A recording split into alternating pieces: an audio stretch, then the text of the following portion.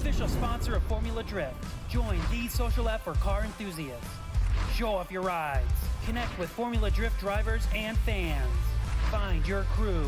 Locate events. Watch exclusive Formula Drift clips powered by Throttle. Join the social app that brings together car lovers from across the globe. Go full throttle and download the app now.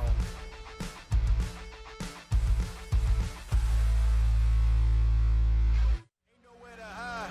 You ain't gotta see me come and keep me on your mind. 'Cause I be on the way. Yeah. You know I be on the way. Man on a mission, I'm a kid and you know I be on the way. Yeah. I'm on the way. On the way. Yeah. On the way. I'm on the way. I'm on the way.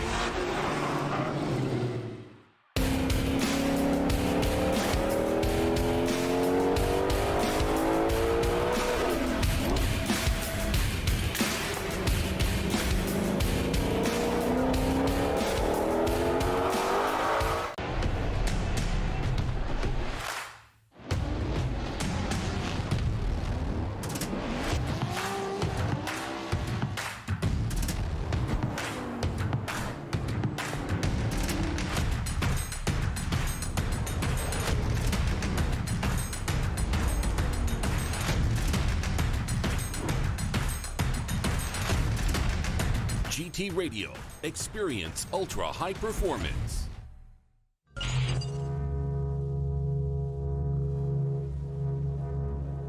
Your first ever three-peat champion, 2017, 2018, and now 2019 Formula Drift champ.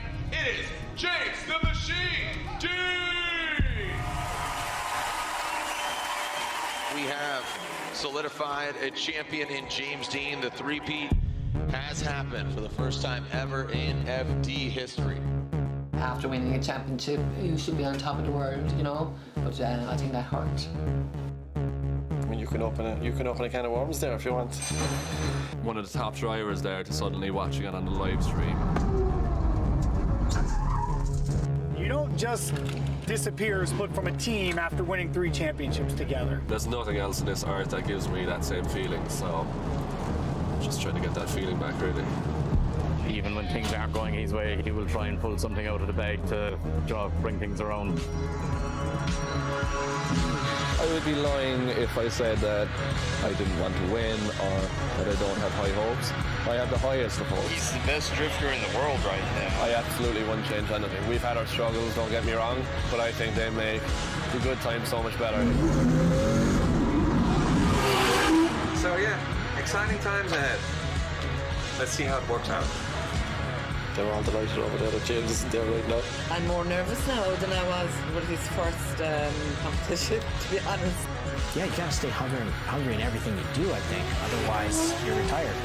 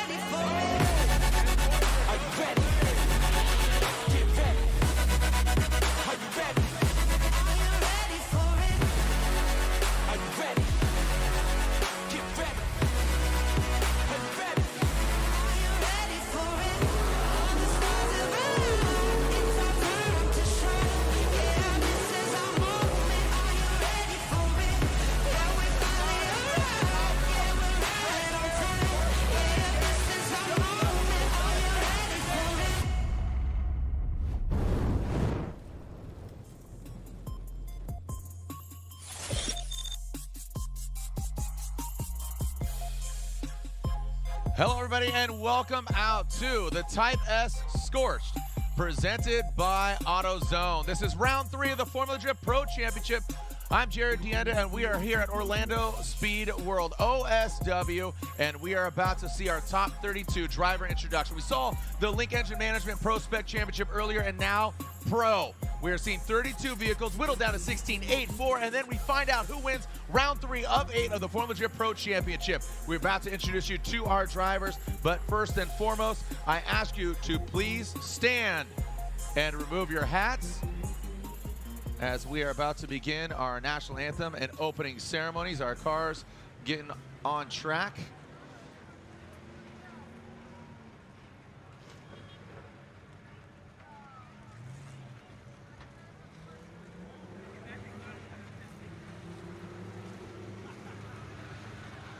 Let's wait as all our cars come out here on track. You can air it out, feel the flow. How we doing out there, Orlando? Make some noise. Oh, yeah, there it is. It's been a long day. Who's been here since this morning? Who's been here? Show of hands. Hard. Oh, man, look at those hands. All right, reapply. Don't forget to reapply. I know the sun is setting. A lot of you look like human lobsters out there, but you look great. You look like Formula Drift fans. Tomorrow, you're going to be like, all right. All right. I went to Formula Drift this weekend.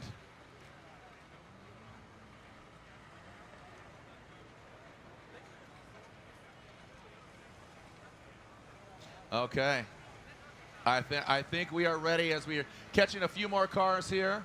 We've seen Waturo enter the picture, but let's go and continue with our United States Air Force opening ceremonies.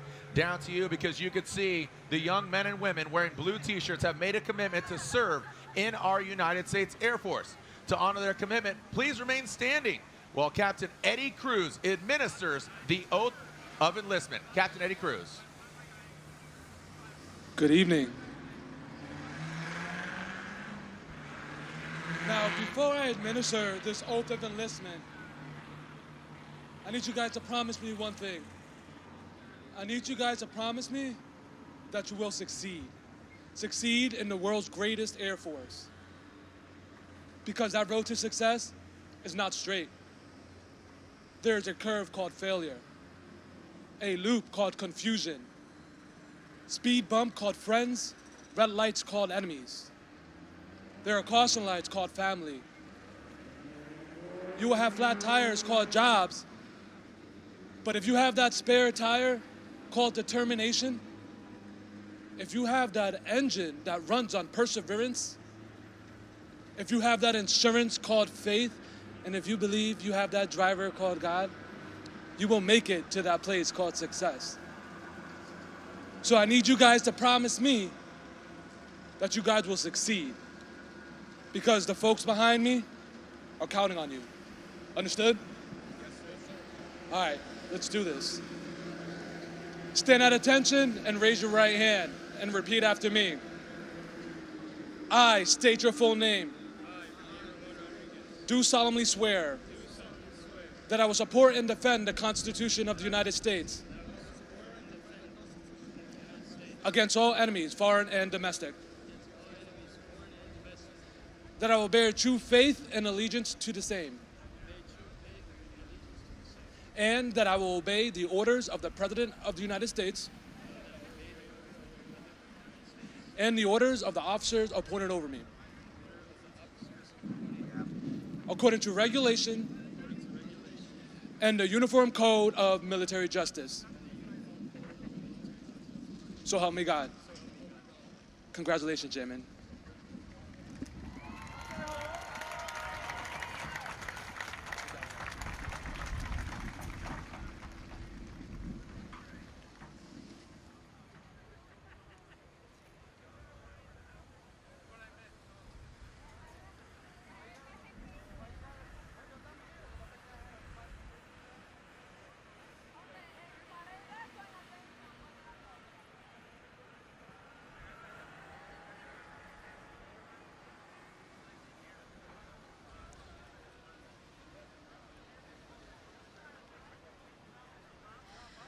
Oh, say, can you see by the dawn's early light what so proudly we last gleaming, whose broad stripes and bright stars through the perilous fight o'er the ramparts we watched were so gallantly streaming, and the rockets ran glare, the bombs bursting in air gave proof through the night that our flag was still there. Oh, say does that star-spangled banner yet wave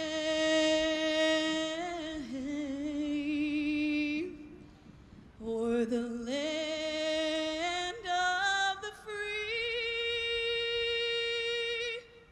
and the home of the brave.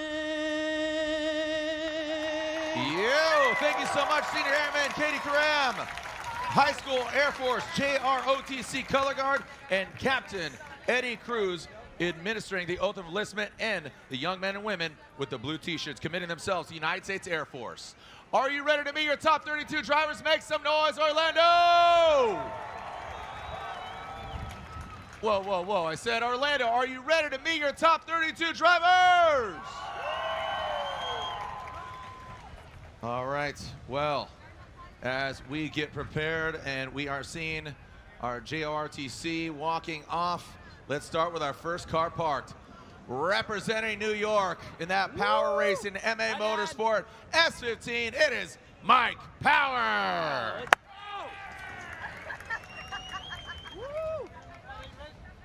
All right, moving on down the line, this gentleman representing the ATL in that brand new vehicle for him, that Camps Vet, Yellow Speed Racing. Look at Molly, make some noise for full pull, Taylor Hall.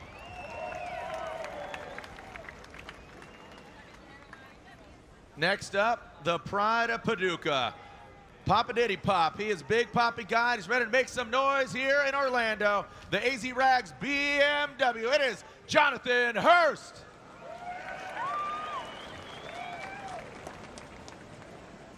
Next up, your former champ piloting that FCP Euro Liquimoly, Bill Stein BMW. It is Michael Essa.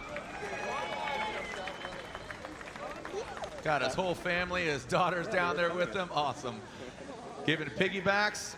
He's going to be riding piggyback on some of these cars here as the United States Air Force opening ceremony continues. Next up, he's got 4 wheels, he's got 2 wheels, he's got Pennzoil running through the veins of that BC Racing Mustang RTR Spec 5D on Nitto tires. It is Chelsea Denofa.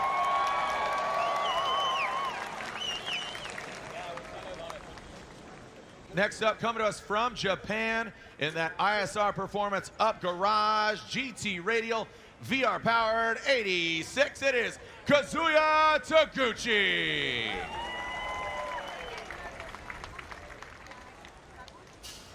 Oh man, one of the OGs still surviving here since 2004, the future and now the present. Man, he's got a new car and he's out for blood red. That's why the car is blood red in that Toyota GR Modis 86 on Nexon tires. It is Kenshiro Gushi. Thank you. This gentleman going from the salt flats, going to the high flying, clutch kicking, and he's ready to make some noise here in this royal purple O'Reilly Auto Parts. It is a BMW, and it's piloted by Pacific Northwest's own Dylan the Dozer Hughes.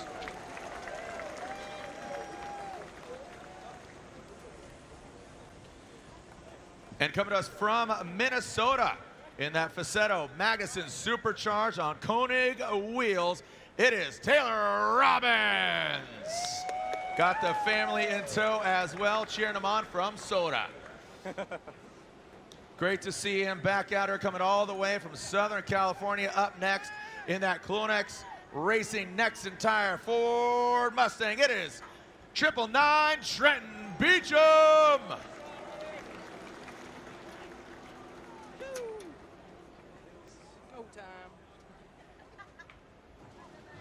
Yep, thank you so much. Appreciate that. Moving right along. As next, we have the M-Spec Performance S15. It is Daniel Stokes-Stuckey.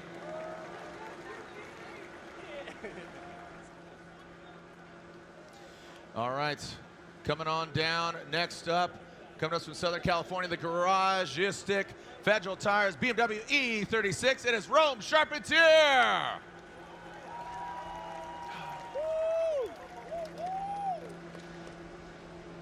Always a crowd favorite online and in the building. He's probably turned more tires than anybody here at OSW.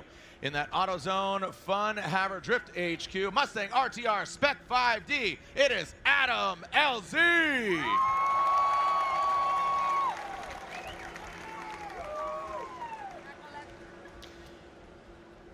Next up, some teal and blue four-year dyed, originally from Michigan and now bouncing around all across the country. He is piloting that Falcon Tires, a Lucas Oil Ford Mustang, lucky number 13, JTP Justin Pollock.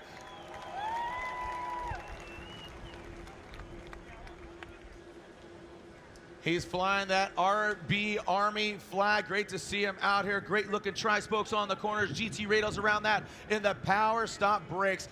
S15, it's about to get lit. Ryan Literal. Next up, coming to us from New Zealand, a champion in his native country. He's a Kiwi, the heart of racing, Aston Martin. Twin supercharged V12, it is Darren Kelly.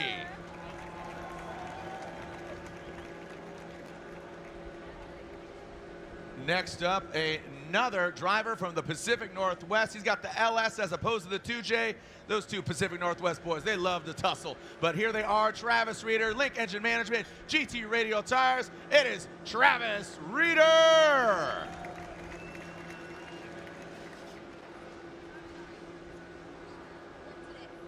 Next up, piloting that three-time champion driver, piloting that NOS Energy Drink all-new Nissan Z on GT Radial Tires. It is Chris the Force Forsberg.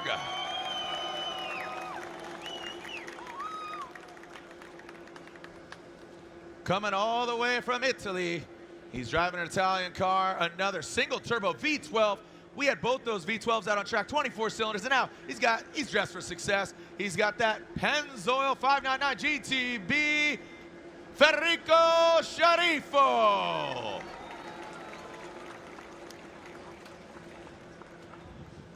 Next gentleman speaks softly and carries some big angle.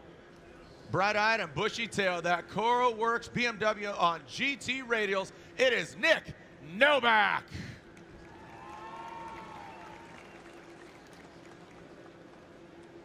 Another Floridian transplant from Pacific Northwest, Southern California, and now just moved here to Florida in that Rad Industries Gear Wrench GT Radial. Business up front, party out back. Say hello to Radical Daniel Burkett. We're going from the metaverse to reality. This gentleman coming to us from Ireland, standing out looking mean in that SR10 Dodge Viper. HyperNFT.io. It is Deane Carnage Carney.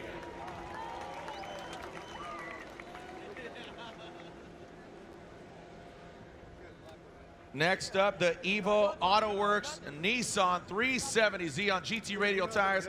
Looks like he's got a whole dance crew here. It looks like he's even joined by the most recent winner, Pro Spec winner. Make some noise for Jeff Jones.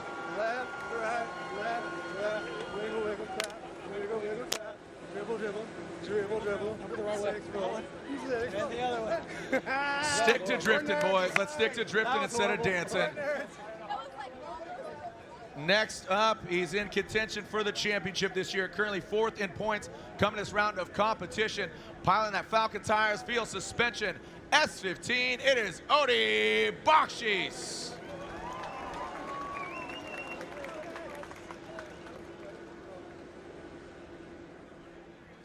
A new car for another Toyota GR driver. His son is with him. He's got the hat on. He's got DR with him. Jardot Methel Dom Nexon Tire Toyota GR 86. It is Jonathan Castro.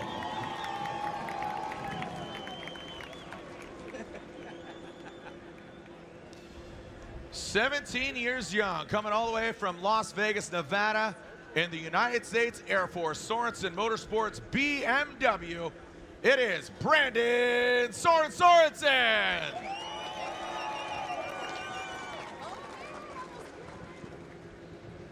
Coming to us all the way from Switzerland in that Toyota GR Gazoo Racing Switzerland 86. It is Yves Meyer.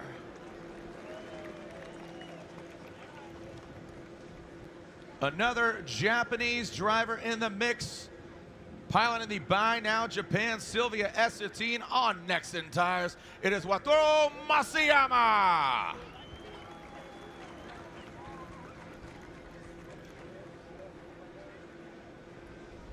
Another Falcon tire livery vehicle with a high vis surrounding him, and the heat wave feeling it here in Florida. Piloting the Falcon tires, Drift Cave, Borla exhaust. Currently second in points, 777. It is Matt Field, the beast from the Bay.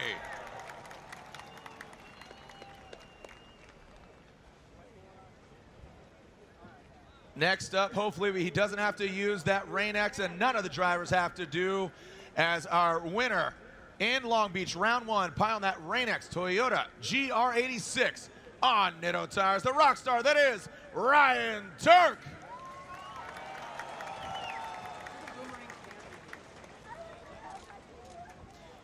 Next up, rounding out that bevy of Toyota vehicles that are here in competition, your current points leader, your defending champion of 2021, your #1 qualifier, no pressure at all, coming to us from Norway, piloting the Toyota Rockstar Energy Drink GR Supra.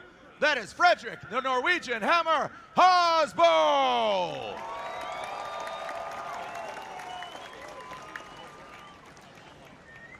And finally, without a car, but another Norwegian piloting a Mark IV Toyota Supra.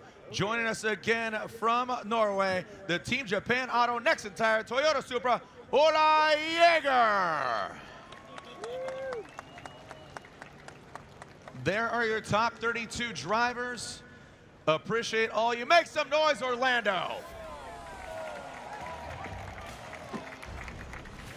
And a correction, I apologize.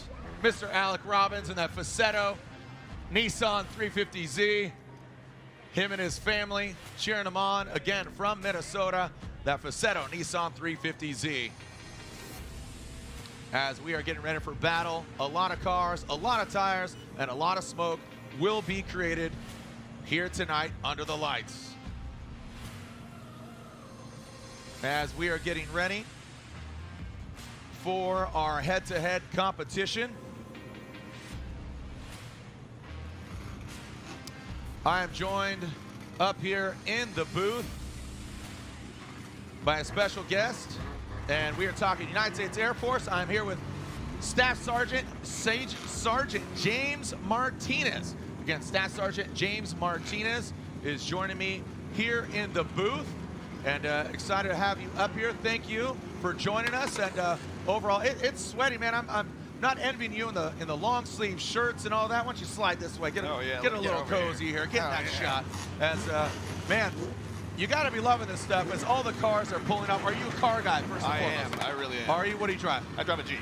No, I mean it's a Jeep thing. I wouldn't understand. Yeah. Oh yeah. You know, I drive a Tundra, but okay. Jeep, you know, Jeep guys and gals, Jeep fans, you guys are. There's a lot out there. There's a lot. There's a lot out there. It's like a Lego. It, you know, is exactly what I call it. Exactly. Do you have any favorites here? I assume you're pulling for Brandon Sorensen. I got to pull for Sorensen. That's the thing. He's representing the Air Force. So exactly. It is what it is. And how long have you been in the Air Force? I've been in the Air Force for a little over the 15 years now. Wow, that's quite a long time. It's been a bit, and I enjoy every single second that I served. So. And what's your role now in the United States Air Force? So I'm a recruiter out here in Orlando. Okay. So. Not how far is the office from here? That's about maybe like 35 minutes away. Okay, it's not sweet. Too bad. So A lot of people here in the building. I heard people driving 12 hours, and they're coming down here. But a lot of Floridians and O-Towners here in the building. What would you say to somebody that is considering to enter the Air Force? Because it's not just about flying planes, not just about being a technician, but there's so many other roles in the Air Force. There's a lot of roles that a lot of people just don't understand or don't know about. So that's why I think the best thing to do is to actually talk to someone. Yeah. You know, there's a lot of misconceptions out there about the Air Force. Again, people just think it's flying. That's not it. We have over 150 different career fields. So talk to a recruiter, ask him questions. That's what we're here for. And how many roles have you played in the Air Force? 15 years. I don't think you've been a recruiter all 15 years. No, negative. So I was an aviation resource manager by trade. Okay. So I've been all around the world, traveling around with F-15s, F-22s, MQ-9 Reapers as well. So last I worked in a schoolhouse up at Tyndall Air Force Base in Panama City. Very cool. So yeah, that's great. So Florida, and you said you're from Southern California. Has the Air Force taken you all over the world? Oh yes, it has. Yeah, and I've seen a lot of decorations here, and I think that speaks to your acumen, kind of variety of things. Am I correct? A-firm. Awesome. Well, I mean, what else can we add here? I mean, I guess how can one find out about the United States Air Force and potentially joining? Well, one can find out by just going on airforce.com. Right there, they can click on a link right there that will get them connected to their local recruiter. That's great. So thank you so much for the United States Air Force and United States Air Force for supporting Formula Drift, and for you cheering on Brandon Sorensen. We'll see if your good luck charm right there for the Sorensen Motorsports Air Force BMW. But it's a stacked field, so thank you again. I appreciate so much. Thank you. Thanks for having me on. All right, my pleasure, man. Most definitely. I hate to send you back out there in the heat. It's okay. You can stick around here. We'll give you a water. Well, when we come back, we are about to go right into our top 32 here at Type S Scorch, presented by AutoZone. I'm Jared Deane. We'll get Ryan Lontaine in here, and of course, we have Lorette Nickel in the hot pit. She's going to give us some insight on what's going down with the drivers, the crew, and all the action that we can't see. And of course, thank you to our judges, Brian Egger and Chris Ewell, who are scrutinizing the runs. When we come back, the action, top 32. It's here, baby. Can you smell it? Ugh, I can.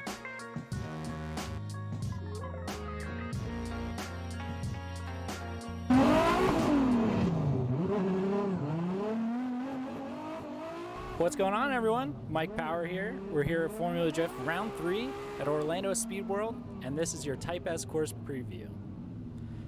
Little nitrous purge there, just waiting on the line, getting the go-ahead. Then we're starting off in first gear. Then we wait until a little bit after the cones, second gear, then third gear, full power. Get the car a little loose, get set up on the nice high line on the bank, trying to keep as much angle as we can with good forward momentum. Then I start looking for the first inner clip, get as close to that as I can, hit this little jump, then right into inner clip 2, and then outer zone 2, and we're full power here, just trying to keep the car going as fast as we can, as sideways as we can, and then we're going to the finish line full throttle.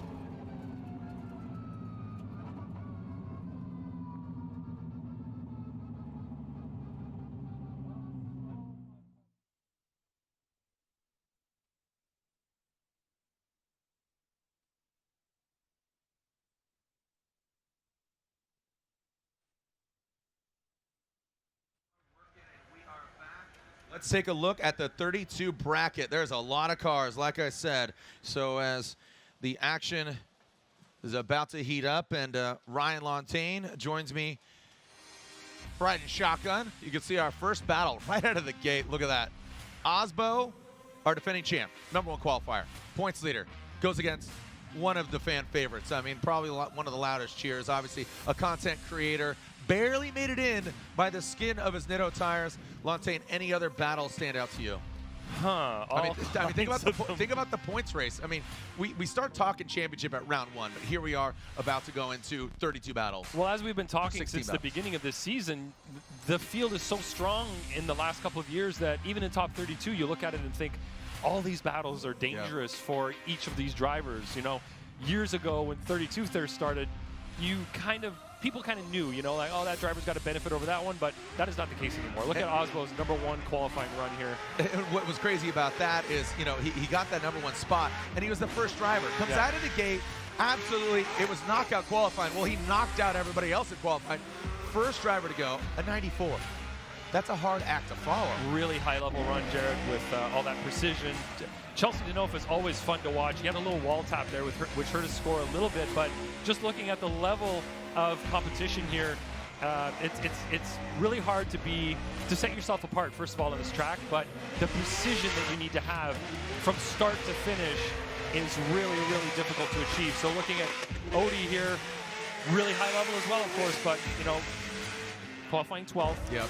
Doesn't matter when so many drivers are that good. You're going to get knocked down by a point, and eventually you're all the way down at 12th place.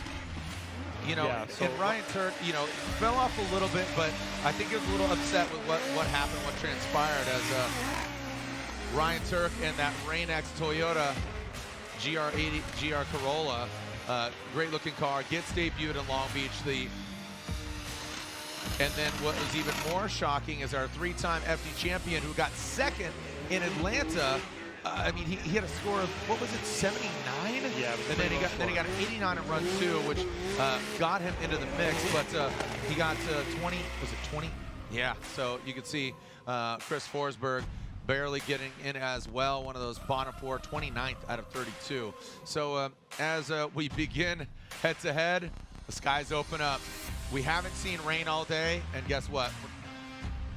Well, speaking of it heating up, let's throw it down to Lorette Nickel with our ACT, Advanced Clutch Technologies track report. Lorette? Jared, thank you very much.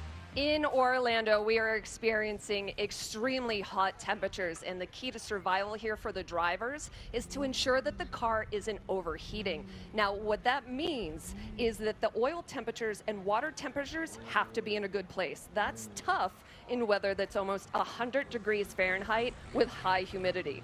All the components that control a driver's water pump, fans on the inner and oil cooler, and the radiator have to be working perfectly when a driver rolls out to battle, because running back-to-back laps, if anything goes wrong, they'll have to call a 5-minute competition timeout to fix it. Jared?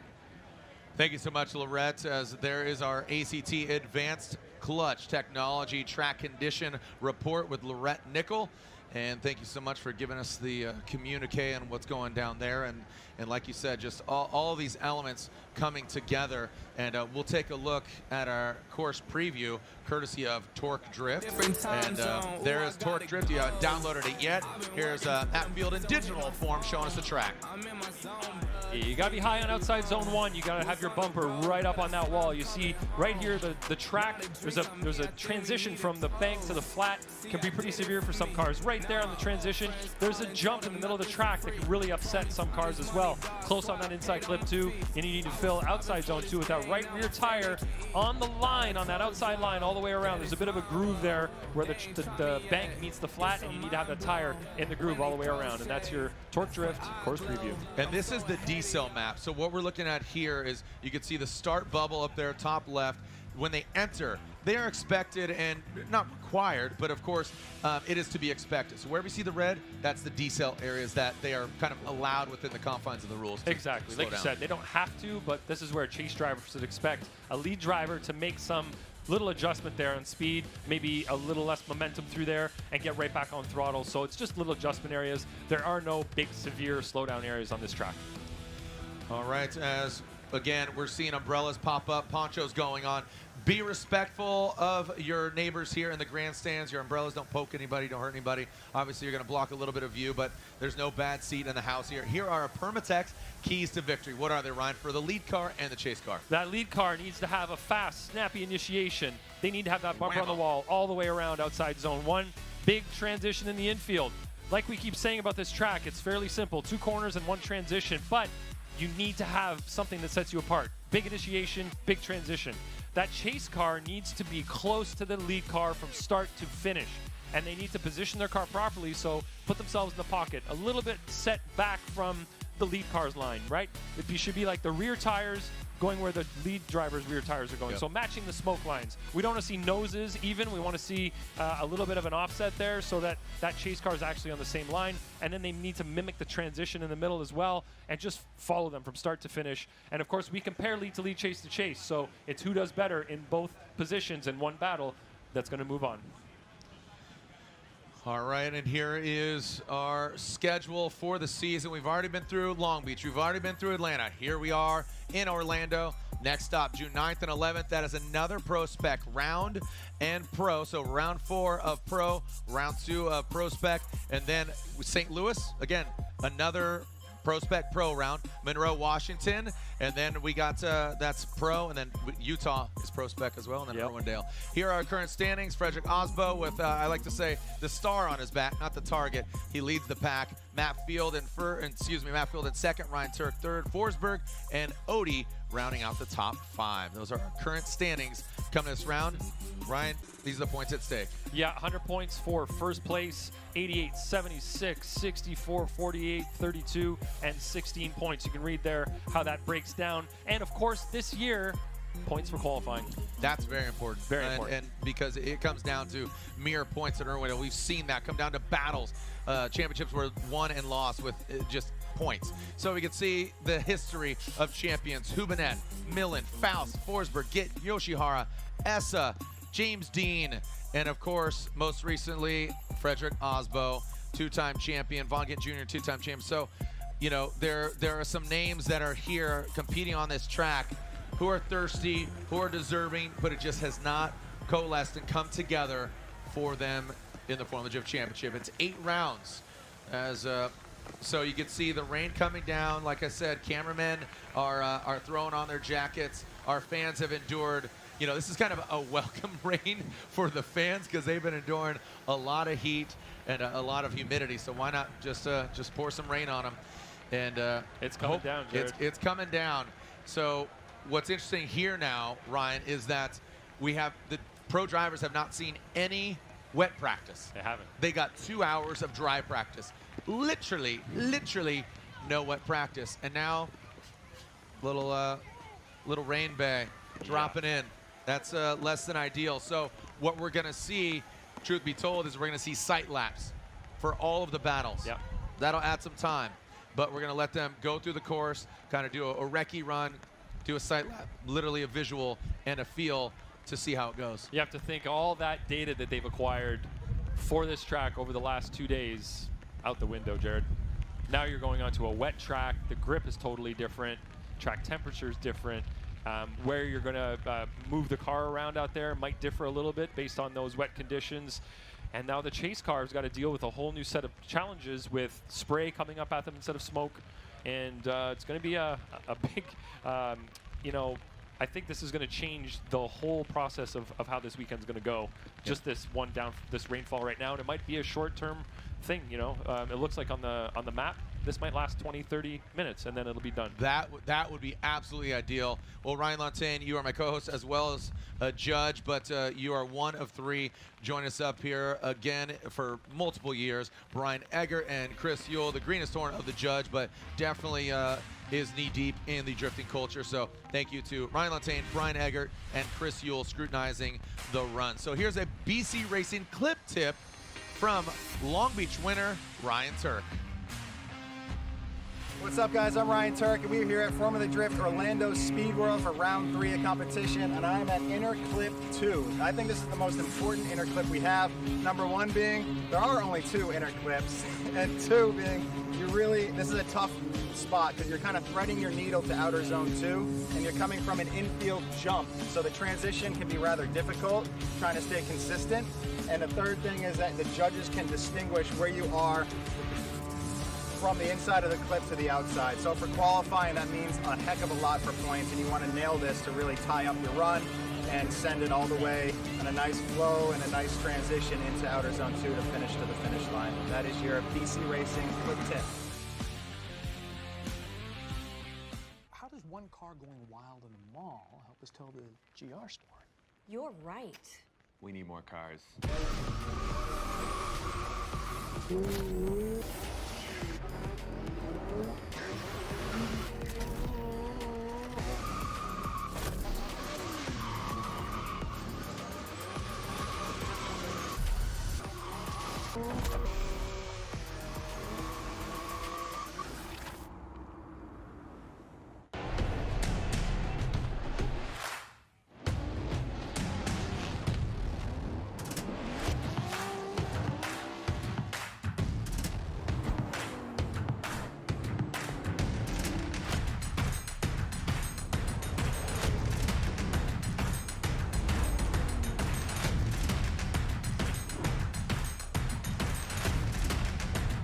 GT Radio.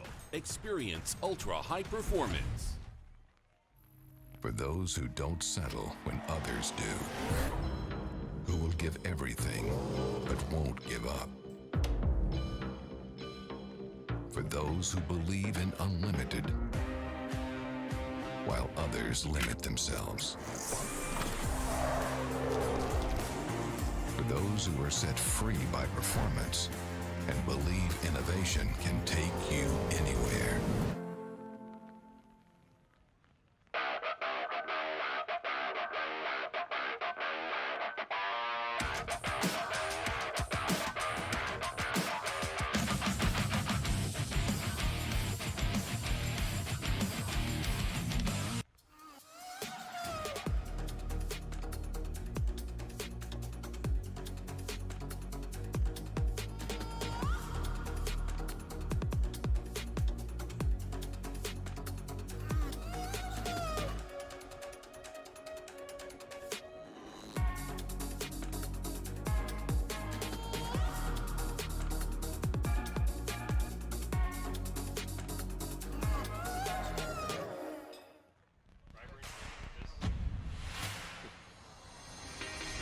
We were just talking about it up here in the judges booth. Who do you think the rain favors? I mean, to be quite honest, Osbo, bring it on. He's used to ice drifting. Adam LZ spends a lot of time here at OSW and in the wet. Yep. So there are certain drivers, I'm just saying that first battle, but going through this list, there's some that it really doesn't. We saw, you know, Sorensen yesterday in the wet. He's from Las Vegas. You know, there's a few drivers that don't do well in the wet. Who stands out to you that will do well? Probably the Europeans, you know, used to driving in slippery conditions a lot. If we had a Canadian here, he would do well, but we don't have any, so that's not a... who are the Europeans? The Europeans. So we would have Eve Ula Meyer. Jaeger, Deane Carney. Yeah, Ula Jaeger, Deane Carney, Eve Meyer. You know, even Darren Kelly being from... do they get a lot of rain in New Zealand? Yeah. They do, and there's, yeah. So what I was going to say is the rain is also an equalizer for potentially a horsepower indifference, right? So a horsepower difference, excuse me, not indifference, a horsepower difference. So that's going to be a variable that I'm already losing my voice. You know who would have appreciated rain in Deane. qualifying is Kyle Mohan. I was talking to him earlier, right. and he lost boost. So he was running an NA3 rotor, about 500 horsepower, and the rain definitely would have helped him get around this track. So not only is it rainy, but look at those flags. I mean, they're almost stiff right there. So as we are getting ready, Adam LZ and Frederick Osbo enter into the Coliseum for the first battle. Our Rockstar Energy Top 32. Rockstar Energy, the official energy drink of Formula Drift.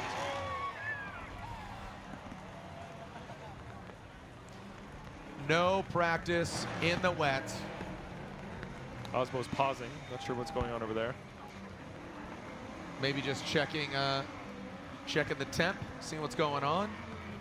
Again, trying to dial it in. Thank you to our official sponsors, Type S, the official lighting of Formula Drift.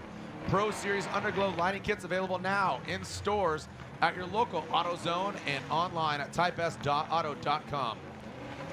Royal Purple, official engine oil of Formula Drift. Go to royalpurple.com to learn more about their glove promo. And again, official military sponsor of Formula Drift. 2 unique VR experiences to pilot F-16 or operate a KC-135 boom pod. Check it out in the midway at future rounds. And K&N, official performance filter and intakes of Formula Drift. And BC Racing providing the clipping points. Go for gold.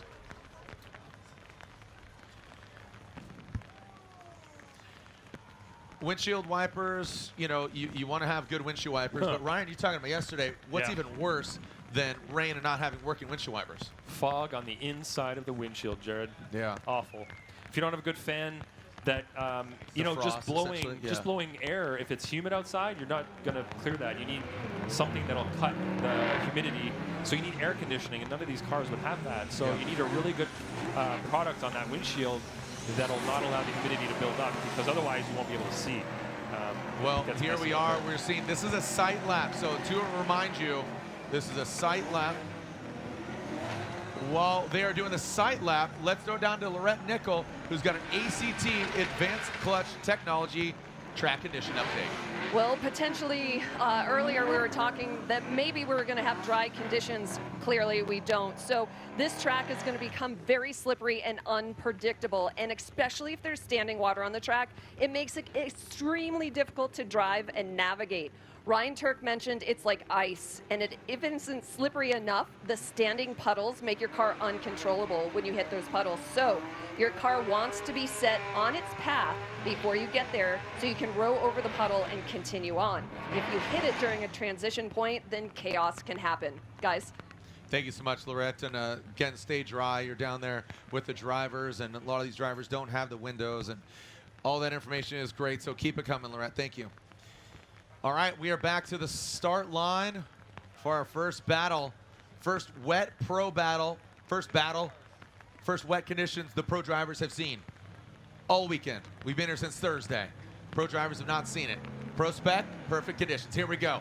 Our defending champion, #1 qualifier, going against one of the crowd favorites, the AutoZone Mustang RTS Spec 5D of Adam LZ, Osbo, and LZ. And I'm seeing it look like it's a restart. It is a restart. Shutting her down, shutting her down.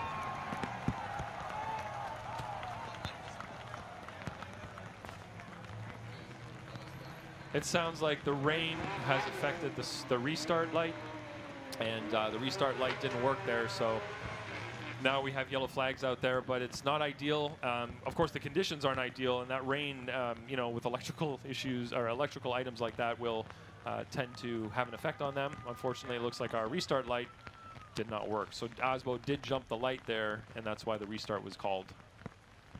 All right.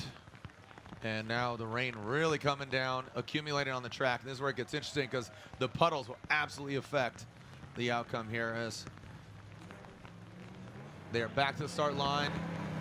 And it looks like we do have a clean start. Here we go. There goes Osbo, initiating into the bank. LZ just as high. Look at that, making it look good. Dragging the bumper, that Rockstar energy drink, Toyota GR Supra. Now coming down into that first inside clip. LZ spins. As long as Osbo continues on through the course, it'll be Osbo with the victory. And Osbo continues on. Like I said, he knows how to drift in the ice. He races in ice. He drifts over there. And that was the first lap. Yes, sir. That is the first lap.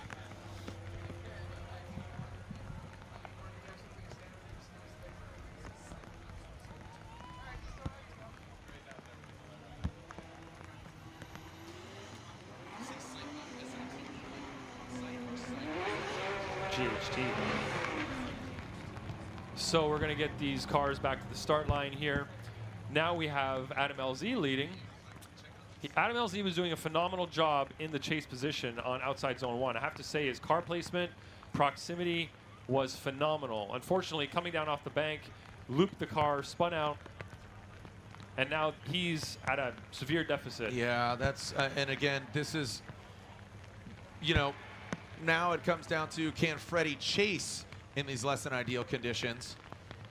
And like you said, Ryan, let's all be hopeful. Everybody cross your fingers, cross your toes, cross all of what you have, and let's just hope that that it dries out at some point. Well, look ahead. That's where it was dark a few minutes ago before this storm came, and now it's starting to clear up over there. So hopefully the weather forecast is correct, and this is just going to pass, and it'll start to dry up. And we won't have to do sight laps anymore. It'll be dry, there'll be smoke, there'll be speed, everybody will be happy. I like that. Yeah. That is the kind of attitude, successory that I'm looking for, buddy. We're looking forward to it. Hang in there. Hang in there. You got this, kid. All right. Don't give up. Black Law. Here's run 2 of this Adam LZ Frederick Osbo battle. LZ with a massive deficit as he missed outside zone 2, inside clip 1 and going off course. See the lights on the right? So, yeah, the lights on the right, just right next to Matt Sopa, our starter. When they extinguish, the lead driver can then lead. No sooner than before they extinguish. Adam LZ initiates the AutoZone RTR Spec 5D, the Type S lights are on. The RTR signature grill, Frederick Osbo, keeping good proximity, decent angle. Both of them coming down off that bank. Frederick Osbo dives onto the inside. Now, there's no smoke to get into the way, but there is steam. A lot of that sprit's being thrown up. And it looks like Adam LZ, as much as he wants to fight for this, Frederick Osbo putting it down. And he did exactly what he needed to do. Unfortunately for all the LZ fans, that's going to be all she wrote. Unfortunately for Adam LZ. So unfortunately, Ryan, what went wrong right out of the gate, was Adam LZ coming off that bank and going to the right of that inside clip. Yeah, let's have a look at what happened here. Initiation. And what I was saying earlier, look at LZ's positioning in the chase position. In the pocket, beautifully. Great proximity right there. And right here, just loses traction, it looks like. The rear came around on him, and he could not counter steer enough, or just hit the lock stops there and was unable to control the car.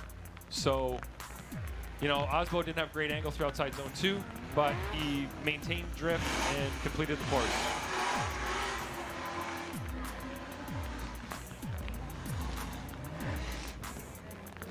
And now waiting for the outcome.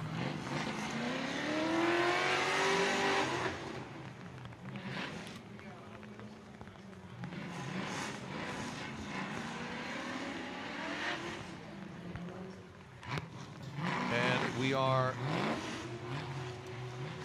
yeah, I mean, we pretty much know who is going to get the victory here in 32. In the K&N top 32.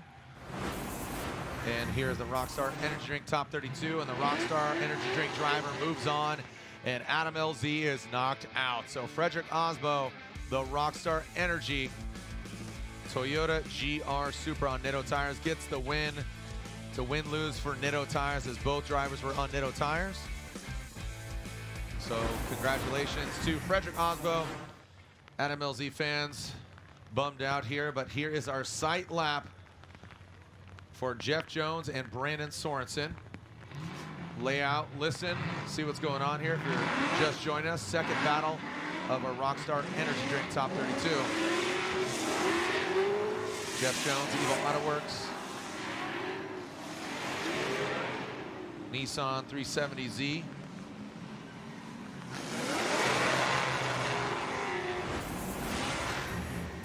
And here is the stats. Jeff Jones, yeah, more than twice his age. Not to say that, hey, with age comes wisdom. And tell you what, Jeff Jones, the way he has progressed, he's been getting a lot of seat time. Brandon Sorensen, he's got a lot of seat time, but don't know how much wet experience he has. So we're about to find out. And in this case, high horsepower does not equate to a quick, easy victory. Win it, slip, slide, and take it to the house. Jared, is that the sun coming out? Oh boy, everybody. Say a little prayer right now. That would be fantastic. And what's going to be interesting here is when the sun hits, it might shine, you know, like bounce off the water on the puddles. So that could be another factor and element. But definitely cooling the situation down. And here we go. We are doing it for real. The Evil Autoworks Nissan 370Z, the 818, top one NRG. Going against 19th Air Force, Sorensen Motorsports BMW. Jeff Jones out front, Sorensen in chase position. And that is a restart. That is a restart for Jeff Jones. Yeah, that saw is the restart light there, worked. All right, that's the good thing about wet is you don't go through tires. Exactly. They can keep, if we had these conditions throughout, they can stay on the same tires for the entirety of the whole event, man.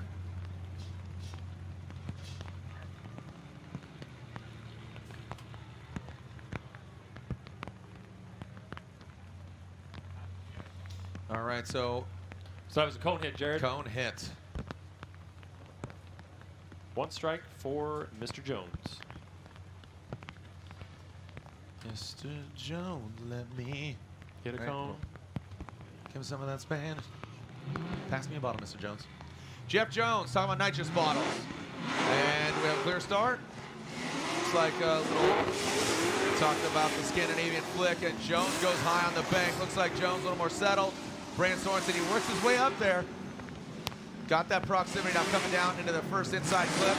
There goes Jones past it. Brandon lacking angle. Now crawling over that jump. Brandon not hitting it right in the middle.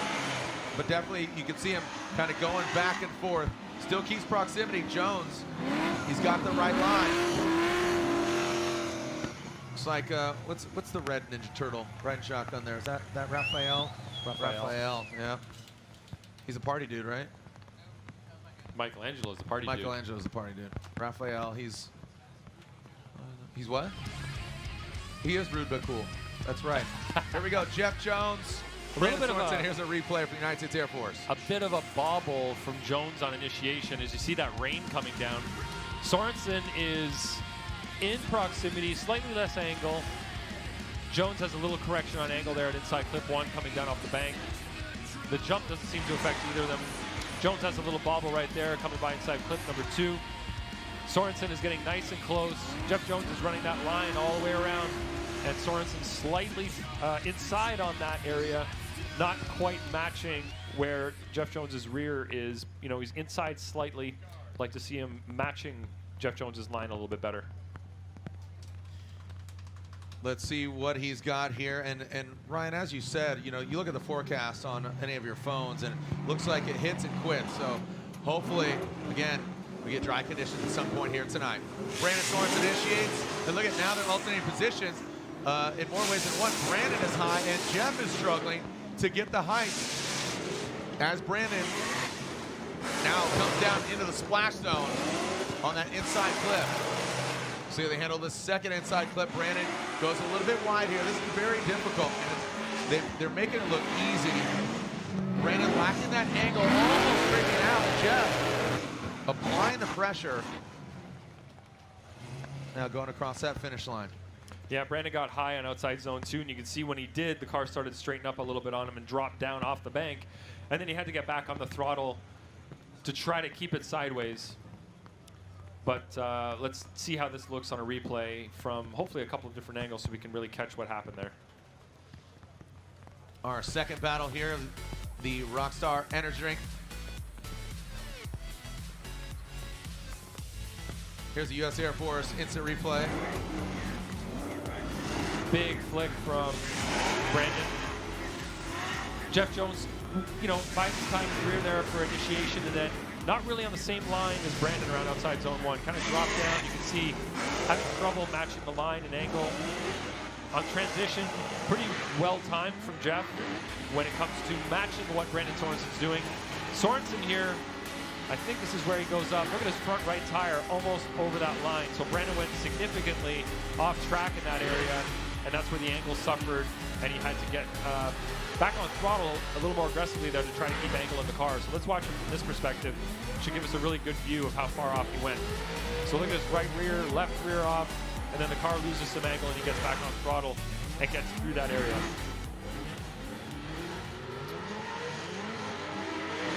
It's just really unfortunate that, you know, we have to choose a winner here because of the lack of wet practice. Yeah. This is just, I'm just going to call it bad luck. I mean, this is, you know, FD has no control, obviously, of the weather. And Jeff Jones gets the win. Elaborate, if you will. I mean, it looks great. It's kind of funky. It looks cool. You know, slower speeds, but it shows the car control.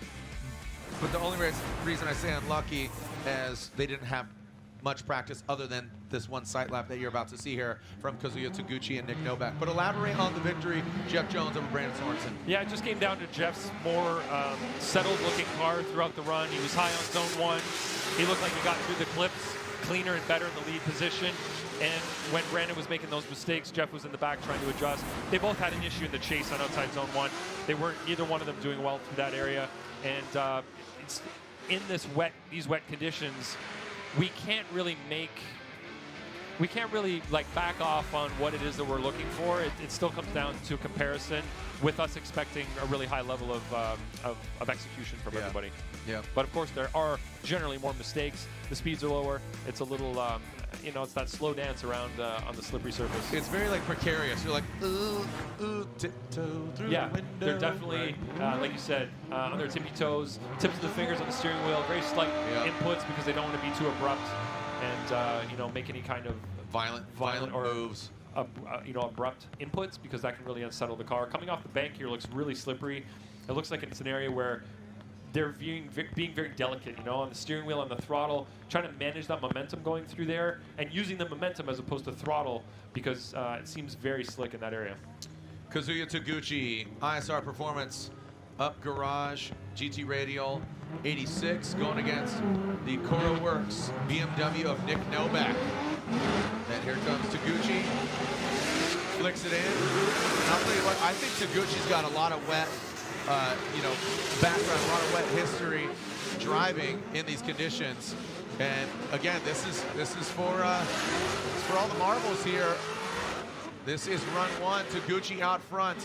Past that second inner clip. Taguchi about the second hash mark. Nick Novak wildly coming to the side of Taguchi, but it looks good. Oh, Taguchi goes a little wide, not wild, on the last portion of that outer zone. Taguchi punted that last clip marker all the way into the stands, it looked like, from here.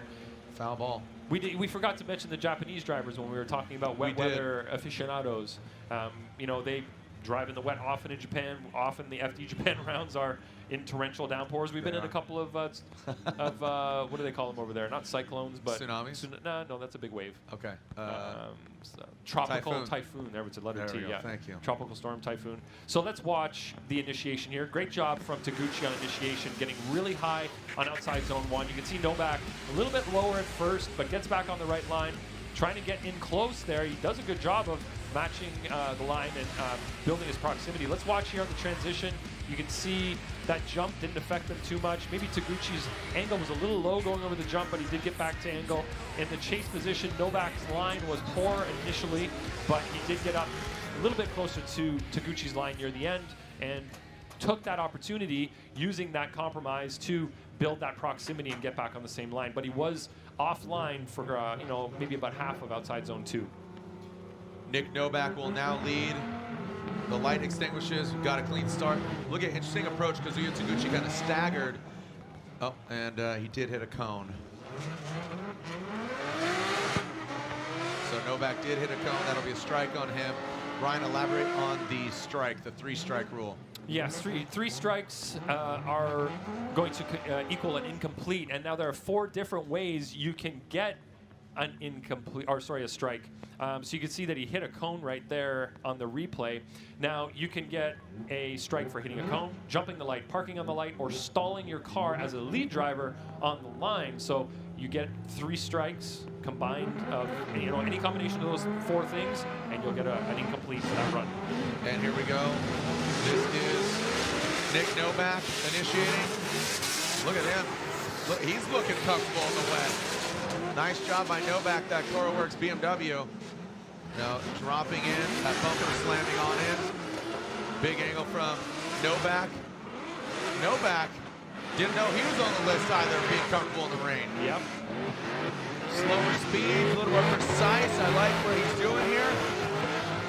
He does just barely, right there at the end, knock off that back bumper. Make some noise for him. Kazuya Taguchi and Nick Novak. And have we seen the drone yet?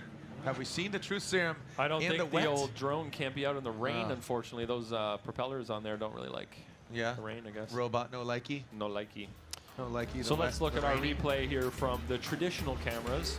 Nick Novak, nice initiation. Taguchi right there, but a little bit lower on outside zone one. Novak right up on the wall. Taguchi works his way up in the chase position while in decent proximity. As they come down off the bank here, you can see that Novak has a nice amount of angle by inside clip 1, but Taguchi's angle is pretty low in the chase position there.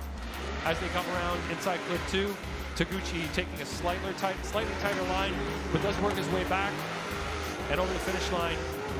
That's very similar for both drivers, you know, lead and chase positions. Yeah. Very, very similar mistakes, very, very similar successes as well, as I would say. Yeah, that's a very difficult one to judge and scrutinize as our next pair coming in. The fans on the fence over there at the burnout box. Michael Essa pulling in that FCP Euro. Liquimolli, Bilstein, shock absorbers, BMW. And then Ryan Literal, GT Radial, the Power Stop S15. Speaking of FCP Euro, be sure to go to fcpeuro.com. There's summer sales on, save 20% as we look at the BC Racing custom coilover side-by-side. You can see on the left-hand side, that's Kazuya Taguchi. Obviously, there was a restart there with Nick Novak on the right.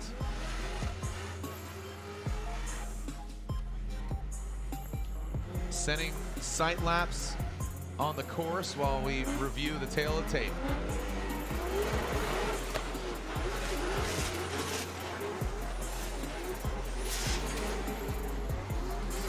So there we go, Jared. We get a side-by-side staggered. So you can see one and then the other. Gives you an indication of what's going on in each square. One on the left being Taguchi leading, and two on the right being when Novak was leading. So kind of analyze those individually if you'd like.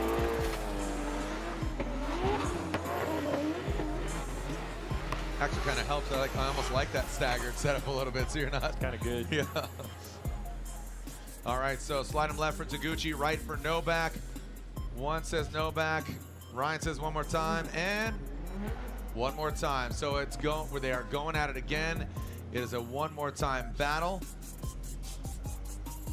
between Taguchi and Novak. And Ryan, your justification for that? I mean, you said it kind of after we saw Novak's lead run, it pretty much looked identical. Yeah, they were high on one. They were deep on two. Novak put a tire over the end. Taguchi put a tire over the end. They were fairly similar in terms of mistakes made. In the chase, they both were low on one. They both made a little compromise here and there. So, yeah, see it again. Absolutely justifiable. Michael Essa out front. Ryan Literal in the chase position. Essa goes in as Ryan Literal trying to chase him down. You can see Literal not as high on that bank. Into that first inside clip. Literal taking a wider line. And Essa now diving in on and does not get that second inside clip as Literal, you can see him grip up, take some angle out of his car. He does have that proximity now. He mimics and talks about, we talked about going into the pocket. It seemed like he did that.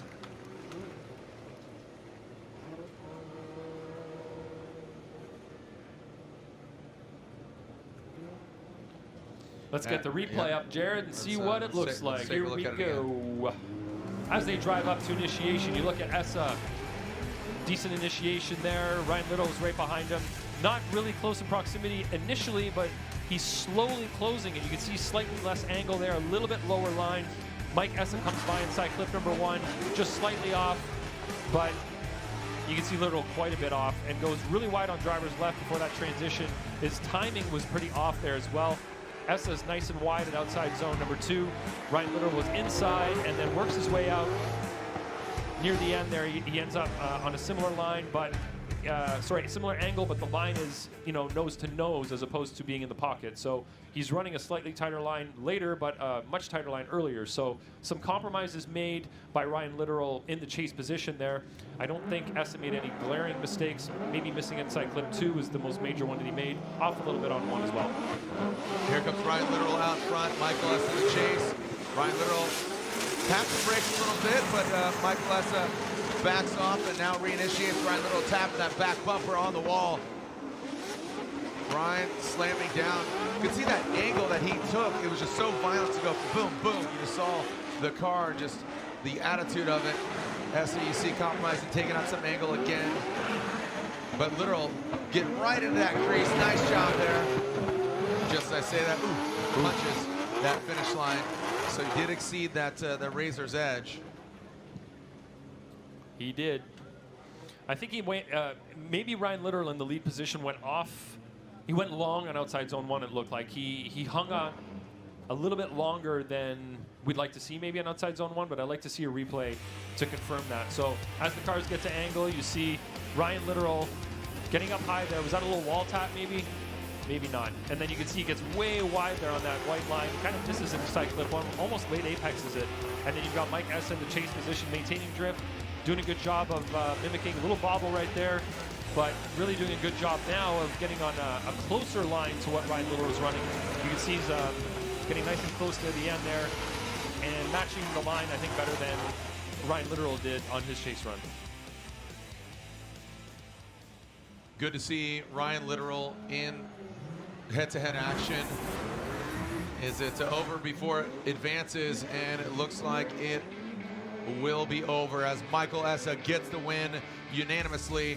Ryan Littoral knocked out. Michael Essa advances on in his SCP Euro Liqui-Moly Bilstein BMW as Ryan knocked out his power stop GT Radial S15 Silvia.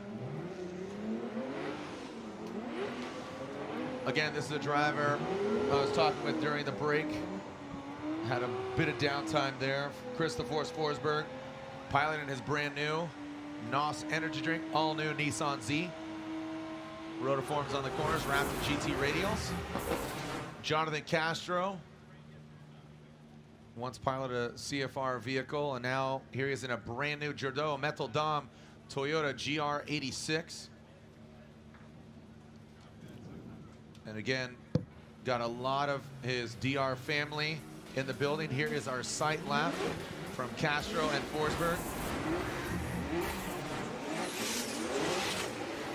And again, this is a sight lap, so don't expect them to be close, just feeling out the wet conditions. Jared, those puddles are looking smooth as glass. But, we're not seeing any drops falling. Oh, got it. You know? Like, earlier they were. You see any drop? Yeah. There's still drops. It didn't look like drops. Drip drop, flip flop, tank tops. Yep. So just a few, but. Oh yeah, now I see him. Yeah. Darn. It's all right. I mean, we're trying to be optimistic here, Jared. You are, and I think that's good. You're manifesting. I'm gonna will the rain away. You're manifesting sunshine and beautiful weather. Dry track. Be a manifest. Manifest. Manifest destiny, man. Here we go. Yeah, here we go. With this battle, Castro will lead. Forsberg giving chase. Castro in the Toyota, Forsberg in that all-new Nissan Z. Castro in the all-new Toyota GR86. Castro initiates into the bank. Forsberg in tow. Castro. See him really sticking it to the wall. Forsberg sticking it to the door of that Toyota. Now coming into that first inside clip, transitioning now into that second inside clip. There goes Castro, there goes Forsberg in that second outside zone. Castro taking a very shallow line. He needs to find his car out there. And Forsberg pressuring him as they cross the finish line. Getting potentially a little too close for comfort there, boys. Again, two brand new cars. Forsberg, his taillights on that car, he can't get them because the car is so new. Just an FYI. So, well, there was a media launch a couple of days ago in Vegas, I think it was. Yeah. So maybe you can just go steal a couple off of there. Yeah, I'm sure Nissan will be stoked on that. They would love that. All right, so Castro gets the car to angle at the right moment there. A little awkward from both of them, it seemed like. Maybe Forsberg was off a little bit on the initiation there. Different styles as they come around outside zone one, though. Nice proximity from Forsberg. Castro is nice and high on zone one, doing a great job through the infield here. A couple of little bobbles from both drivers, but I think the main talking point here is Castro being a full car length away from that outside zone 2 area until the very end of that zone. So missed the entire zone basically with the rear of his car, which should have been, the right rear tire should have been in that groove all the way around. So big opportunity for Forsberg here as he goes into the lead position.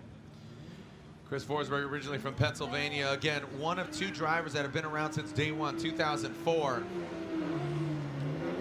A three-time champ, Chris Forsberg. NOS energy drink. All new Nissan Z. Castro trying to be aggressive, but we talk about being in the pocket, and he is bursting that bubble right now. He is exceeding the front tires. He has the proximity, but we need him to get in the pocket, and Castro, being too aggressive, did not allow himself enough room to transition. If he completes the entirety of this run, he will get the victory. He does exceed that line, but imagine like doing a dirt drop in Atlanta, you know, going to the keyhole. Unfortunately, looks like Castro will potentially be taking himself out again unofficially. So a big bummer there for Castro. Again, a lot of family here cheering him on. Oh, see that initiation. You know who's to blame for that? That's Castro. Castro needs to give Chris Forsberg the right-of-way at initiation, and he did not. He got hit right at initiation there, which could have interfered with Forsberg's flick, and that's a big no-no. But you can see that it may have affected Castro even more because he was low on outside zone 1. And if you're lower like that close in the wet, you're going to be going faster. You're on a tighter line around there, and it's really hard to maintain drift and follow that lead car. It looked like Forsberg did everything he needed to do in the lead, going by inside clip 1, and Castro was just on the wrong line and affected him in a very negative way there. So that's, I think, totally on Castro for that error. Very unfortunate turn of circumstances here for Castro in the rain, but I told you, Forsberg said, come on, bring the rain, I'm with it, and it worked out for him. Chris the Force Forsberg gets the win and advances on into the top 16. And that NOS energy drink, all new Nissan Z on GT Radial tires. Jonathan Castro knocked out. Waiting for our next pair as Waturo Masayama and Radan Burkett. And we are going back to the one more time. If you have not yet downloaded Torque Drift 2 is coming out. So Torque Drift 2, Formula Drift is teaming up with Grease Monkey Games for an exciting new title, Torque Drift 2. Follow torquemotorsport.io. That's torquemotorsport.io on Instagram. Save the date, May 7th. The website full trailer reveal for Torque Drift 2 will be going live for the first time ever tomorrow. So stay tuned. If you have not seen it, torquemotorsport.io. Just what I need, Jared, another way to kill time. Playing video games. Yeah. But enjoying them and, you know, drifting around. And have you played Torque? My son plays it a lot. Is he good? He's decent. Decent? Okay. Yeah, he's decent. Have you ever played it? I have a couple times. Yeah? Do you like it? No good. You're Yeah, just no good. Yeah, I have. I'm just not good. I enjoy it, but I'm not good. I stick to announcing. I announce my son when he's playing. Yeah, I'm just not that good, dude. I just stay in my lane. That's or fair. not stay in my lane if I'm playing the game. That's how it goes. You know, recognizing your strengths, that's important. My 8-year-old's good at games, man. He wants a simulator. You should get him one. Yeah. Okay. Well, anybody listening, let's get my 8-year-old son T-Bone a simulator. He wants to shred, man. All right, here is the one more time between. So those are the drivers that have already entered top 16, and this is Kazuya Taguchi and Nick Novak. This is one more time battle between them. ISR Performance, Up Garage, 86, and No Sight Lap. Going straight in. They already had a couple laps, plus a sight lap earlier. Correct. So they're pretty familiar with the. They are familiar with the lay of the land, the conditions, feel, the feel. Touch the feel of Formula Drift. Here we go, Kazuya Taguchi. Taguchi, you can see those yellow headlights of Novak shine on the yellow rear end of the 86. And Taguchi, it seems that, again, he is not leaving the judge's hands. He was high on the bank.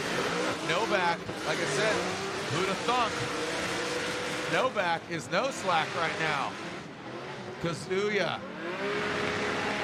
Looks like he drops in the crease. He felt the car kind of rise up a little bit.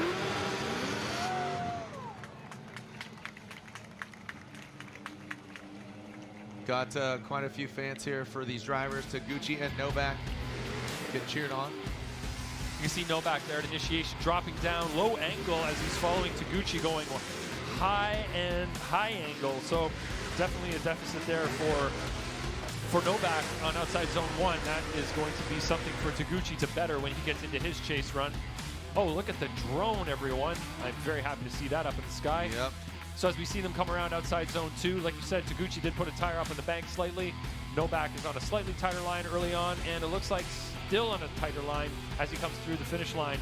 So Taguchi does have some opportunities here. He can match what Novak's doing in the lead better if he, gets himself into the pocket, gets up on the wall and outside zone 1, matches the angle, matches the angle and line around outside zone 2, he can put himself in an advantageous position chase-to-chase comparison-wise. That would be awesome. That'd be great. Here we go, Nick Novak, Kazuya Taguchi. You know, you just want to see a fair, straight-up competition. And remember, this is one more time, so they both definitely have the talent, have the skill. Who's going to put it together? Novak tapping the wall, but stays in it. Nick Novak, Mr. Nick, no bumper. Into that inside clip 1, Novak a bit off of it. And now into that second inside clip. You're talking about advantageous. Novak really goes up, but now comes down. So, and Kazuya right there. Kazuya Taguchi just looked hungry on that battle. He was, he just he looked like he was placing his car better. He was more focused on putting the car in the right position. So look at where he is in outside zone 1, matching the angle in the line much better than Novak did. Now Novak is doing a good job up in the lead there, getting up high on outside zone 1, but Taguchi is matching him better. Novak misses inside clip 1, but Taguchi's right there taking advantage of Novak's poor line by getting on the inside. And right here, Novak does go 2, well, not quite 2, 1 tire off on the bank, and you can see Taguchi right there with him all the way through that zone. So great job by Taguchi for placing his car so precisely. Yeah, and unfortunately for Nick Novak, he is out, but Kazuya Taguchi gets the win after a one more time. He will be going against Michael Essa, the former champ and pilot of the FCP Euro BMW. Kazuya Taguchi moves on as we get our next pair.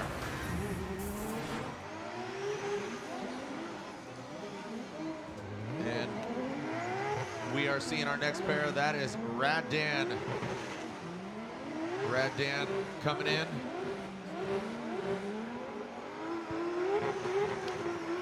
Rad Dan piloting that Rad Industries gear wrench, Mark IV Toyota Supra. And then we have Wataru Masayama. Another Japanese driver here. Yeah. Show us what he can do in the rain. Yeah. Dan Burkett, Pacific Northwest. Pacific Northwest guy. Does he drive a lot in the rain up? Well, he's down here now, isn't he? Yeah, well, he's here in Orlando as of like a month ago. A month ago? Yeah. Wow. Like moved here for this round. Yeah. Yeah, I want to be close for this You know what? round. And then he's moving to Jersey next next month as well. And then he's moving up to Joe. Him and his wife Renee made the choice. Moved out here. Here's our sight lap. Let's lay out and listen to these two hot rods.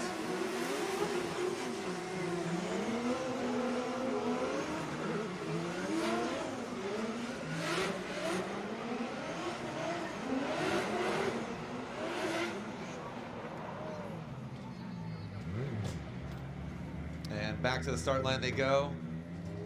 Oops. Yes. And Masayama will lead higher qualifying driver. As I said, taking a look on the phone and taking a look at the weather. It's, you know, just for, it's kind of threatening here for the next 40 minutes. And then if we get through that, there is definitely light at the end of this wet tunnel.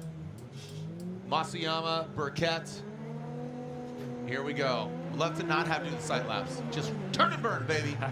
Masayama, by now Japan. In the front, Dan Burkett sticks the nose that Mark IV Supra to the side of Masayama. You can see them both just kind of click, click, click, click, torquing it up. Now in that first inside clip, Dan a little bit off further than Masayama. Now to the second inside clip. Dan making a quick little adjustment there. Still does hit that second clip. Not a lot of angle here from Masayama. And now, look at that, allowing Dan Burkett. Oh, look at that, smooching tire treads. Snooch to nooch. Snoochy poochie. Nice flick from Masayama in the lead. Dan Burkett takes a straighter initiation, but is right there with Masayama. He's doing a fairly good job of matching the line around outside zone number 1. Some little bobbles from both of them as they come down off the bank. Masayama's off of inside clip 1 slightly. Dan's following him where he's going and looking good for doing it. Dan taps inside clip 2. Masuyama, nice and wide on outside zone 2. Dan is inside, unfortunately not filling that zone until the very end there, where you can see him getting slightly closer to what we would consider the pocket. Put it in your pocket. Pop, lock, and pocket. Pop, lock, and pocket. Here we go, Rad Industries Mark IV. Rad Industries, come on, baby. Rad Dan Burkett, Wataru Masuyama, see what you got. Let's see your chase run here. Who's gonna come out on top? Who's going against Christopher Forsberg in the 16? We are in the Rockstar Energy Drink Top 32. Rad Dan initiates, look at that. Smoke. Oh, I'm seeing some smoke, seeing some steam. Oh, look at that, backs it in. And Masuyama, now he's playing catch up. Big angle there for Burkett. And we talked about how he's gotten his car dialed. Look at that massive angle from Dan Burkett. A little bit off of that outside line. I'd like to see him out there, but I think he was a little nervous. He didn't want to go too far out. But obviously he backed it into the wall. I don't know exactly what happened there, but look at Masuyama, that back bumper going in. Another S15 taillight bites it. Yep. All right, so let's look at the initiation here.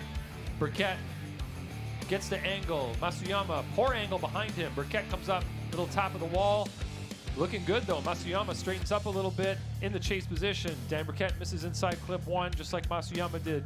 Masuyama drops a couple of tires on the inside, trying to make those compromises to gain proximity.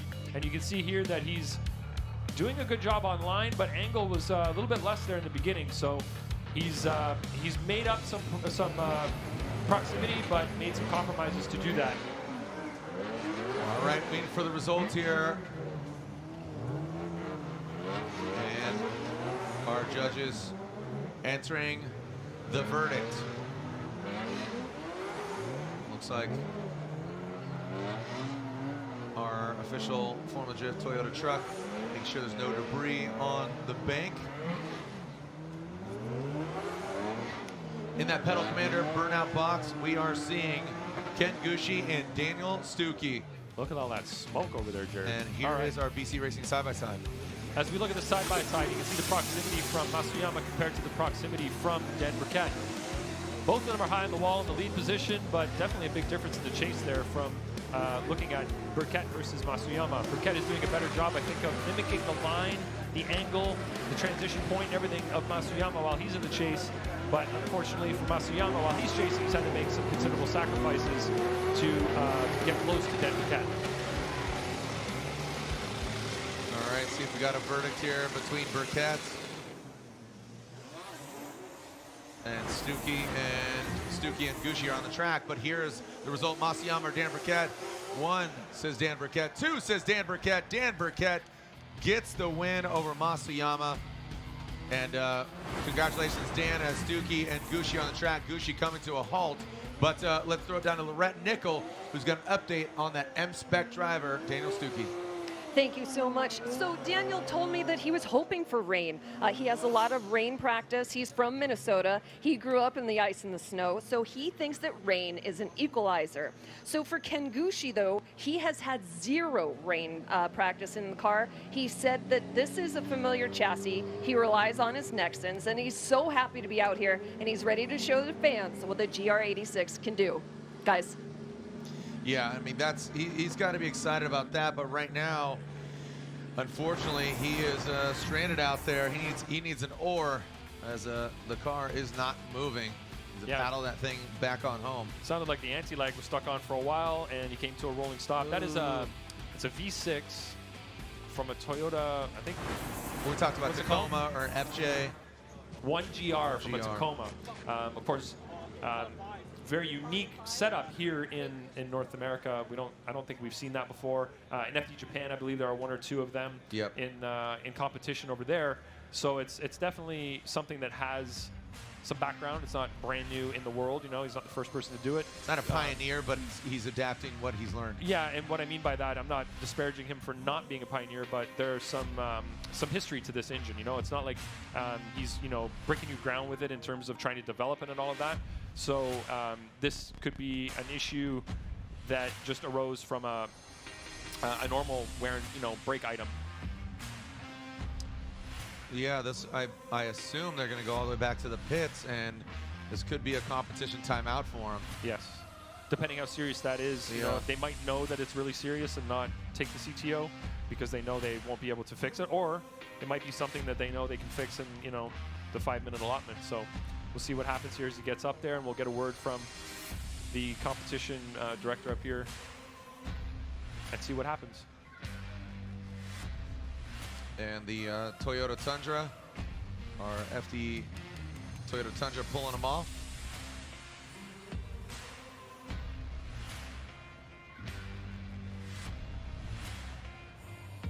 And this is potentially an NGK competition timeout. If it's not, regardless, do spark plugs timeout? They sure do. And timely spark plug replacement not only prevents fouling and provides the best engine performance, it ensures less repair time and can save you money on unnecessary repairs.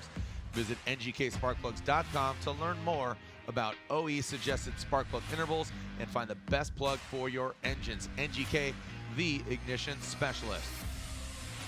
All right, when we come back, we'll continue, warm up some tires, and continue with our Rockstar Energy Drink Top 32.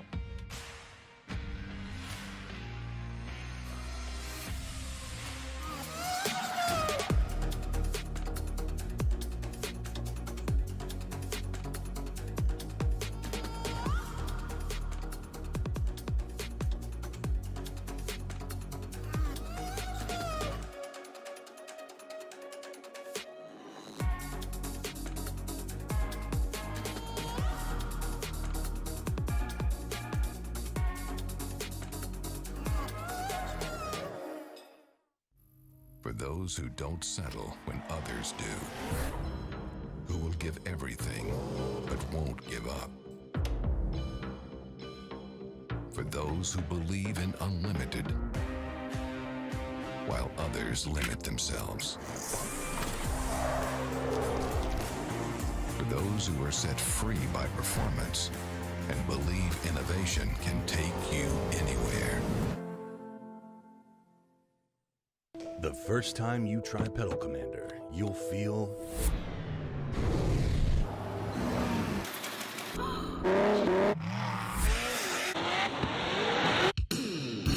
oh yeah.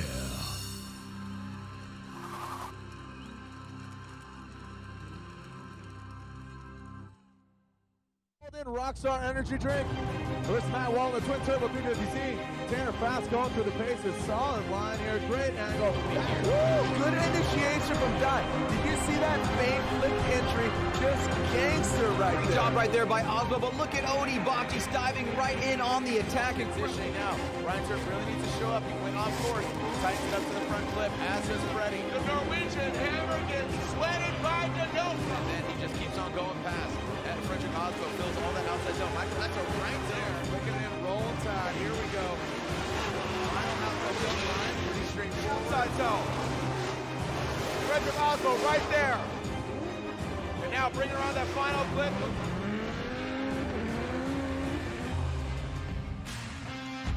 Welcome back. We are seeing the sight lapse of Yves Meyer and Odie Bocci's being completed. Odie Bocci's, we've seen him drive in the wet. He can have success in the wet. Yves Meyer, can't recall. I don't think we've seen him compete in the wet.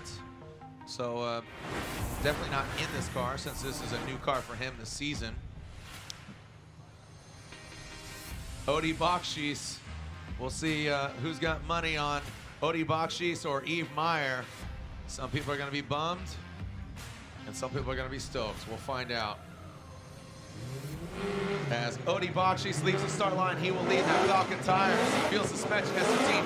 Yves Meyer. Whoa! Oh, and Odie Bocci's very uncharacteristic. We saw that last night, Jared, Yeah. on a bye run, and we just saw it from Odie Bocci's.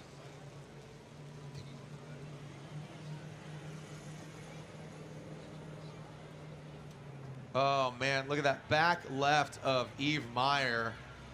Oh, man, and that will be, I mean, there's no reason it's not Odie's fault, right? Absolutely, Jared. That was independent. Yeah, he went to do the old Scandi flick Roll it back. and forgot to do the counter flick after the first flick. So as you watch him come down here, it just looks like the car grips up and ends up into the wall slightly. But the bigger issue is Yves Meyer coming in hot right behind him. So let's watch it here as Odie does the 1, the 2, and the car just snaps back. Little rub of the wall, but that was wild. Right there is Yves Meyer trying to avoid contact. But of course, we're telling them to be close, and he was certainly close. So I personally put that on Mr. Odie Bakchis for making that error there, and I assume the other 2 judges are going to do the same. I'm getting some nods from them. So we will let Yves Meyer go back and fix his car. He will not need to call a competition timeout to do so. But if Odie Bakchis would like to look at his, he will have to call a competition timeout. You can blame it on the rain don't care. You got to blame it on something. But regardless. Are you mini vanillying me right now? I would never do that. I think you would. Yeah. I would definitely milli vanilly. Yeah, you think you just did. Yep. So let's look at. I love the drone creeping on everybody as they go into their pit area. So we see Yves Meyer rolling back to, I believe it's the drift cave area. Limping back. Yeah, going back to the drift cave, which is all the way back in the left corner over there. Yeah, so he's going to have to get himself back there, and hopefully they have parts to fix that car. If not, they can go bother. Maybe Kazuya Taguchi or somebody else that has a similar chassis out there. Taguchi's still in it. So yeah. Well, you might have spares. I mean, might have spares. I mean, I don't know if you want to give them up though. You got to think that that was Jonathan Castro's former vehicle. Yeah. And so are you all in agreement? All 3 of you? That was Odie's fault. So Odie is at fault. If he wants to get hands on his car, he has to utilize his competition timeout. Oh no! No way! No way! We are hearing that Kenshiro Gucci is out. Oh man, Lorette, down to you. Unfortunate turn of events. Lorette. I'm so sorry, Ken. I don't even know what to say. What happened? Well, I don't know. We were just on our sight lap, and I was just going through gears, got it out of the chicane, put it in second gear, and I had no drive going forward. At first, I thought it was the drive shaft because, if it was just an axle, at least one of them should propel the car, but it didn't, and the car just sat there going through gears. And then my worst fear was the transmission, but then I think we're speculating that it's a clutch issue.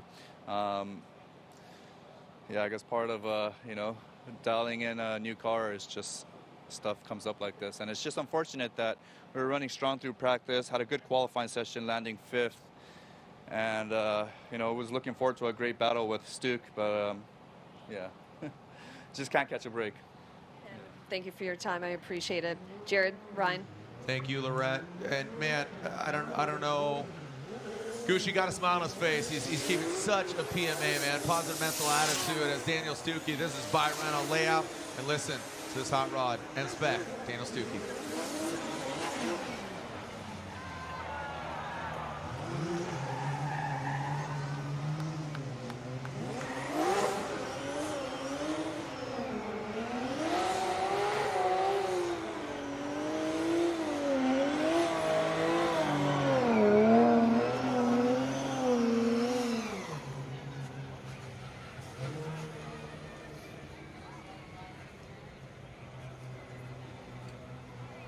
Yeah, it seems to be drying out considerably. In some areas. In some areas. Where it's flat, obviously not. You got puddles. It's accumulating. So outside zone 1 is the area that we're seeing smoke in consistently now. But as they come down off the bank, you have to have some momentum to keep the car at an angle through that outside zone 1 area because of the lack of moisture up there. It's still wet, but it's a lot drier than it is on the bottom, down on the flat. So what you need to do is throttle, get momentum, and by that you pick up speed, and then you come down into the infield where it's probably like ice comparatively, and now you've got to try to control the angle of the car with the speed that you've already built up, and that's why this inside clip 1 area is such an easy one to miss or spin out at. Here's how the top 16 bracket is filling up. You can see the names that are there, they've already advanced on, and we are waiting to hear the outcome of Bakchis and Yves Meyer. And there are the remaining battles, and the next battle, Chelsea Denofa and Mike Power. Mike, New York, E-Town. I think we're thinking too much about this. Are we? About where people are from, because some people Chelsea, are just all good across on the rain, globe. depending where they're from. Doesn't really matter. I don't know. Portland, I was thinking about it. A lot of driving. I don't know. Some people can be, yeah. Chelsea wears glasses, Mike doesn't. You know, you can see Mike's a little younger. Chelsea, I mean, you know, just, they both come from BMX background. Do they really? They both know how to do like tail whips. Oh, that's cool. Yeah, they both can ride on 2 wheels. Look at that smoke in zone 1 now. Wow. What's that?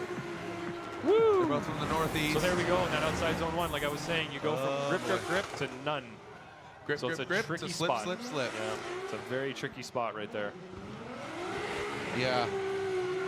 So that's good. He's seeing that razor's edge, and that's what Chelsea's good at finding, man. But that's what these sight laps are for. Now he knows. Now he really knows what's going on from the transition up on the bank down to the flat. He knows it just bit him in a practice run here, and that's the time when you want it to happen. So you learn your lesson, and then you can really kind of put together a better run now, knowing that. A little slap on the hand real quick, and a little wet slap. Said, nope, don't do that again. All right, so Chelsea Denofa, that Pennzoil Mustang RTR Spec 5D. The other RTR Mustang knocked out. That was Adam LZ. I know Von Gittin Jr. is watching from, I believe he's in South Carolina right now. Texted him earlier. I said, where you at, man? He says, South Carolina. So the boss man's watching. Here we go. Going against Mike Power from New York. Power Racing S15. And here we go. Chelsea Denofa initiates. Like you said, there's some smoke. There's some steam. Big angle from Denofa. Backs it in. Just slamming bumpers. Mike Power takes that tight line. Knocks over the cone. Goes over the jump. Little whiner swing by Mike Power. Chelsea Denofa gets into that crease. I think there's some room for correction on both ends. Wow. You know, Chelsea backs it in, bumps it in, but let's watch it. Yeah, what I found interesting here was Chelsea's finessing the car coming off the bank down onto the flat, but right here he gets up into the wall, boom. Nothing finesseful about that. But right here, you could hear him live. He finessed the car. You could see him slow it down. He came down off the bank, kept the car at angle. He learned a lot. He derived a lot of data, I think, from that first run where he spun out in his sight lap, and he really put it into practice there in competition. But the wall tap is definitely going to hurt him. There was a bobble there when he hit the wall, and then he kind of came off the wall from that point. So they're going to have to tear some things off the back of his car right now, make it safe for competition. So the scenario here is that I got to ask you, how hard or easy is it to chase somebody when Chelsea goes into the wall like that? It's got to be a little difficult to chase that line as well. So for sure, it doesn't make it the easiest. As looks like we're popping out a tail light. That's his right tail light. That's less than ideal, but he will be chasing. So tail light's not critical there for Chelsea Denofa as he's in chase position.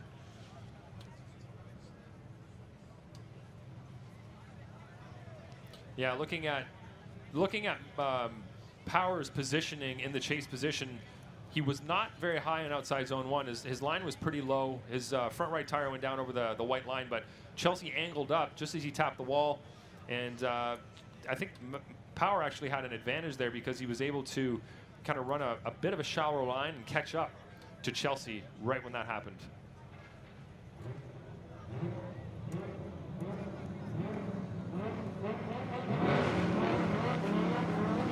All right, here we go with Mike Power, Chelsea Denofa. Mike Power out front. Ooh, you can see him work it up there. Got scared of that wall. And now comes into that first clip. Chelsea Denofa really tight. Now into that second clip. Oh. Mike Power, massive angle, but oh, he comes out. That's going to be an incomplete for Power, unfortunately. Yes, it is. So the opportunity was there for Mike Power to really rise, but unfortunately, coming around that second inside clip, comes to a halt, straightens out.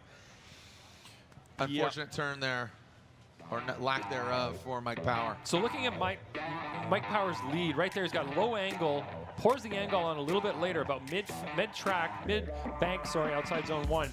Chelsea's right there with him on a slightly tighter line, but right with him. He's doing a good job of mimicking Mike's angle and everything until this point where Mike over angles and Chelsea just avoids contact, stays behind him.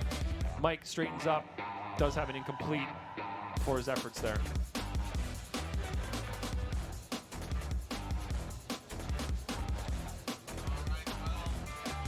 There it is. Chelsea Nova gets the win. Chelsea Nova gets the win. Our next pair entering the burnout box, that is Ryan Turk and Ula Jaeger. While they're one of their tires to take their sight lap, let's throw it down to Lorette Nickel. Thanks, Jared. So as we saw in Odi Bakchi's top 32 battle against Yves Meyer, which is not yet done, you had too much grip in the car. You couldn't initiate as you wanted, and that ended up surprising you, yes? Yeah, very much. I mean, we obviously dialed grip into the car because it's raining. It's wet still. So it just surprised me how much grip there was. You know, when I feinted and then kicked it back to actually be in the right angle on the bank, it literally stopped halfway on center, and the car was pointed absolutely straight. And at that point, you're going too fast to make it around that apex, so the front went into the wall. And yeah, that was... I'm so upset, but you know, you definitely learn from this. So we know that, hey, we can throw a lot of grip in the car. We just gotta know that it does a lot. Odi, thank you very much, guys. All right, so we got sight laps here.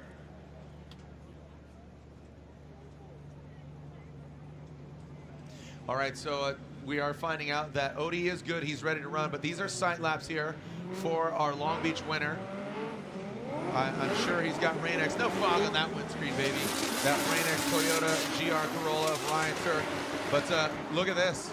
So I think what's interesting here, Ryan, is especially what Odi said, is he put some grip into the car, but the banks and where you have, you know, angle, it's gripping up. But then when you slam down on the flat portions, you got puddles. Yep. So you really need to bring grip and slip, side by slip, you know, all of it to the track right now. Like, it's very difficult to predict what's going to happen here. Yeah, and that's where team strategy is playing in. Some teams probably have a better preparedness for this. You could see that initially Chelsea looked amazing on zone 1. He angle smoke on his sight lap, looked phenomenal. And then when he came down onto the flat, the car spun, and that's where it was loose enough to work on the bank, but then maybe a little too loose on the down on the flat area. But he adapted to that and drove around it during competition when he actually got into his lead run. So Odi went the other way, had too much grip, which was too grippy up on the bank, which may have worked for him down in the flat, but he didn't make it there because of the issue that occurred instantly. So these are give and takes, you know, with your setup in the car, but it's up to your team to help you figure out how to set the car up. The spotter watching other drivers out on the track, and they should give you an indication, hey, there's smoke on the bank now. That means there's grip. So we need to adjust our setup for that. Compromise. That's a word that keeps coming up in our vocabulary, and that's what we need to do is compromise here. Here comes Ryan Turk, that Rain-X Toyota GR Corolla on Nitto tires. Ula Jaeger, the Japan Auto Mark IV Supra, lower on the bank. And we didn't see his car in driver intros, so now how are they going to handle the more wet portion? A lot of puddles here going through the center section on that second inside clip. Ula Jaeger definitely, and goes into the side, but Turk keeps on going. So fortunately, that could have been a lot worse, but Ula Jaeger shuts it down. So wow, again, that was surprising. Grip and slip.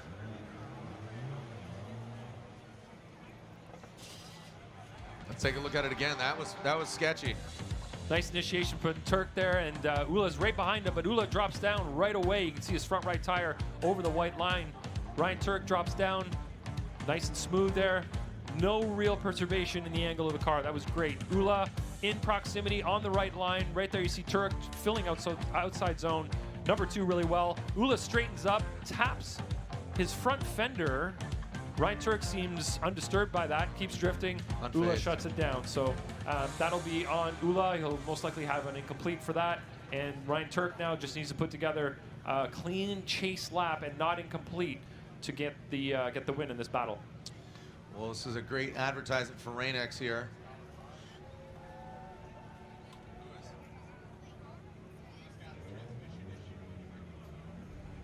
And we are finding out that Ola Jaeger, we talked about this when he was running, or I was talking about it. We saw Ola, he was the last driver to be introduced, but we did not see the car. And I'm wondering what happened there. And he's saying has a transmission issue, and that's what would definitely cause, either, lack of here, and then definitely on that second outside zone where he almost hit Turk. Yeah, definitely could have been a part of that, trying to shift the transmission at that point, and maybe it didn't shift the way he wanted it to, and then ended up making contact. And also, admittedly, remember, Odie Bakshis and Yves Meyer, with them leaving the line, even though Odie crashed, he left the line. So he's at a deficit. Yves Meyer has an advantage when they go back, because they'll re-rack him with completing that first run, and that was an incomplete for Odie, an advantage for Yves Meyer. So let me throw something out here to you, Jared. What if Yves Meyer can't fix his car in the 5 minutes? Then Yves Meyer would advance on, but he would not be able to go further than 16. So Yves Meyer in the Gazoo Racing Swiss Gazoo Racing Toyota 86 would advance on, and then would not advance on further than 16. So Daniel Stuckey would go on to the 8. Right, so he would take the next losing bracket. Correct. Essentially. Yeah. But that's to be determined. We know.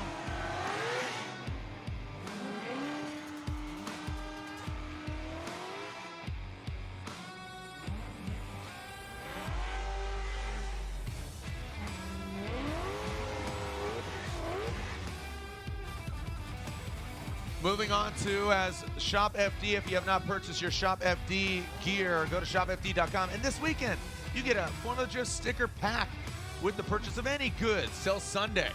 So JTP pulling up to the line. Look at these two All-American hot rods driven by Kalamazoo, Michigan's own JTP, that Falcon Tires, Ford Mustang, and the HyperNFT.io Dodge Viper of Deane Carnage car. That thing looks mean, man. I like just the blacked out, the big Hyper NFT logo standing out. Definitely pops. Here we are, the Rockstar Energy Drink Top 32. There are the stats.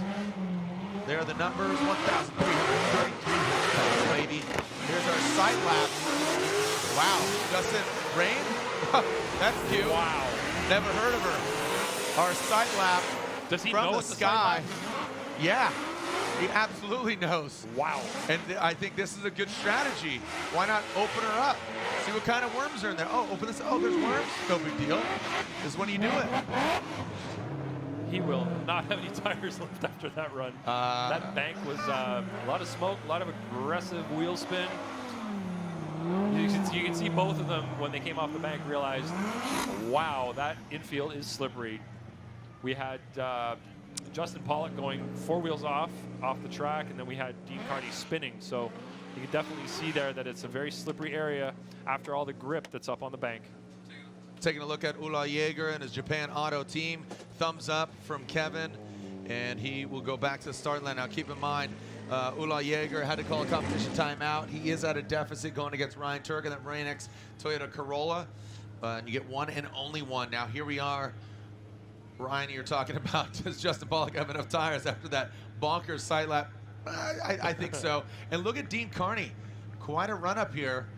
He's saying, all right, I got you. That drag race start, we saw that from Schwab heading on. And there goes JTP. Flicking into that big bank. Justin Pollock. Whoa, look at this. Yo, it's drying out, baby. JTP in that first inside clip. Deane Carnage Carney, Hyper NFT, IO Dodge Viper firing off. Look at that. That side exhaust blowing over that second inside clip. Justin Pollock now in that second outside zone. Most exciting run we've seen so far. Make some noise. I want to say these guys both grabbed a knee and said, all right, bro, you ready? Let's do this. Let's put on a show. It's dry, it's wet, and it's about to get weird.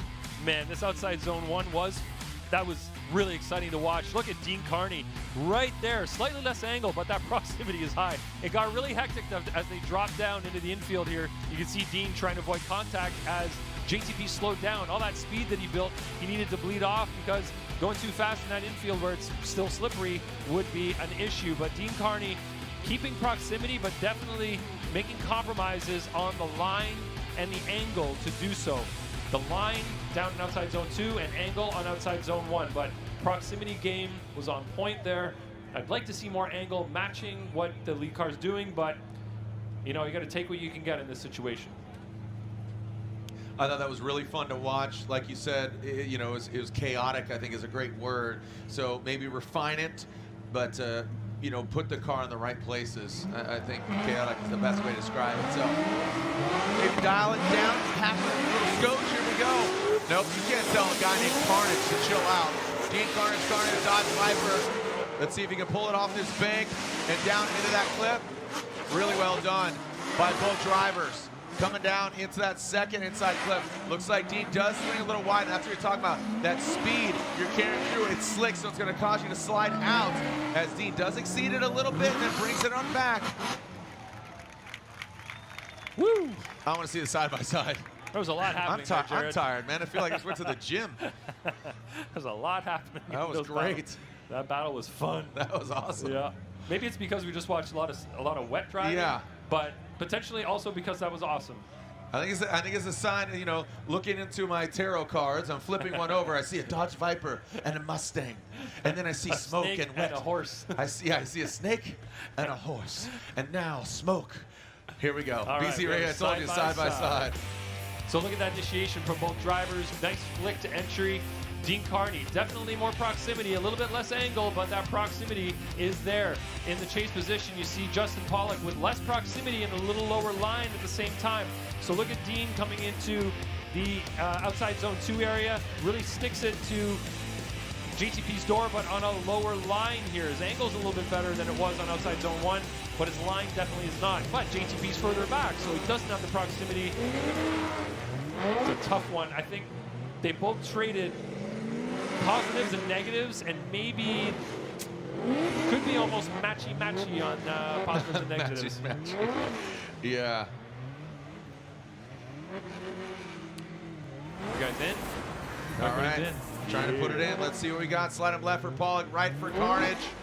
We got it one more time, and one more time. They're going at it again, and it is unanimous. So a unanimous battle between those two gentlemen. Remember, we got the one more time between these two gentlemen also, or no, sorry, the second half of this battle. We have the second half of Odie and Yves Meyer. I feel like it was a few battles ago. Just to remind you, just to refresh your memory. Remember, Odie was leading, goes to initiate. He says, car gripped up, threw him right into the wall. That's a huge deficit that Odie has. And keep in mind, Odie coming in this round of competition, he's again, he's always a contender. He's 4th in points. If he gets knocked out here at 32, it's going to set him back quite a bit. Quite a bit.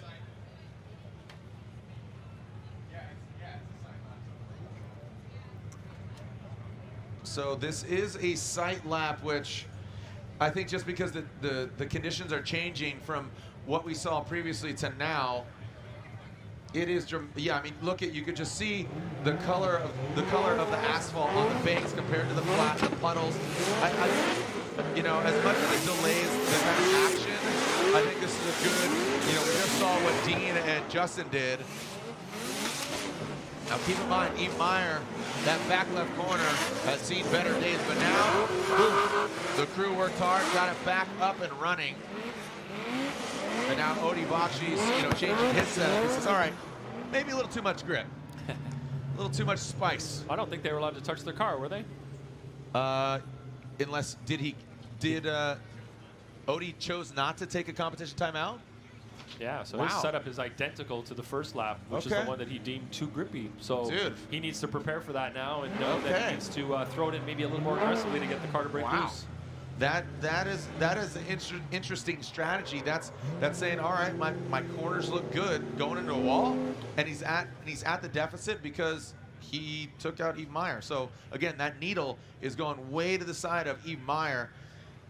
You know, I'm not questioning their team decision, but I'm kind of questioning their team decision. Well, the only thing that hit the wall for Odie was the headlight and the bumper in the corner, I think. So it seems like none of the actual mechanical parts, like the suspension or anything, were affected by it. All right, so. If that's what you suspect with your 3D vision, let's see if it comes true. Here we go, Yves Meyer out front. Yves Meyer initiates, big angle there. You see Odie Bakshi.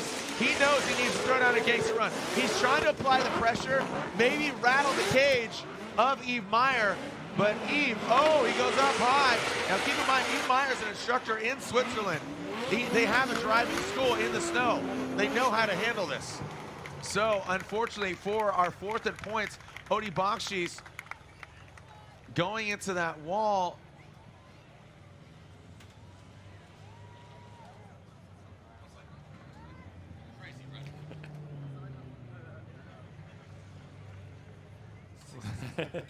We'll take a look at that replay, but Ryan, you're going to know the outcome here.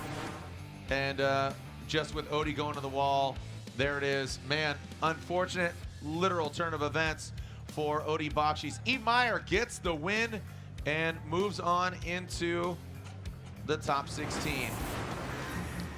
That is a massive blow there for Odi Bakshi's and his points hunt. Knocked out in 32. We're seeing a lot of upsets in 32 here, Jared. If you look at the qualifying positions, Forsberg qualified 29th, knocked out Castro, who qualified 4th. Dan Burkett qualified 20th, knocked out Masuyama, who qualified 13th. Stuckey qualified 28th, knocked out Gushi, who qualified 5th. Meyer qualified 21st, knocked out Bakshis, who qualified 12th. So not a trend. We do have a lot of other drivers that did qualify higher and win, but it's just interesting to see a lot of them in that we've already ran their battles have kind of knocked out higher qualifying drivers, and that may be a testament to the different conditions here being a wet track while they qualified in the dry. So just an interesting observation that I just made, and I don't know if you think it's interesting as well. But no, I do. And that's just, I think just talking about that, creating the dialogue, you know, we saw Brandon Sorensen go out early. Would he have, if, you know, I mean, so much talent here. Adam LZ, you know, driving a newer car for him. It's a bummer. There's a sight lap here for these two drivers. We saw Ula Yeager and Turk go at it. We saw Turk up front on the first portion of that battle. Ula almost goes in the side of him on that second outside zone. And then Ula Yeager, let's refresh our memory on what happened in that first battle. This is what we saw. So here's that Rain-X Toyota GR Corolla. Remember, Turk got the win in Long Beach. Point standings wise, he is currently 3rd in points. Yeah, looking at what happened here, Jared, you can see Ula in the chase position as they go into outside zone number 2. Ula's on a pretty decent line here, and then all of a sudden the car goes straight and he drives in inside of Ryan Turk. So seems like they did have an issue that they apparently fixed. Ula does shut down at the finish line, so that is absolutely an incomplete for him. So he's at a very big deficit right now. Ryan Turk just put together a good chase, and he will take this one home.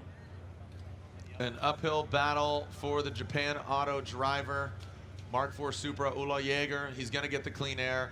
Hopefully he fixes the transmission issues. He's hoping that Ryan Turk makes a mistake in the chase position. I think Ryan Turk is going to dial it back a little bit. He's going to have an active chase, but he doesn't need to be on his door. But also, he just had a sight lap. They had 2, but conditions are changing by the second. Ula Yeager initiates lower on the bank. A lot of smoke here. A lot of steam now coming down into that first inside clip. You need to manage that. Oh, that's all she wrote. So that's it. I mean, even if Turk completes it, he doesn't need to. Ula going off course. That's going to be a wrap, unfortunately, for the Japan Auto, the Norwegian driver.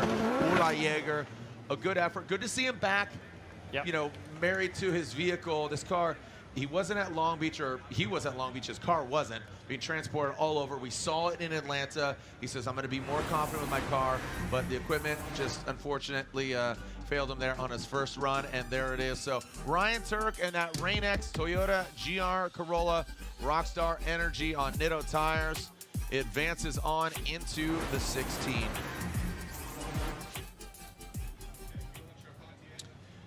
Six more battles in 32. And remember, we do have the one more time of Pollock and Carney, which is very exciting. Here's Matfield and Charpentier in that burnout box. We follow Ryan Turk back to his pits. That car operated on by the Papadakis Racing team. They got Dom and Biddies and the boys working on that car. Cannot miss that car. Again, that thing, I mean, you turn off the lights, that thing glows. I mean, bright yellow, white wheels, polished lips. it stands out.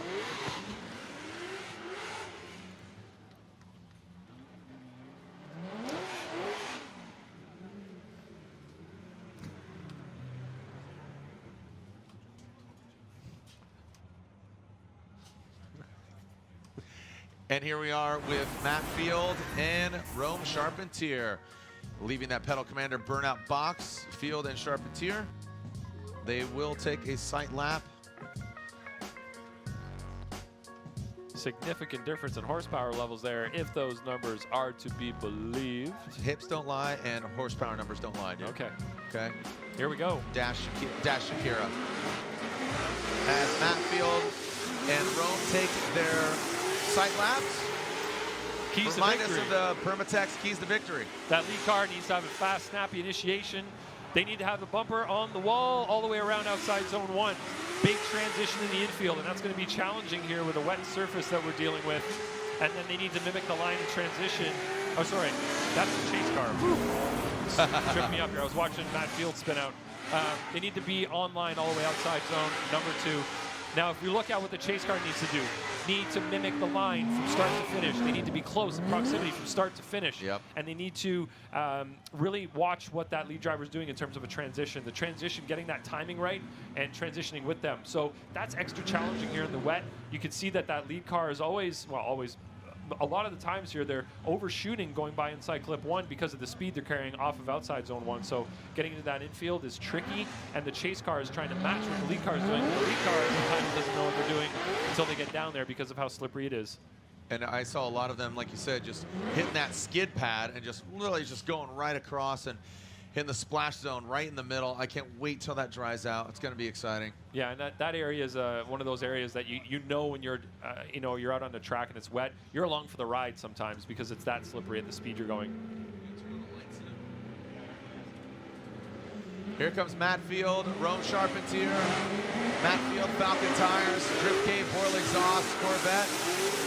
The Ford Star wheels go round, the Falcon tires get lit up. Sticking it to the wall. Now here comes Rome Charpentier. It's been very aggressive lately, but how is the wet going to be handled? Rome Charpentier, no big deal for Rome.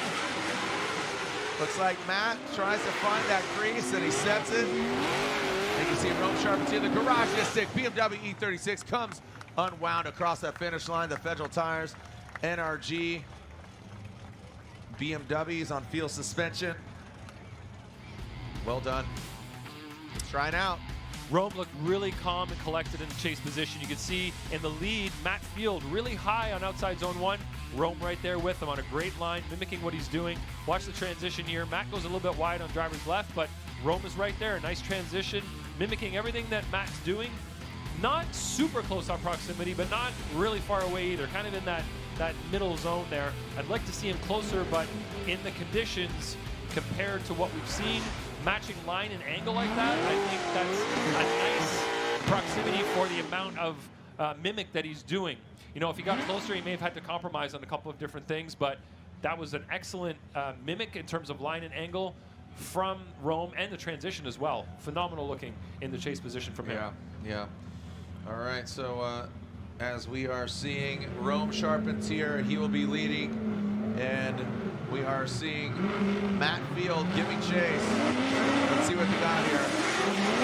Rome Charpentier initiating. Nice job initiation. But what's he got now? We will see. Now coming down, slamming down in that flat portion of the track. Oh, doctor! Matt Field narrowly escapes contact. Matt Field at good proximity, but unfortunately the Rome spinning out. So what I was saying earlier, Jared, about Rome being really calm and collected, being on the same line, the same angle, but being, a couple car lengths behind, Matt Field took that and said, oh, you think that's good? Now, in his chase run out through outside zone 1. Hold my protein shake. Hold my smoothie, everyone. He was close, and he was on the same line with the same angle. So he was showing Rome, okay, what you did was good, but what I'm going to do is even better. Now, Rome, unfortunately for him in the lead position, ended up spinning in the infield where it gets really slick. So Matt, all of that advantage that he had wasn't necessarily necessary for him because of that spin, but he was doing an awesome job until that point. Matfield gets the win in his Falcon Tires Drift Cave Corvette. Congratulations to him. Unfortunately, Rome spins out and Matfield gets the win. Remember, we got that, we might have a all Falcon Tire battle. Deane Carnage Carney is going to try to spoil that as we have the one more time of Pollock and Carney. Then we got 4 more battles left. Reeder and Beecham. Hurst versus Hull. Hughes versus Federico Sharifo. And Alec Robbins versus Darren Kelly. That's a twin supercharged V12 against Alec Robbins. That supercharged LS Nissan Z. Let's go back to the one more time. I am seeing a snake and a horse in your future. I'm seeing smoke and water. In the mist. In the mist of Orlando Speed World. And in the distance, I see a Larry Chen walking in deep puddles. I see Larry Chen navigating muddy waters. Better be careful over there. No gators get him. Yep. Got Chubbs. Might grab his shooting hand. And this is a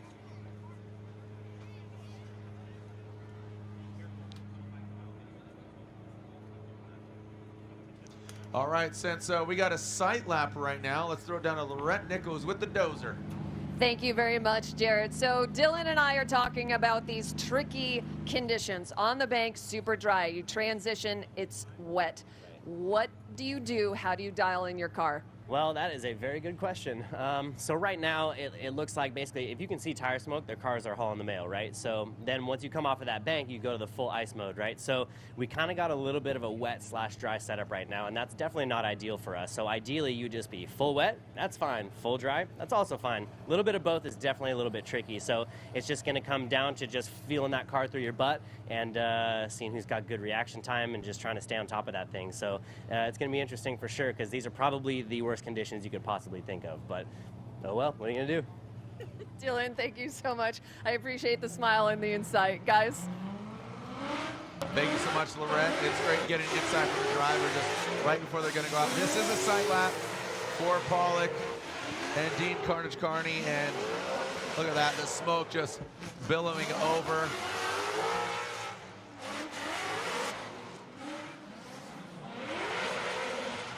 Oh, we're seeing sparks flying there from Deane Carnage Carney. So Deane Carney's playing the strategy game right now. He did not drift around outside zone 1, whereas Paul did basically a full pull around outside zone 1 with lots of smoke. I didn't see it.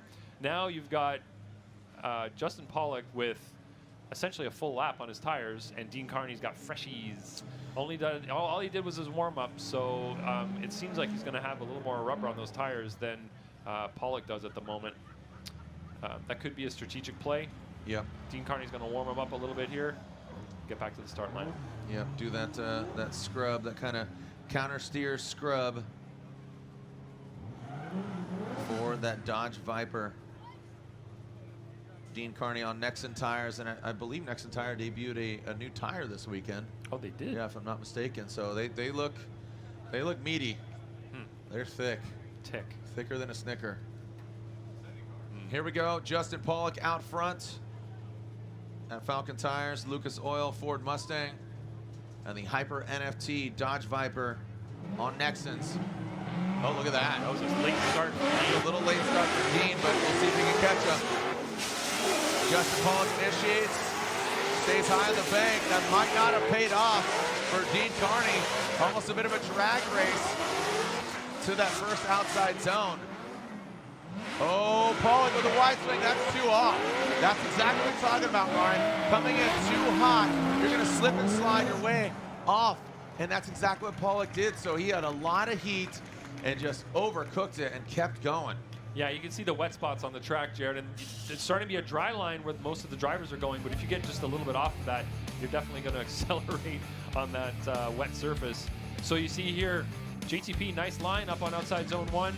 Deane Carney's within proximity, but on a lower line, a little bit lower angle. Right here, that's where JTP overshoots. 2 tires off right there, almost 3 maybe. You'd have to see that from a different view if we could, but you can see that through outside zone number 2, Deane Carney is right with them in proximity. I will tell you that the strategy of Deane Carney kind of pacing him, chalking back a little bit, I don't think that ended up paying off for him. That strategy was kind of at a loss there for Carnage, because we know that Justin's going to fully send it, and here comes Carnage out front. The Hyper NFT next tire. Dodge Viper. Deane Carney initiates Justin Pollock. He knows he has some ground to make up. And man, two very aggressive drivers coming to that first clip. The composure that Pollock has, aggressive, but then just pedals it back just enough. Really well done lead here by Deane Carney. Ooh, comes off of that crease. But I think he just didn't want to flirt kind of going beyond. Yep. You know? But I think we want to run it back, as you said. 2 tires off for sure, potentially 3, which would be an immediate incomplete, and that would just be a real big deciding factor. Definitely. So let's watch this replay here. I'd like to really look at what Deane Carney did in the lead as he initiated. It looked like he had low angle through that initiation area there. So watch him get to angle, gets the car to angle, and then it seems to drop down. And look how low his angle is right there. And then the car gets up into the wall. I think maybe Justin had more angle than him in the chase position right there. But let's look at the transition here.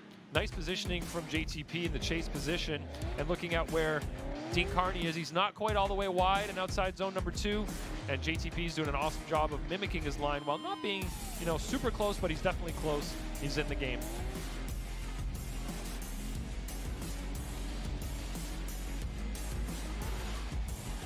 Taking a look at that United States Air Force replay. So there he goes off 1, 2, Ooh, that's 3. 3 tires. That is 3 tires off, because the back 2 and then that front right, that's 3. So that is right. Unfortunately, that is an incomplete for Justin Pollock, and as aggressive as it was, it ended up biting him in the end.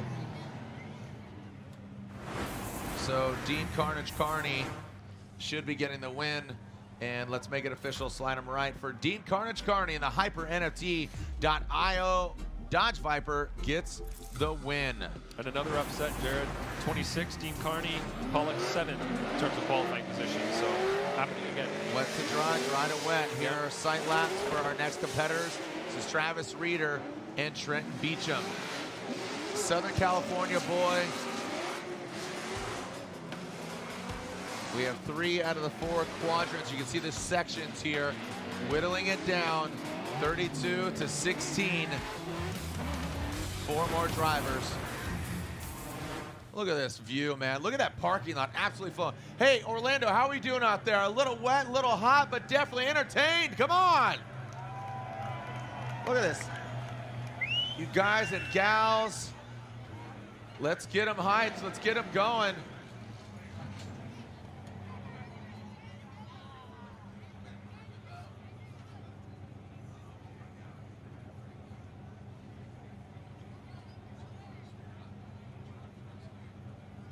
All right, so here we go. Trenton Beecham rejoining Formula Jet Pro competition. Reeder, you can see fairly equally matched. Reeder with the LS. Beecham, actually, isn't that car LS as well? That's right, that's a Ford Mustang with an LS engine.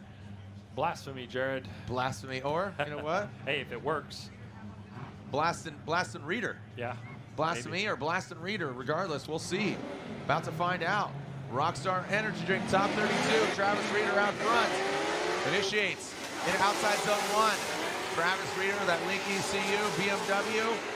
Trent Beecham with a bit more angle on the bank, but lower into that first clip. This thing's firing off, man. Beecham's car loud and proud into that second outside zone. Reeder makes a quick little adjustment. Ben Beecham taking a shallower line.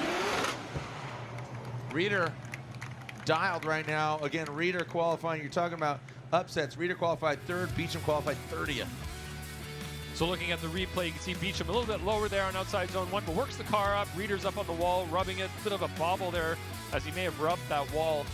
Reeder runs over that inside clip. A little bit of jump. Car moves around a little bit. Trenton Beecham in the chase position is doing a pretty good job on line. A little bit further inside there, but mimicking pretty well near the end. So the first half of outside zone 2, it looked like Beecham was a little bit in, but he worked the car back and matched the line that Reeder was running through the rest of that outside zone 2. Let's see with Beecham out front and Travis Reeder. I think Reeder has maybe potentially a little bit of advantage, just the way Reeder placed his car. It was aggressive. It had that little X factor that we're looking for. Beecham just, again, I like what Reeder said because Dylan told me that they talked about it. The hardest, easiest course they've driven. So here we go. Beecham initiates. Oh, what is going on? Something, a wheel we flew lost off. tires. Oh, boy. Oh, riding the lightning. We got 3 wheels, baby. Spark it up. He's going back to the future. We don't need no stinking wheels. Where we're going, we don't need roads. Beecham makes some noise. We're going ham. It's definitely dried out. What the heck happened there? That brake rotor is pretty hot right now, I'd say. Can you imagine the groove? That the wheels going for it, going towards the finish line. Wow. Can you imagine the groove he just dug in the asphalt all the way around that track? Jesus, take the wheel. Wrong wheel. What is it with this track and Mustangs? The wheel JTP says, last year. all right, I'm going to head out. We got Beecham. And His it hand. crosses the finish Hey! Full pull for Beecham's back left. Look at this guy. That Clone X Nexon tires, Ford Mustang with a LS. The wheel says, all right, I'm going to head out. I'm going to finish this thing if you don't. Well, that was a wild run, Jared. That was insane. I can't, like, Spotter's like, stay in it, bro. You got this. No smoke, but lots of spark. Here we go. What the heck? Watch this. Okay, initiates failure to launch. Right there, you see the car bobbling back and forth. And look at the tire initiates. Riding that outside wall. Reeder's like, what is happening here? Shut it down. Reeder, great proximity all the meanwhile. Wow. So right here, let's watch from this angle. We'll be able to see what happened. There, the wheel came off immediately on initiation. And you can see it come off there. That wheel had a lot of mileage on its own. It came off real early and it made it all the way around the bank and crossed the finish line over there. Those sparks right next to that gas tank. That's the precarious one. That's a testament to that gas tank. No leaks there. Wow. Wow. Well, we got to clean up on aisle 1 and 2 here. Watch this.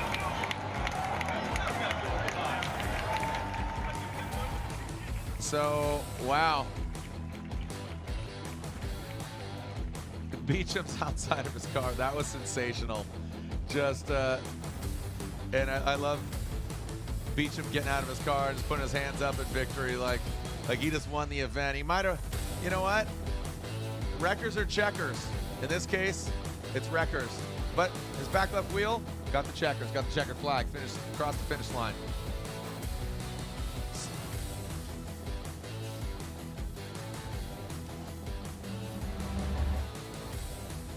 And all right, so we are getting Beecham's Ford Mustang off the track. We'll tow him up onto the flatbed. We'll get him off.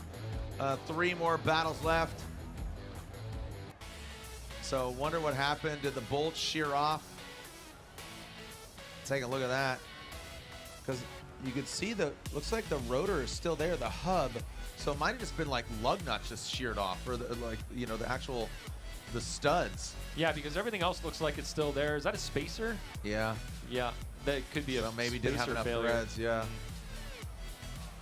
Yeah, that was wild. It came off immediately, so it was fun to watch.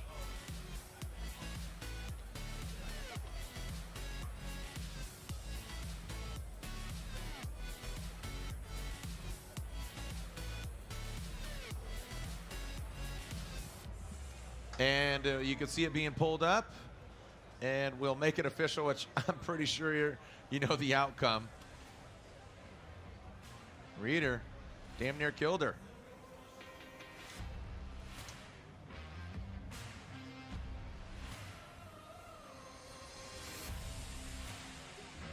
So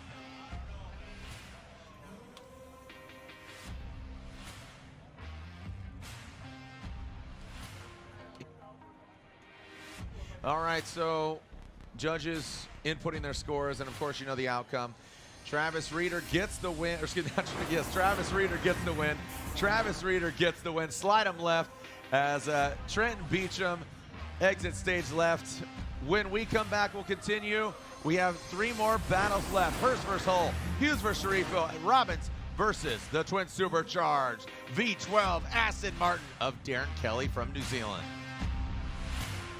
The first time you try Pedal Commander, you'll feel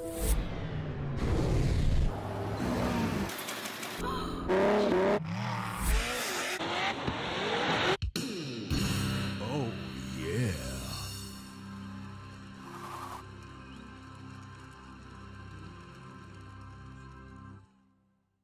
Throttle, official sponsor of Formula Drift. Join the social app for car enthusiasts. Watch exclusive FD clips powered by Throttle. Join the social app that brings together car lovers from across the globe.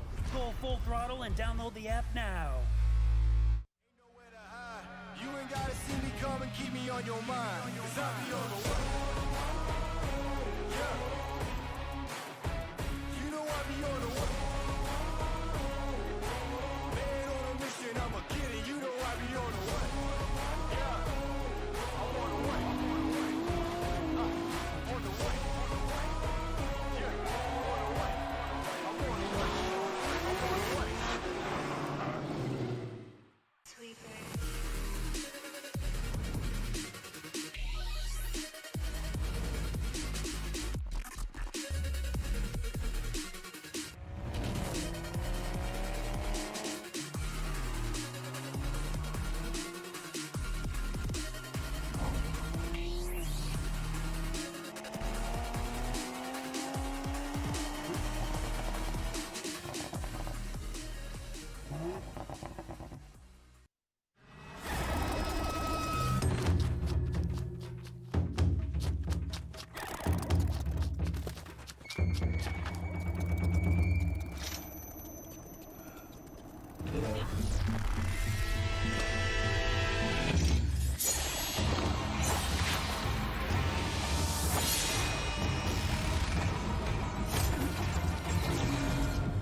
Made in Japan. Breed. Your future in high-performance motorsports begins at the University of Northwestern Ohio. There is no other school like UNOH to teach you the things, not only for Monster Jam, but for the hot rod community. With 70% hands-on learning, no out-of-state tuition, and top-of-the-line instructors, you'll go from learning to earning with the industry leader in motorsports education. I love waking up to come to school. This facility here has all the tools and instructors and knowledge that you need to go out and be successful in the field. Your journey to the fast lane begins at UNOH. Formula Drift is brought to you by BC Racing, the official suspension of Formula Drift. Go for gold. Falcon Tire. Torque Drift, the official blockchain game of Formula Drift. What's up, everyone? I'm Dylan Hughes, and we are here on Inside Clip #1 at Road Atlanta 2022 Formula Drift FD. And this BC Racing clip is really, really important because let me tell you why. Coming down this hill right here, 1,000 horsepower drift car, we chuck this thing sideways about 100 yards back that way, and we're doing about 100 miles an hour. And when you're running tandem, 100 miles an hour, 2 feet off somebody's door is pretty gnarly. And this clip is very important because if you mess this clip up, it sets you up horribly to go up the hill and for the keyhole and then to come back. So really, in my opinion, the entire track it's a make or break it type deal right here on Inside Clip 1. So this is probably the most significant part on the entire racetrack here at Road Atlanta. So hope you guys learned a little something from this. This is BC Racing Inside Clip. How's everybody doing here in the streets of Long Beach? We are here for round 1 of the Formula Drift Championship. Are you ready to send it? Yeah! He is your defending champion, Frederick, the Norwegian Hammer Osbo. The gentleman you still know and love, Ryan Turk. Are you ready to see our first battle here on the streets of Long Beach? Ryan Turk, your #1 qualifier.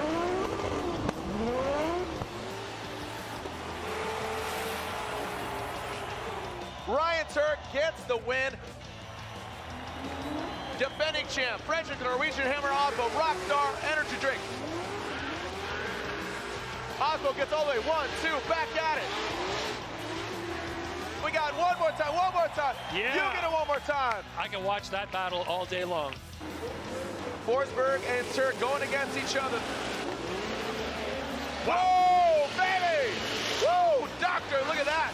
Ryan Turk gets the win and advances on.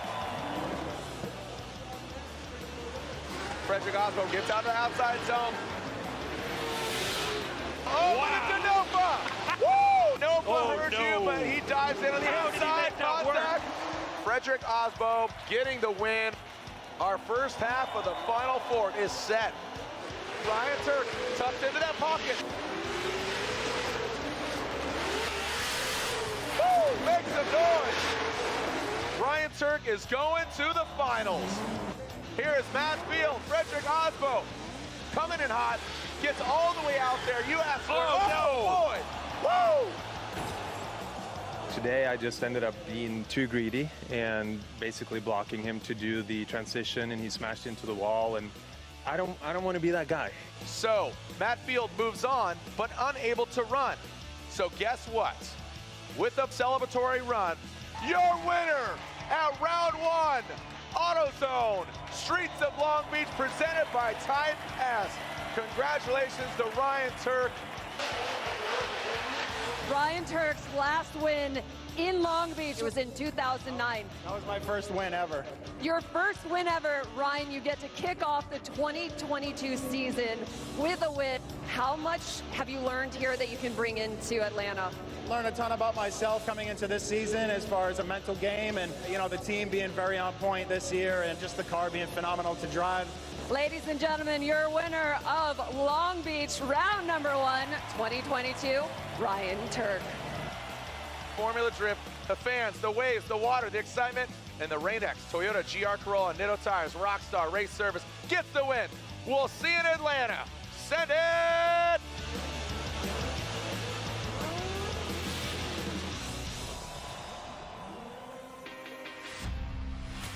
Oh man, talk about sending it. Yeah. You only need 3 wheels. 3-wheel motion, baby. As Trenton Beecham. And so right now we got Jonathan Hurst and Full Pull Hull. Papa Diddy Pop, Pride of Paducah, Jonathan Hurst at AZ Rags BMW. Now, Ryan, we are giving sight laps continually through, I believe we're going to continue through 32. Ideally, that's going to be it. Yeah. But, and explain why we're giving sight laps. Yeah, looking at the track conditions right now compared to what everybody drove on earlier, even if you drove before it was wet, now you've got some patchy wet in there. And even if you drove during the wet, now you've got some patchy dry in there. Right. So it's very unpredictable, and to give everybody the best opportunity to put together the best run they possibly can and to have the best tandem battles, we need to give them some sight laps. Yeah, and truth be told, the remaining 3 battles, Hurst, Hull, Hughes, Sharifo, Robbins, Kelly, they had no moisture on the track at all. Now, like you said, it's little patches, little puddles, but the bank obviously drying out. The flat portion, you're seeing puddles. So yep. I think that's absolutely fair. And ideally, though, don't see any more moisture tonight, and we're going to have no more sight laps, and we're going to continue with the battles. Here we go. This is Jonathan Hurst, AZ Rags, BMW, that Comp Cams, GT Radial, Yellow Speed Racing. Here we go. That is Full Pull Taylor Hull. Whoa, look at that. Jonathan Hurst, Taylor Hull. You got Kentucky versus Georgia, man. Coming down to that first inside clip. Taylor Hull dives in on the inside, tries to take an aggressive line. Both of them taking out, a little correction there from Jonathan Hurst. That might hurt him. It allows Taylor Hull to get close. Man, absolute Cowboys right now. That was a very fast, ripping. high energy run. I think the track's drying up. What do you think? I think it might be drying up, Jared. Huh. You can see the dry line all the way through the infield. So look at the, wow, this is a very artistic view we have here. Thank you, Kemp. Watching the proximity, this is phenomenal to see how close that he got through outside zone 1. Looking at outside zone 2, you can see right there where, yeah, the chase car made a little bit of a dive in, and then going through outside zone number 2. Pretty great mimic of line there from Hull in the chase position. Here we go with the second half of the, oh man, look at this. He's like, oh, I know who I'm going against. He's got this that- pull hole. He's got that I'm gonna setback. start. He's just pulling that slingshot back. Click, click, click, click, click, click, click, click. So he can stagger that start. Is that going to pay off? We saw that hurt Deane Ooh, Carnage cone Carney. down, cone down. Cone down. Okay. Wow. Yeah, that's a strategic play in the chase position. If you want to position yourself a little further back, we've heard drivers say if they're side by side, you know, front wheel to front wheel, they have a hard time seeing what that lead driver's doing because a lot of them have the wraparound halo seats, helmets, Hans devices, and they can't look to the side that well. So if they get themselves staggered back, they can watch exactly what that lead driver's doing. They can get a full view of their movements. As soon as there's just a twitch from that lead driver, they're on throttle and they're following them. Right. It gives them a little bit more room to play. Even if they want to leave a little bit early, it lets them really keep that proximity. And they can go back as far as they want? Well, I mean, within reason. Within reason. I mean, this is fine. If the chase wants to go all the way back, it's up to them to time it right. Weird flex. I think there's a sweet spot there where it works best. And clean start, here we go. Second half of this battle, Taylor Hull. The comp cam's vet, he says he's feeling good, liking the car, and no reason why he shouldn't win battle. But Jonathan Hurst, who has been really amazing and tremendous, just thrashing in the Pro Championship. He drops a wheel, doesn't overcook it, so again, drying out. We saw Paul overcook it and overshoot, and now it looks like Taylor Hull, that comp cam's GT Radial vet, comes unbound across the finish line. Orlando, come on, let him hear ya. This is some of the best driving we've seen from Taylor Hull. This is high quality driving. He's up high on outside zone 1. He's on throttle. He's got great transitions. He's doing a great job fulfilling his lead goal. So you can see there a little bit of a bobble at initiation, but on throttle, up high on outside zone 1, dropping down into the infield. Great job there. Well, he ran over inside clip 1. I'm not going to speak too soon there. You can see in the chase position, Hurst dropping a tire, coming into inside clip number 2, and around outside zone number 2, you've got Hull doing a great job filling that zone. But what I need to look at closer is the initiation from Taylor Hull. It looked like he had a pretty big bobble there at initiation when he grabbed the handbrake. The car wouldn't rotate as he wanted to. Had to get on the left foot brake, on the throttle at the same time, trying to get that car to rotate. So let's keep an eye on Taylor Hull at initiation. Right there, you can see a little lack of angle, and Hurst kind of dropped down because of it, but I don't know if it's because of that or if he was just positioning himself in the wrong place. It's going to be up to myself and the judges to make a determination on that. Yeah, like I said, it's always difficult, man. You guys are, Ryan, you're doing double duty, and yeah, the smoke is back. Now the fact that the lights are on, and with the lights on, it really does showcase and highlight those puddles. So I think that'll be of assistance too. And you can see the path that they're supposed to take is actually drier than the puddle. So kind of, if you choose the right path, you shall choose dry. And you know, I mean, you can see that right there on the clips and kind of navigating through. Here we go, slide up left for Hurst, right for Taylor Hull, and full pull. Taylor Hull gets the win. The Pride of Paducah, a great effort there by Jonathan Hurst. Ryan, elaborate on that. You talked about, you know, so was that, I don't know, where did Hull shine as compared to Hurst? Well, Hull's chase was really well done. He was close. He was on the same line. He had great angle. He mimicked Hurst really well from start to finish, and he didn't let him get away. That was really well done by Hull. And then on the lead position for Hull, he did a great job all the way around. He had a slight bobble there at initiation, but I don't think it was really enough to cause Hurst in the chase to make that big error that he did. And then Hurst was not really able to get close and dropped the tire as well. So Hurst just wasn't able to put together that high quality chase run. That high quality H2O. Dylan Hughes, Federico Sharifo.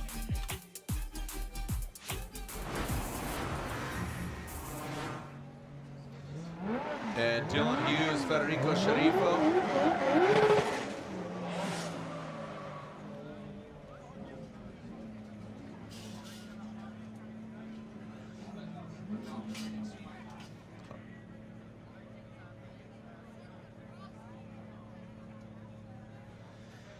Yeah, as Dylan Hughes and Federico Sharifo.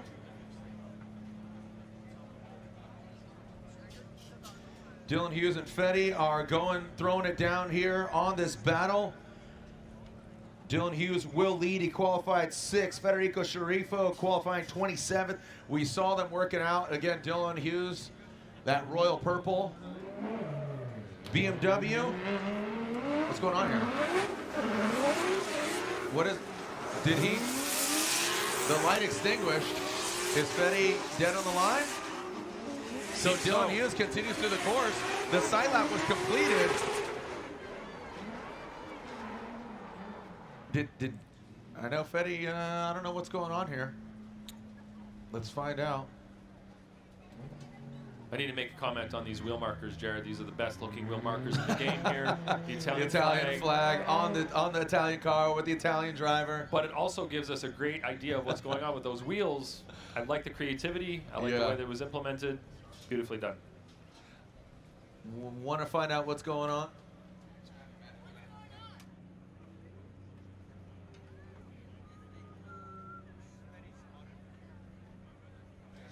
All right, so wondering what's going on with Federico Sharifo.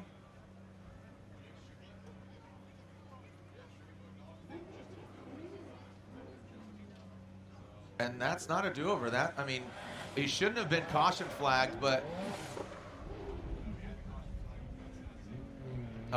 Okay, so just clarification here. He did get the yellow caution flag. Reason being is it's not safe for him to continue on. Fetty didn't leave the line. The light's extinguished. Dylan leads. He leaves. He finishes the run. Guess what? A major advantage the way of the royal purple Falcon Tires BMW. So now Federico Sharifo, as good as those wheel markers look, he needs to get them spinning a little bit better than he did in that chase run. So here we go with that Pennzoil 599 GTV. And here comes Federico Sharifo initiating into the bank. Now Dylan Hughes can't play it too cool. Federico in that single turbo V12 Ferrari now coming slamming down in that first flip. Dylan Hughes, I think, going to play it a little bit cool, dial it back to about a 9, 9.5, because he does have that advantage on wheel markers, like you said, Ryan, really stand out, but unfortunately standing still is not what you want to do.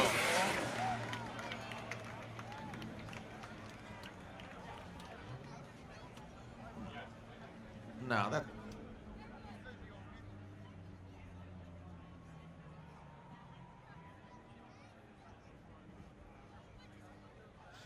All right, so just want to confirm. I mean, Ryan, you're saying that it seemed clean. The lights extinguished. Don't see it in that shot. He actually did lunge. Did I see a slight lunge?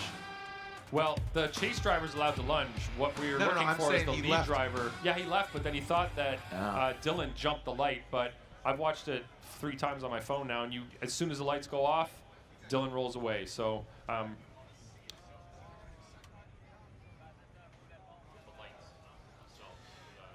After this, we do have one more battle. That's Alec Robbins versus Darren Kelly. I just got a text from a man, Mad Mike, over in New Zealand. He says, bro, this is Darren Kelly's weather. He knows how to navigate this. He's in that twin supercharged V12 Aston Martin. So we'll see how Darren Kelly manages in that new vehicle. But so here we go. This is, we're going to show the Air Force, United States Air Force instant replay. So here's Dylan Hughes, Federico Sharifo. Camera gets affixed. Getting the cars prepped. Now, just to the right of the exit or the track in and out, you'll see the red lights. Once they extinguish, Dylan Hughes will leave right above the Link logo to the right. That's their starting lights. They'll all illuminate once they extinguish. That's when they can leave the line. So watch the replay here. They're both ready. Thumbs up from our starter. 1, 2, 3, 4, 5. Extinguish. Dylan goes. So did Fetty. That's a wrap. And yeah, sorry. Yeah, it's a clean start. Yeah, so score it. And that's going to be Dylan Hughes. Unfortunately, love Fetty. Again, great looking car. Really stoked on the progression of his vehicle from previous years. And now he's back. But the well-dressed man, unfortunately, gets taken out by the dozer, Dylan Hughes. And Lorette Nickel is down with Rad Dan Burkett. Thank you very much. So Rad Dan getting ready for battle with Chris Forsberg, and he's looking for redemption. Yeah, so we did get to drive against Chris, top 8 in Atlanta, and Chris got the win. So now it's my turn, Chris. Well, how are you going to do that, especially in conditions like this? I'm just going to drive the best I can drive, and I want it to happen. I'm sure Chris wants it to happen too, but let's just make it happen, all right? We love it. Best of luck. Thanks so much. And as we watch this sight lap here, you can see that the track is looking really dry, especially on the proper line through the infield. The bank is absolutely dry. You can see a couple of wet spots there in the infield, though. As long as you get on the right line, though, you should be able to carry momentum through there and have traction. But if you get off that line, you're definitely going to get thrown off because of the speed that you're able to accumulate on the dry portions of the track. So you definitely need to stay off the wet portions if you've got the speed built up from the dry. And we have the tail of the tape here between the two drivers. Alec Robbins on the left, Darren Kelly on the right. Alec Robbins in his 350Z, and Darren Kelly, of course, from New Zealand in his Aston Martin that has that. It's the earlier DBS V12 that was naturally aspirated, and they put two superchargers on it. Now, that Aston Martin specifically is the modern Vantage, which never came with a V12. It only came with a V8. There is a V12 coming, but it's a special edition, very limited. So this is the, it's pretty cool to see a V12 in a car that didn't come with one up until now. And it's kind of like a Frankenstein car, and it sounds incredible, and it's just really cool to see. They brought a GT3 car down to Formula Drift. Pretty cool. That's right. Here we go. So Alec Robbins, Facetto, Nissan 350Z, Maxon supercharged, and again, that twin supercharged V12, the heart of the race. Let's see if the pulse is on. Alec Robbins initiates, nasty initiation by Robbins, rides that big bank, and Darren Kelly, he might be his conditions, but he might be out of his element. Oh, doctor! Whoa! Oh, that could have been a lot worse. Ooh. Doesn't look too bad just on that front Alec left. Robbins, but I mean, you never know what happened underneath. If it was a wheel-to-wheel hit, could be some damage there. And since they're coming over to talk to Darren, there may be, but we do tell them in the driver briefing to not move if there's contact so that we can get their car looked at before they do move. So yeah, make sure they don't. Like, props to Darren Kelly for stopping there and letting them have a look. That front right is going the wrong direction on the left, so baby. He can't drive even if he wanted to. Oh man, and this is, you know, as sensational of having a supercar unique vehicle build like this, the conundrum is for the fabricators and builders, it's not like having, you know, Part Shop Max. It's not like having WiseFab. Yeah. These are all one-off parts. Exactly. With, you know, I mean, you look at, you know, Federico Sharifo, we just saw that 599 GTB. Here we are looking at this Aston Martin. So, yeah, let's take a look at this, because this is where you guys are going to deem who's at fault. Yep. Did Alex spin up front? Was Darren too aggressive? On first view, I would say it's Alec Robbins, as he seems to have lost control on the transition here and over-rotated because he was in that wet area on the right side of the track. Darren Kelly was trying to keep proximity there, expecting him to maybe recover from that over-rotation. You can see he's way inside there on that inside clip, which is a very wet portion of the track because nobody else has driven there yet and it's still wet. So right there you see that wheel-to-wheel contact, and then you see Darren Kelly's front right turning in, which it should not be doing in that situation. So definitely some broken parts there. Layout, let's listen to this impact right here. You hear a lot of oohs from the crowd as they made contact.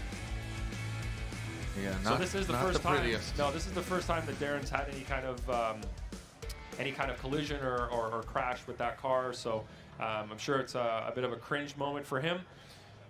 But it looks like it should be a pretty quick and easy fix as long as they have the parts to do so.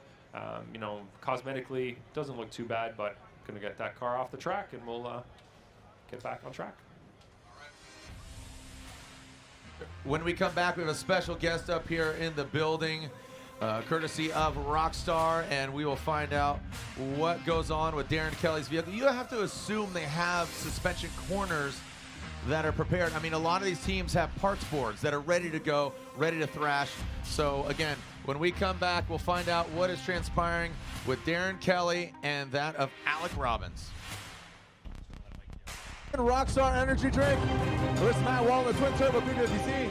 Tanner fast going through the paces. Solid line here. Great angle. Woo! Good initiation from Dye. Did you see that? that fake flip entry, just gangster right there. Good job right there by Osmo, but look at Odie Bocci's diving right in on the attack. Positioning now. Ryan Turk really needs to show up. He went off course. Tightens up to the front flip, as is Freddie. The Norwegian hammer gets sweated by Denofa. And then he just keeps on going past. And Frederick Osmo fills all that outside zone. Michael Neto right there. Look at him roll tide. Here we go. Final outside zone line. Pretty straightforward. Outside zone. Frederick Osmo right there. And now bring around that final flip.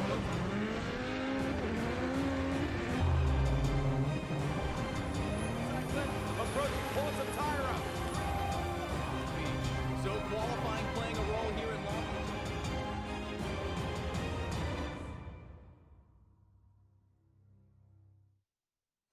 All right, welcome back as we are getting Darren Kelly off track. The heart of racing, Aston Martin and Alec Robbins.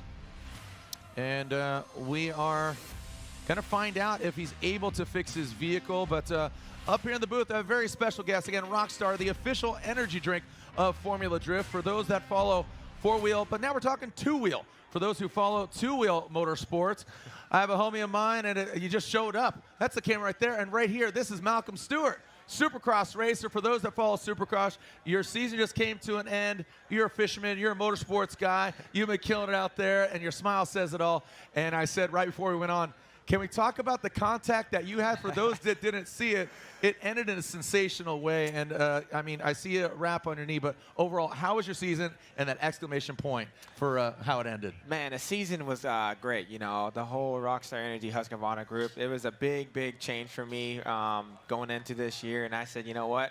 If I want to be in the dogfight, I need to make some big decisions in my life. And Rockstar did a phenomenal job and gave me an opportunity, and you know, we ended up finishing third overall in the season standings in the Supercross. So, but yeah, no, that last round on with at Salt Lake City, I definitely got T-boned there, but and unfortunately it is what it is, you know. But you know, that kind of put me behind a ball game. I injured my knee, so we've been out for 6 to 8 weeks, and hopefully we'll be able to finish up in the motocross season towards the end of the series. But hey, we're here at this drift event, man. This is probably one of the coolest things I've seen in a very long time. I'm not going to lie. I got no skills with drifting like this. I may be a dirt bike rider, but I don't think I can do this, what this is, man. Well, hats off to these guys. The Stewart compound has a lot of room. Let's build a drift track. Let's get you a car, get you some seat time. With age comes a cage, you know what I mean? Like, that's the old motto. Yeah, I got about another 5 years of racing, but you know, I'm here to support the Rockstar, my Rockstar teammates. You know, these guys are doing a phenomenal job, so I'm here to support, do a little bit more support for them, and let's keep going. That's right, and here's one of your Rockstar teammates. That's Ryan Turk in the chase position. He won round 1 in Long Beach. He just had his first baby, him and his lady Stephanie, and his wife Stephanie, Shannon, that's my wife's name. But Ryan Turk, the Rain-X Toyota GR Corolla. He rides moto as well, so I'm stoked. Have you met Ryan yet? Yeah. No, he's an awesome dude. No, he's one of. It's surprised he actually rides fairly well. He's actually not a bad rider. You know? Him and his twin brother. That's what they were doing before they drifted. You know, that's what he was telling me down there. I actually, you know, got to meet him. He's like, listen, you know, this is what I did a little bit before I even started in the drifting world. So it's cool to see like. You know, a little people, like everybody has a little bit of moto side in them. It's something, you know. So I think that's what's cool about this, the whole atmosphere of just doing anything outside in sports. You know, it's cool just to meet new people and walk around, and who knows, you know, maybe, you know, 5 years plus I may be doing this. You never know. And that's what it's all about, is applying the flow and the momentum, and that's what gets you the victory. And you can muscle car, you can be big, but being finesseful with a bike, and that's what you see here, right? I mean, have you ridden in a drift car yet? I have one time, and I don't want to do it again. You don't want to do it, really? You're that guy. You like being in control. I like to be in control, you know. So Yeah, no, it's not me. That's why I was like, you know, maybe, 5 years from now, maybe things will calm down. I may consider, Rockstar is owner of the event. I'm sponsored by Rockstar now, so who knows? I may work a deal. Well, we'll get you in either Turk's car, Osbo's car, and again, Osbo is your defending champion, #1 qualifier. He's still in the hunt. He's going against Jeff Jones in the top 16. But so again, your season, like you say, Supercross, knees hurt, set you back a little bit. Looking to go outdoor, go motocross, and then what else you got cooking, man? I know you're a big fisherman. You got some downtime. I'm a master fisherman, Ooh, definitely. Oh, wow, now. and humble.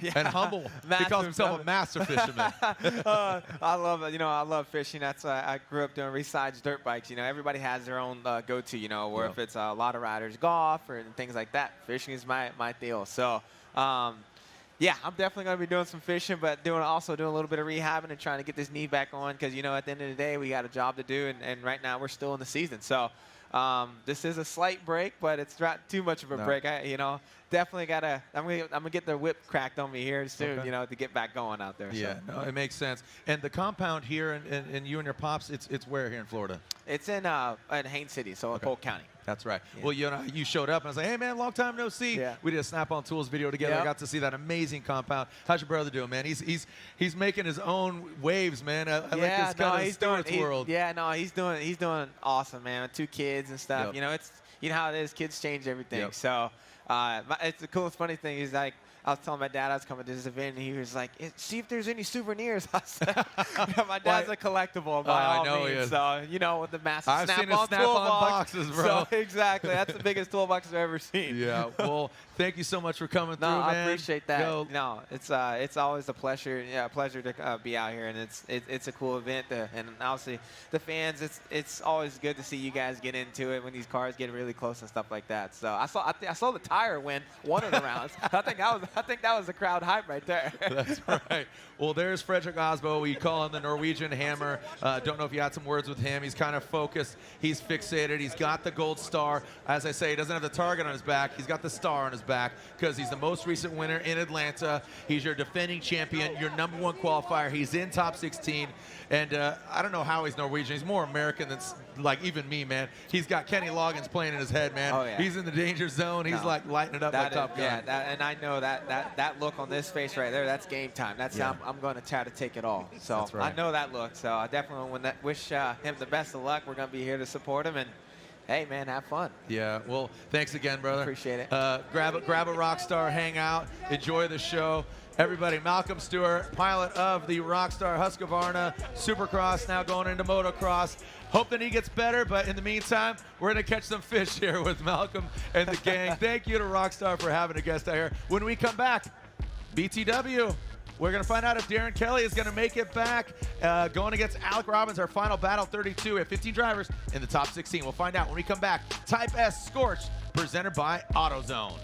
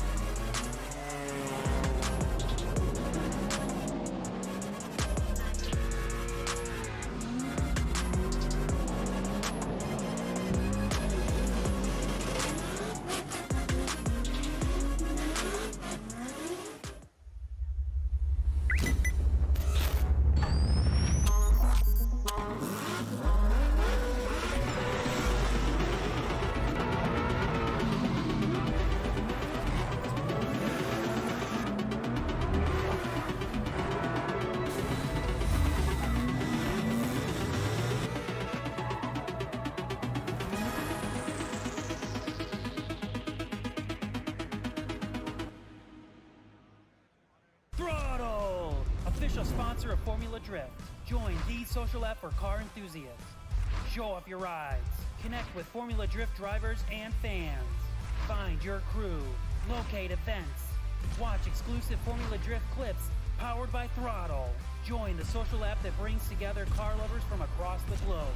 Go full throttle and download the app now.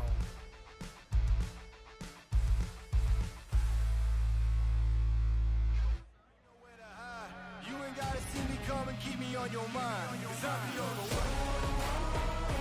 Yeah.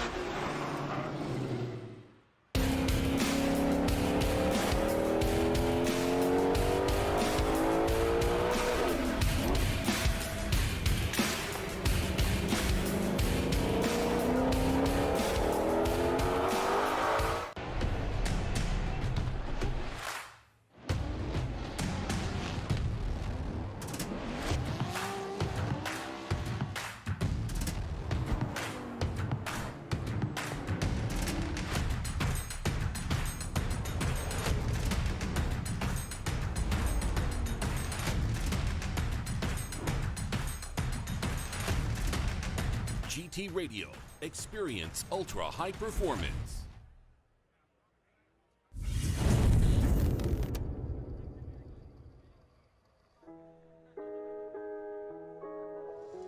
Two JZ, RBs are broken.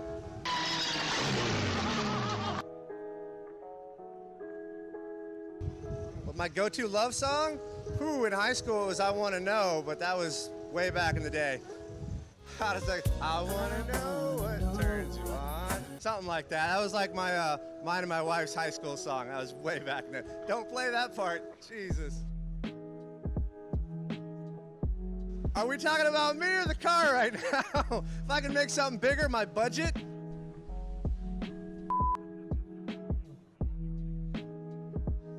Well, if your last name was Off and his first name was Jack, that'd be pretty bad.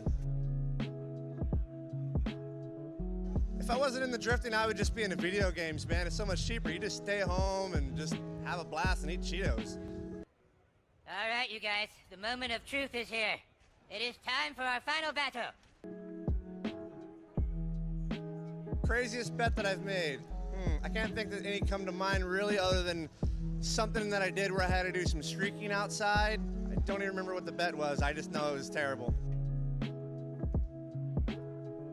I have the worst memory, so I have a huge imagination of things already. I don't know if it'd be better the other way around. I'm about to lose my mind. Ludicrous? Wait, is that even ludicrous? I don't know. I'm sorry. See, I just told you I have a terrible memory.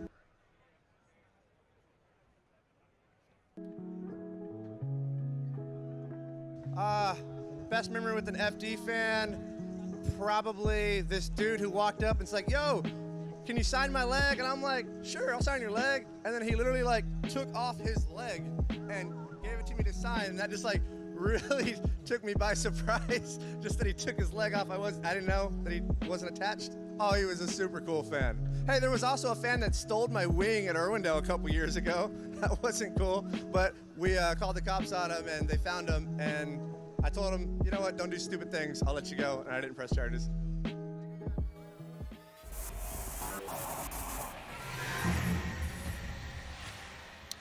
Welcome back. Well, an update on the action. Ryan Lontaine here sitting next to me, and we are finding out that Alec Robbins, Darren Kelly, the contact, Alec Robbins, not able to fix his car. So Darren Kelly has ample time to fix it. Once he gets back out here, he's able to run. Darren Kelly is going to the top 16 as long as the car runs. As long as he gets the car out and leaves the line, basically, for his bye run. Yep. All right, so we're moving on to the top 16, and here comes Frederick Osbo and Jeff Jones. Let's throw it down to Loren Nickel. Loren, what's up? Frederick Osbo is your #1 qualifier, and he said prior to qualifying that he was struggling to find the line.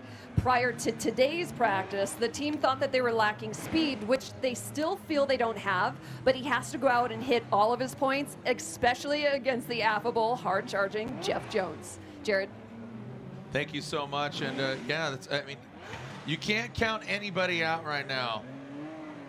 Can't count anybody out. So let's see what unfolds here with the defending champion, Frederick Osbo. Now, they will complete a sight lap. We are informed that they will complete a sight lap just because there's still standing water. I mean, just yeah, their 32 run was But you're totally saying, wet. Are they having a sight lap or no? Yes. Yeah, so their 32 run was totally gotcha, wet. Gotcha. Now it's dry, so. Yeah, they want to test out the patch. That's to my point. I'm informed that, yeah, in their 32, they were absolutely soaked, not a dry spot. Now it's patchy. You're seeing small puddles here.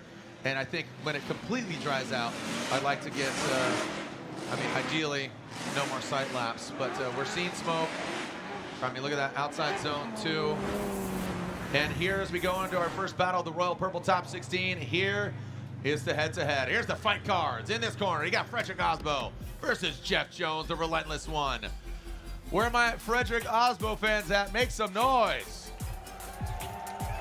Where are my Jeff Jones fans at? Make some noise. Where are my Formula Drift fans at? Make some noise. Can I hear you stomp your feet, Orlando? Let me hear you stomp your feet. Oh Yeah, we're warming up here. We're drying out. Pretty good. Pretty good, that's right. We're drying out, man. I feel like beef jerky. She's kind of catching some rays. The wind's still blowing, and that's good. So 2 things with the wind. It's going to dry out the track quicker, and it's going to clear the smoke out faster. Yes, it is. So that is a key element, and it's very pleasant. The weather is nice right now. So here we go. We are sending cars. Frederick Osmo, the Rockstar Energy Drink. Toyota GR Supra on Ditto tires going against the Evo AutoWorks GT Radial Nissan 370Z and Jeff Jones. Frederick Osmo initiates high on the bank. There he goes. See him tapping them. Look at Jeff go! Like I said, you can't count anybody out. He is the self-sleeper coming down like we called him. Ryan Deane, the relentless one, and he is absolutely delivering just as he falls back. Frederick Osmo, the Type S lights are flashing. It's a disco underneath this car, and the party is on track. That was an exciting run, Jared. Nah.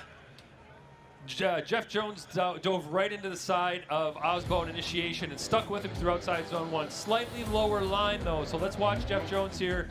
You can see his line a little bit lower, but he did a great job on proximity. Right there, he's a little bit ahead of Osbo, and this is where Jeff Jones makes his error. As he transitions here, he goes a little too far inside, and tries to back his car up around that inside clip a little bit, and when he does that, Osbo's able to pull away. But you can see Jeff is on the same line behind him, maybe about 3 or 4 car lengths back, but he's not making compromises. I was going to use the word cheating. That's not the right word. Yeah. Making a compromise around outside zone 2.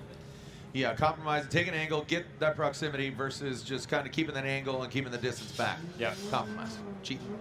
Hold the line. All right, Jeff Jones now on front. So look, oh my gosh, smoke is filling the Coliseum. That is OSW. Jeff Jones with that Scandinavian slick into the zone. Little working his way higher, but Frederick Osbo slams down some sparks being thrown. That gold nose has gotten Osbo in trouble before, but not today. Jeff Jones riding that line. The GT Radial being burnt up.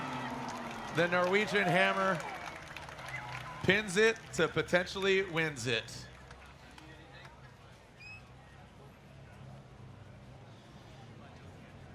So overall, a good run, and Smokey, yes. Yes. That certainly was Smokey. This is what we're looking for. So outside zone 1, I think Jeff Jones was slightly lower than Osbo. Osbo, when he was in his lead, was really high on zone 1, but watch Jeff Jones here as he gets the car to angle. He doesn't quite get up to outside zone 1 to the wall. So he's a little bit lower, tire almost down by those white marks, which isn't ideal in the lead position. That's not where you want to be. On the transition there, you see that Osbo times his transition really well behind Jeff Jones, mimics what he's doing. Osbo doesn't get super close until the very end here, but he's definitely within striking distance the entire time. Great shot there. Thank you to our drone pilot. Man, really good shot. And Jeff, you see him, like you say, working it up. Quick little correction. Looked like he was potentially going to be a little more right than that. And watch Osbo. Yeah, he reeled him in on that last zone. Yeah, just a bit of a magnet, give himself some room. Scores are coming in, verdicts are coming in. The Royal Purple synthetic oil, the official lubricant of Formula Drift, and Frederick Osbo gets the win. A great effort from the Evo AutoWorks Nissan 370Z. He's having some fun. If you couldn't tell from a not so choreographed dance there in the opening ceremonies, but still, I mean, you know, we saw Andy Haitley join him out there. His wife's here in the building. They're selling t-shirts. I'll tell you what, that is just such a cool, fun grassroots program that's doing it for the love of the game, and they're having fun while doing it. If you're not having fun, you're doing it wrong.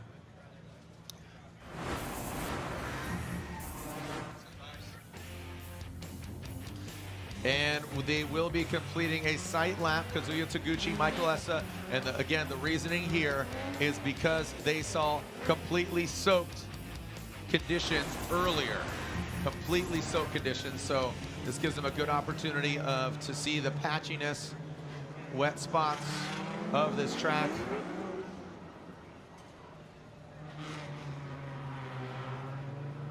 So Kazuya Taguchi out front, ISR Performance. Up Garage, 86, Michael Essa, and the FCP Euro Liqui-Moly, Bilstein, BMW. Like I said, FCP Euro, the summer sale going on right now. If you have a European car, the summer sale is going on till tomorrow. So act now, 20% off. Go to fcpeuro.com, select OE, OEM, and aftermarket parts for sale. fcpeuro.com. The summer sale ends tomorrow, 20% off. Kazuya Taguchi. Trophies will be given out as we advance on. Join us at the podium. So many fans, Orlando. How are we doing? We haven't started a wave yet. Should we get a wave going? We'll find a battle. We'll find a battle that's about to go down. Maybe in the 8. And here we go. Run 1 of Kazuya Taguchi and Michael Essa. Again, that strategy coming into play, Ryan. I mean, I've never seen it being used so, for lack of a better term, aggressively in prior rounds ever. All right, Kazuya Taguchi, no coats in. Taguchi initiates. Look at Essa. Look, just identical initiation. Good angle from Kazuya Taguchi. Look at Taguchi. Blast that inside clip just barely. Past that second inside clip. Kazuya Taguchi puts it right on the line. Pulls off a little bit. Man. Taguchi with that VR-powered 86. That 86 is fast. Ripping. Whew. Yeah. All right, so an initiation here. Taguchi gets the angle nicely. Essa's right there with him. Taguchi's pretty close to that wall. You can see Essa's got a few bobbles in the chase position there, mimicking almost perfectly the angle. Taguchi hits that inside clip, number 1. Good on 2. Essa's right there, but starts to fall back a little bit in the latter half of this run. Taguchi does a great job on outside zone number 2, and Essa's right there, a couple car lengths back, but mimicking the line and the angle pretty well. And here it comes, the second run of Michael Essa and Taguchi. And the lights on, extinguished. Michael Essa can leave. Let's see if we get a clean start, and we do. Oh, nope. No, we don't. Psych. Cone was hit. Way back there on the start. So maybe just stagger up a little bit. It seems like when he left the line, it kicks down because it's on that bank. And we see that. We used to see that at Wall, New Jersey so much. Just really leave the line, and they almost dropped to like 15 degrees below. You almost need to start 15 degrees above to get you going straight. Yeah, it was a tricky one with the steep banking. You could almost not drive away with one of these drift cars without it spinning the tires enough that it dropped it down like that. Fans there on the far side of the track, right there at the start. Not a bad seat in the house here at Orlando Speed World. Again, we've seen all the seasons here. Although we haven't seen a snow, but it's definitely going to rain some smoke. Oh, Taguchi with a late entry. A late initiation from Taguchi with such a strong lead run. Oh, boy. Holy cow. That was close. That could have been a Michael Essa T-bone sandwich. Wow. I wonder what happened to Taguchi on the run-up to initiation. It almost looked like maybe it was another misshift situation. He had to get it in gear, and then he got on throttle and clutch kicked and got it to angle. Yeah. It looked like there was a hesitation from him there. You know, despite the actual lateness, there was a hesitation in the acceleration, it seemed like. So let's watch this replay. So let's watch the run up here.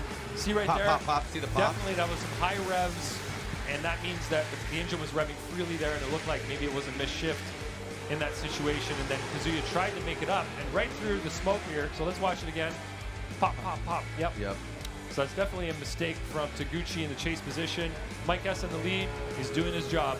High on zone 1, coming by inside clip 1 here, and then watch Taguchi right here go straight, and that was very close, but it'll be an incomplete from Taguchi as he incompleted there, straightened up, and I think that'll be an easy win for Mike Essa due to the error from Taguchi.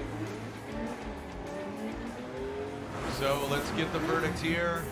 Moving on to the grade 8 is Michael Essa and the FCP Euro Liqui-Moly Bilstein GT Radial BMW. Essa moves on, 2 drivers in the grade 8. Man, 2 champs. Osbo versus Essa. And Lorette Nichols got an update on the ACT Advanced Clutch Technology Track Condition Report. Lorette? Thanks, Jared. Well, with the dropping temps, the tires are wearing quicker because the asphalt on the track and tires, the temperatures are so overheated. So, actually, as the night falls, the track temps cool. Teams will need to find balance as there will be more grip on the track and tires will start lasting a little bit longer. So Ryan Turk said he wouldn't make any changes in that case. Just go out and drive hard. And Daniel Stuckey said he's so excited to drive under the lights and he's ready for the disco party with the underlights, guys. That's good. Stuckey's going disco. All right, so our next battle here, that is Rad Dan Burkett, Rad Industries, Gear Wrench, Mark IV Supra, and Chris Forsberg. And Chris Forsberg, the attitude of that car looks a little soft. You see that? So this is how our top 16 advancing on to the Grade 8, Osbo and Essa are already advancing on right now. You can see Forsberg and Burkett. And as Lorette said, Daniel Stuckey excited to be drifting under the lights, going against Eve Meyer, Genofa Turk, and then so on and so forth. We'll get to those other battles in just a little bit. Forsberg, there are the stats. He says, the highest horsepower all-new Nissan Z in the world. There's only about 5 all-new Nissan Z's. They're all stock. Hey, except for his. Stats are stats, yeah, baby. It's a solid stat. and you know, I had a chance to walk through the vehicle build with him. We had, you know, quite a halftime break, and just really proud. I don't know if you've seen that thing. Big, beautiful CNC intake manifold, CNC, you know, like covers, like it's awesome. The valve covers, it looks great. Here we go. Dan Burkett, who qualified higher than Chris Forsberg, will lead that Rad Industries Gear Wrench, Mark IV Supra, GT Radials. Both these guys on GT Radials. Little stutter step there from Burkett and Forsberg. Swing across the nose from Dan Burkett. And here comes Forsberg talking about that horsepower he's got on deck. Will it show up here, coming down into that first inner clip. Chris Forsberg brings it across its second inside clip. Dan Burkett almost into that crease. So Dan Burkett coming a bit short here. A great run from Dan Burkett out front. Let's take a look at that again. Let's look at that again. Nice initiation from Burkett. Forsberg's right there behind him. Burkett does get into the wall a little bit of a bobble there from him as he rubs that bumper on the wall in the chase position. Watch Forsberg there drop a tire on the inside, but this does make it around that inside clip number 2 without making contact. Burkett just slightly off of that line. Forsberg just a little bit further inside there than Burkett was, but great lead run from Burkett overall. A couple of little bobbles here and there, but Forsberg's going to have to take what Burkett just did and clean it up a little bit. You know, get on the wall, but don't hit it enough that it makes your car lose angle the way that Burkett's did slightly there, and fill outside zone 2 with your tire right in the groove all the way around.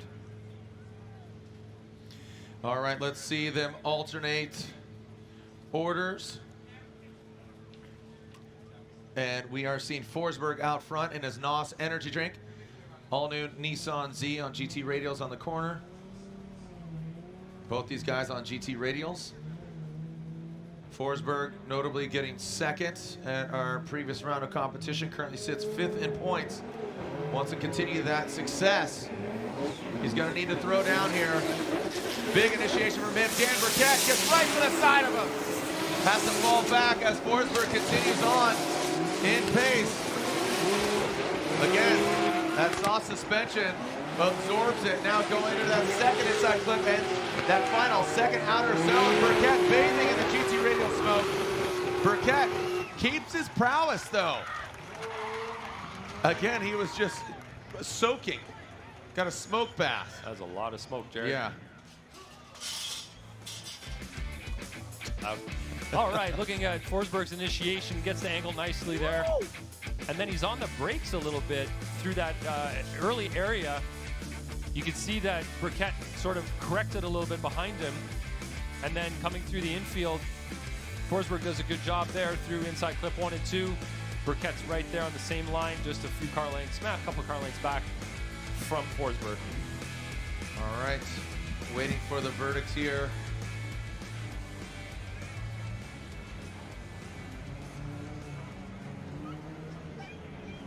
Good. Taking a look over the pit area. Look at that. Paddock filled with so many hopes and dreams and horsepower. Aspirations of greatness here at round 3. The Type S lights are on. And Daniel Stuckey was talking about the Type S lights. And there they are.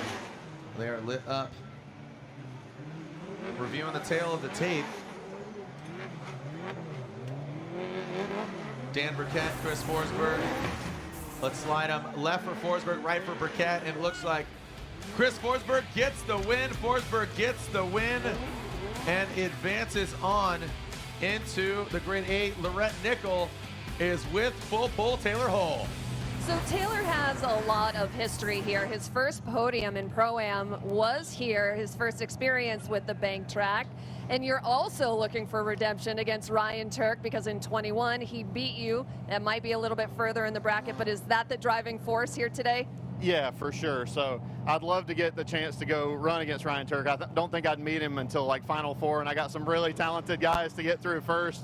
First one being Travis Reeder, and we've battled twice. I won one, he won one, so we got to tip the scales in our favor here on this time. But yeah, to go up and battle Ryan would be amazing in Final Four. We debeated last year and don't want that to happen this year. And everything's working well. Everything's great. I'm just so excited to be here talking to you instead of packing my stuff up in the trailer like we did last round at my home track at Road Atlanta. So thank you very much, and hopefully we'll be seeing you guys at the podium ceremony. Yeah, and if you don't mind, talk to us about the setup of your new car. Yeah, so this is a totally different car. The only thing that's the same is just the same RHS block and LS7 here are all comp cam stuff, and Yellow Speed coilovers are still on it. But other than that, every single thing on this car is all brand new. 2013 Corvette, front trans, first one that ever drove and ran, winter's quick change. Everything is all new, or it was until we started beating it up around these racetracks. But yeah, really loving the car, finally comfortable in it now. I can't use that excuse anymore. Taylor, thanks so much. Jared, Ryan. Thank you so much, Lorette. Our sight lap is completed. Hey, Ryan, real quick, as we look at Stuckey and Meyer, they're on the line. We'll get to it when they go back to the line. After this first run, I want to elaborate more on Burkett and Forsberg because I don't think we got the full explanation there, but it was unanimous going to Forsberg. But hold that thought. Let's not go too far, Jared. I'm going to watch too much other drifting and I'll forget. Okay. No, you won't. You take notes. You got it. Your brain is like a lockbox. Here we go. Daniel Stuckey and Eve Meyer. Eve Meyer qualified 21st. Daniel Stuckey qualified 28th. So Eve Meyer will lead in that Toyota Gazoo Racing Switzerland 86. Nice job by Eve Meyer so far. Oh, and another. Oh man, it came out, and admittedly, Stuckey, he doesn't need to complete. I mean, that was an incomplete. Yeah, that was a huge mistake that was Eve from Meyer. Eve Meyer. So Eve Meyer, I don't know what went wrong going to that second. Going over the jump into inside clip 2, just got out of shape and straightened out. Yeah, it could have been a front end grip issue where the front push. Let's watch the replay and see if we can dissect it. Looking at outside zone 1, Eve did an okay job there. He looked a little low early on, but worked it up. Stuckey is right there with him. Transition right here over the jump. Car straightened up, went fairly straight there, and Stuckey avoided contact with him. So in that situation, it looks like it's being incomplete for Eve Meyer in the lead. Yeah, that is. Oh yeah, okay, we're getting, somebody had a good catch here. It looked like Stuckey straightened in the chase position on his own before Eve Meyer made his mistake. So we'll have to watch that again. Good eye from Chris the judge over here, caught that for us. And now let's watch the second run of this battle. Wow, Eve Meyer really flirting with the back end of Daniel Stuckey's M-Spec vehicle, but Eve Meyer knows he needs to throw down. He's pushing it. Oh, pushes right to the side. Literally and the back. So Stuckey stays in it. Yo, he said he's down to party. Slammed in mosh pit here on that center track. Wow. That was a good hit. Yeah. The taillight's dangling. There's a big dent in the rear quarter. It'll buff out. Man, that was I think Eve knew Eve knew what he needed to do. He needed aggressive line. He straightened out. He might not have known that Stuckey straightened out. He might not have. So looking at what we see right here, coming off the bank, right as they, yeah, he just got a little too aggressive. Transitioned early and drove into the back of Stuckey, it looks like. Parts flying everywhere. A bit of a yard sale in that area. So I do want to watch the first run again to see what happens in that scenario. Yeah, it seemed that Eve impeded on the transition, but yeah, he would have been too close. Daniel couldn't transition, but Eve actually just transitioned before him. Yeah. And just went to the back right corner. So Eve's left front, and here is... Yeah, here's the run again. No, yeah, this is so still this the is the run second again. run, yeah. As they're coming around outside zone number 1, you see Eve Meyer nice and close, but right here he gets a little too close. Makes contact with Stuckey at inside clip number 1.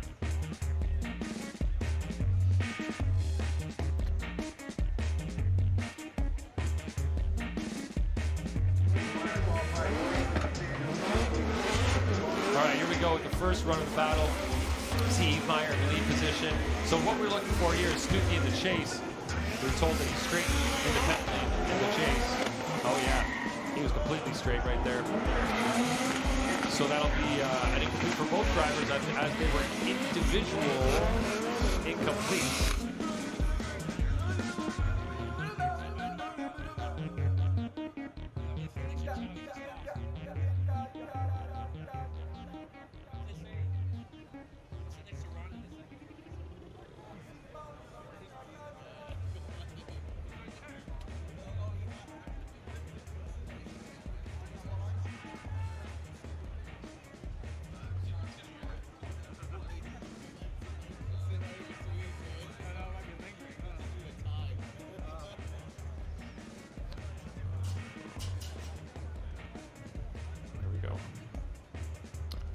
I think Chris is watching the replay over there on the other screen, so should be good to go now.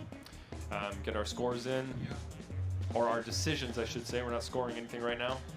Yeah. Decisions. The decisions in, and we will revisit the Forsberg-Burkett battle here in the Royal Purple Top 16. And Daniel Stuckey gets the win. Daniel Stuckey gets the win. Eve Meyer hitting him from the side. So, Ryan Lantain, let's go back and revisit Forsberg and Burkett. What were the standout moments for you? So looking at Forsberg's lead, he did a better job on outside zone 1. Burkett was high on zone 1, but while he was leading, his bumper was hitting the wall, and it was actually disturbing the angle. If you look at it, you see right there as on the left screen as Burkett's leading, but Forsberg is high on the wall with no disturbance to his car as he comes by inside clip 1 there. Good job. And then through outside zone number 2, Burkett is not as deep as Forsberg was on his lead run. So came down to we all felt, I believe, that Forsberg had a cleaner lead, and in the chase run, he was closer and mimicked Dan better in the chase as well. So that's where Chris Forsberg came through. And to reiterate, the Stuckey and Eve Meyer battle that just happened. Stuckey and Meyer both had an incomplete on the first run. So lead and chase position both incompleted independently. We go to the second run, and in that one, Eve Meyer basically drove into the back of Stuckey, and Stuckey was not at fault in that situation, so Eve Meyer will be held accountable for that one, so Stuckey gets the win. All right, here we go back to Darren Kelly and the Heart of Racing Aston Martin. Songs that front bumper. Let's lay out, listen to this twin supercharged V12. He's unsure of what's up at the front end there. Of course, after that hit, wants to make sure that it feels right.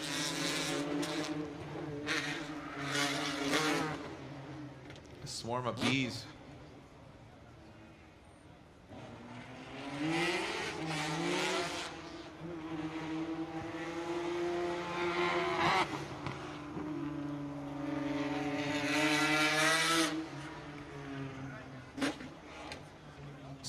Smart approach. That is a very smart approach. And yes, Darren Kelly will advance as Alec Robbins had to retire, was unable to fix his car, and Darren Kelly was given ample amount of time.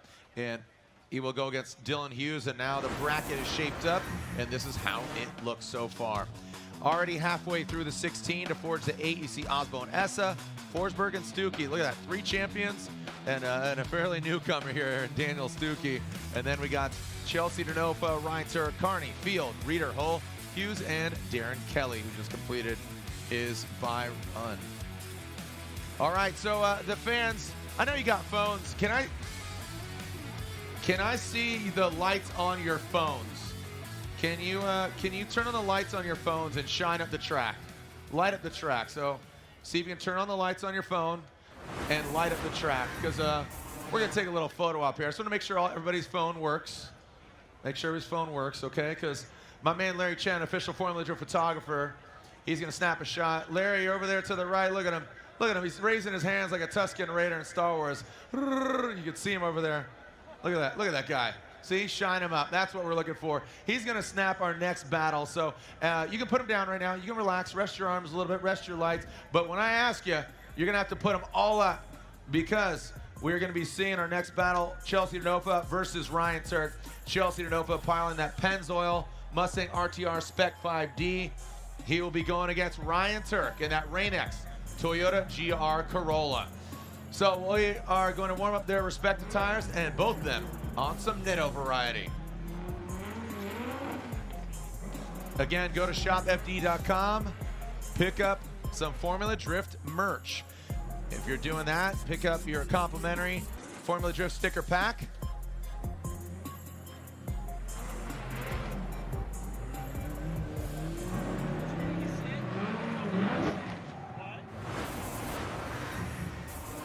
And here we are. Here's our fight card. In this corner, Chelsea Denofa gunning for a championship. Ryan Turk as well, winner in Long Beach. Denofa and Turk. Denofa will lead. Ryan Turk giving chase.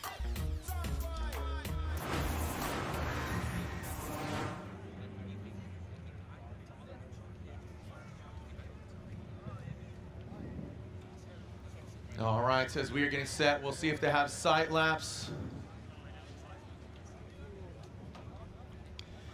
And warming up those Nitto tires. And the nitrous is purged.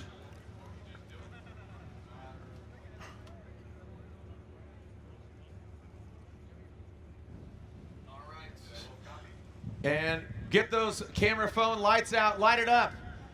Let's go and light up those phones, light up the track, throw up your lights, and let's get those photos going. Here we go with Chelsea Denofa. Ryan Turk, light up the track for Larry Chen. And this battle of Chelsea Denofa, the Pennzoil Mustang RTR Spec 5D, and Ryan Turk in that Rain-X Toyota GR Corolla. Chelsea Denofa behind the bank. Look at Ryan Turk working his way up the bank. And now, get all up in that Nitto tire smoke, slamming down that first inside clip, bouncing off into the second inside clip. Chelsea Denofa pulling away from the Long Beach winner. Chelsea Denofa right in the crease, coming all the way across. Ryan Turk having a hard time keeping with this unwound Mustang RTR Spec 5D. Yeah, Jared, it seems like Ryan Turk got himself positioned in the wrong spot in the infield just before the transition, and it looks like it choked him up and he fell back at that point. But looking at outside zone one, Chelsea's right on the wall. Turk is right on the wall behind him as they come down into the infield. Look at where Ryan Turk is right here. You can see him over-rotate as Chelsea has already started to rotate, and that's where Ryan Turk falls back and is not able to keep proximity with him around outside zone number 2.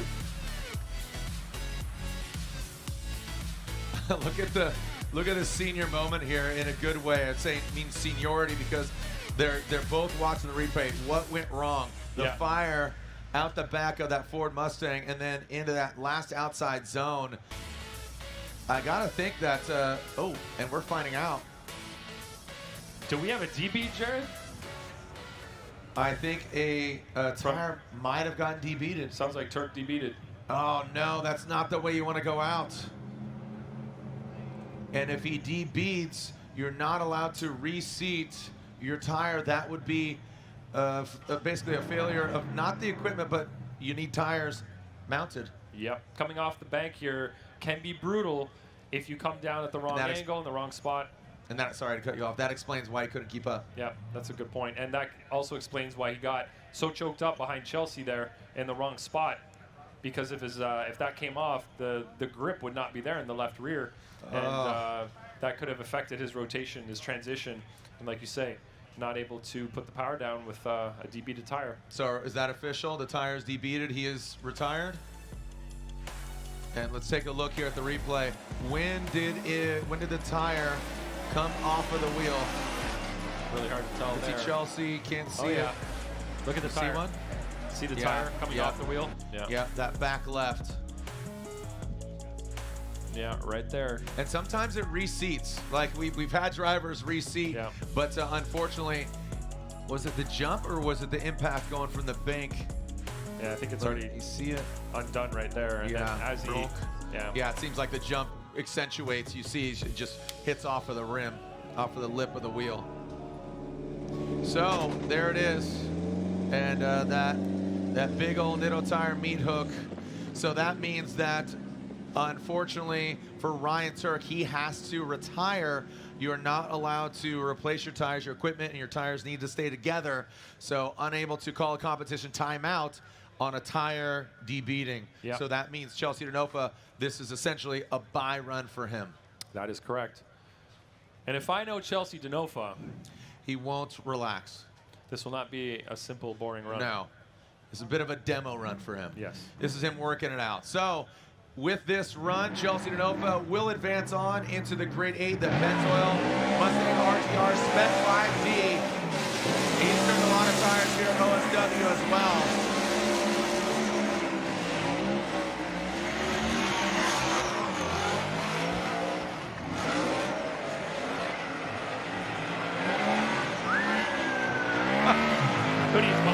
He loses a bumper by himself. That's how much he shaves bumpers off. Well, Chelsea did not disappoint on that bye run. And you called it, Ryan. Absolutely called it. But again, the dude's bumper budget, he just loses a bumper every time, even when he's running by himself. It's just what I'm saying. I think they're stunt bumpers. 3 more battles left, and what an unfortunate turn of events for Ryan Turk. Yeah, I mean, is disappointing for the team, disappointing for him. It's got to be somewhat crushing to lose in that way. He didn't even get to run his second run of battle, and you know, he didn't get to lead. He chased, and then that was it. Get that bird's eye view of that smoky buy/demo run of Chelsea Denofa and his Pennzoil RTR Spec 5D. Oh, he hit that. He hit that the cone indicator of the zone. Yeah, the zone marker. Thank you. Seeing the Type S lights glow underneath our 2 competitors. Type S, the official lighting of Formula Drift. A lot of drifting comp still left. This should be an interesting one, Jared. Deane Carney and Matt Field. They're both sitting there. Oh, man. Oh, they had to get the bumper out of the way. Okay. I was wondering why they were staring at each other about to start. It was a duel. Yeah. It was a duel. Was it jousting, or which one would they do? Yeah, jousting. Like medieval driving times. into each other. Yeah, like on horses. Yeah. With the give me a turkey leg. Give me. All right, let's throw it down to Lorette Nickel, who's with Ryan Turk. Ryan, the disappointment is palpable. Do you know where you debeated? Yeah, we debeated coming off the bank, and it was just a hard hit. You know, pushing a setup on the car, of course, because we know Chelsea is one of the top guys out here with the same tire as us, the same Nitto NT 555 G2. So just pushing the limits, and bit us in the butt. So it sucks. It's a huge disappointment, almost as, you know, like taken out by a mechanical. So just look forward to Jersey. Ryan, thanks, guys. Thank you, Lorette. Yeah, you can just read it. It's unfortunate, but you pay the piper, man. If you're gonna play the game, and like he said, he knew what tire they're on, the 555 G2. Look at these guys. Look at the numbers. Just look at them. Just look at them. Would you look at it? Just I'm look at it. excited about this battle because these two are maniacs. Yeah, and off track. They're very what about fast. on track? Same. Same. This is going to be, I think this is going to be Kids, get your, really, really get exciting. your cameras out. Get your cameras out for this one. Get your cameras out. It's going to be a barn burner. Matt Field, Falcon Tires, Drift Cave, Borla Exhaust, the Forge Stars on the corners, the Heatwave glasses, looking cool, and the Hyper Team, one big sponsor, hyperNT.io. Matt Field initiates, Deane Carney. Let's see it. Look at him. Goes right to the side. That black shadow of a Dodge Viper. A little bit lower on the bank for Deane Carney. Past that inside clip. Deane just barely nudges it over. Past the second inside clip. Shreds it till he deads it. And those Nexon tires keeping up with the Falcons. That Viper was hungry at 8 outside zone, inside clip number 2. Just burning that logo off the side on both sides now. Yeah, Deane got pretty aggressive on inside clip number 2.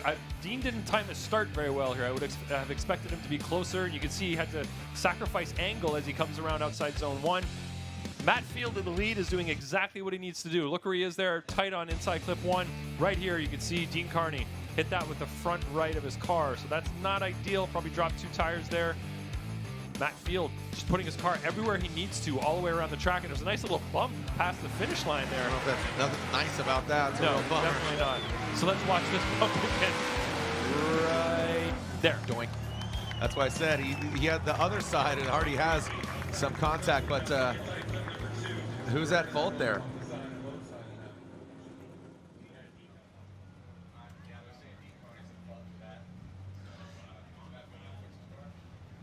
Man, Matt has taken quite a few lashings already this year. If you can recall, back it up.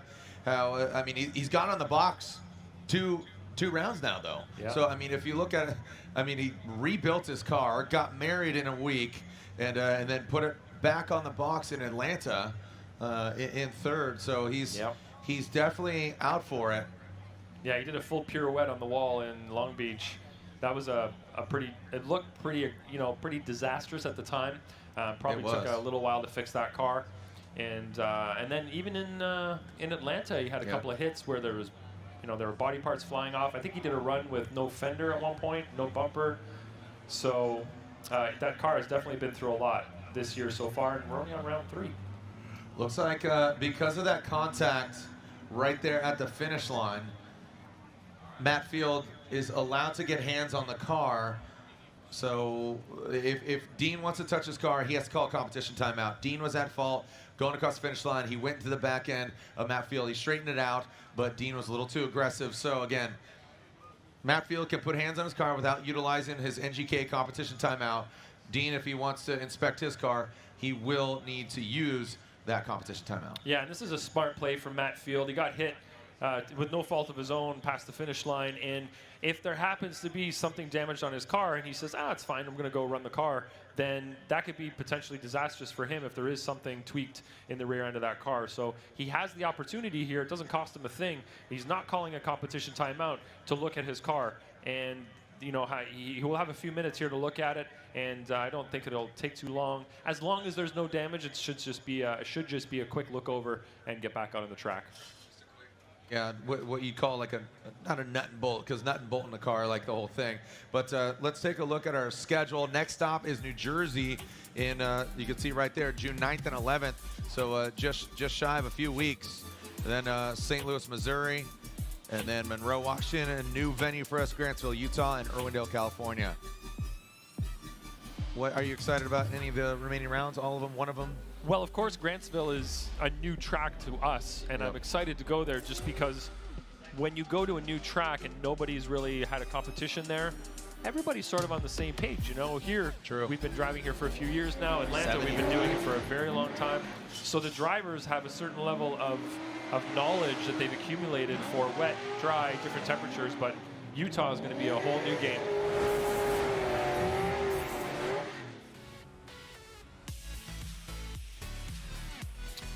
Yeah, and looking at the Deane Carney Matt Field hit, of course, that's not going to have any bearing on the actual judging decision.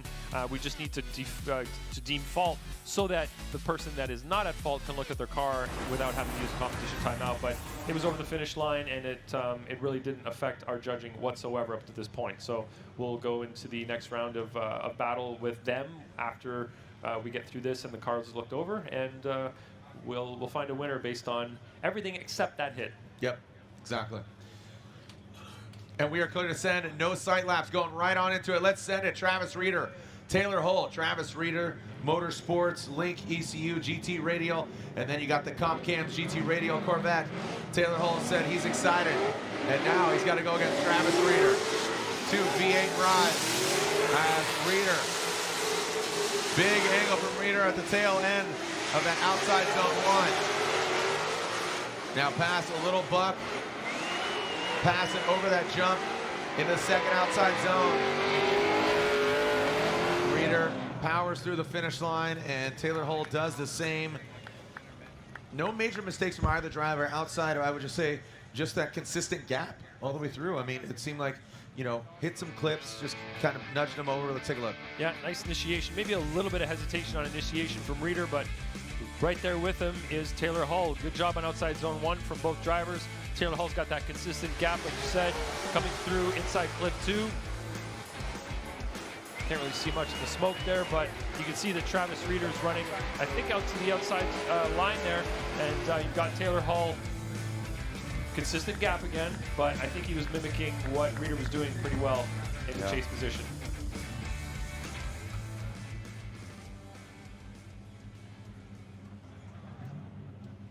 Taylor Hull now leading. Travis Reeder giving chase. Here comes Taylor Hull. And here comes Reeder. And look at Taylor Hull. Oh, Reeder. You see him gaining ground. If they touch tires, it could be disastrous.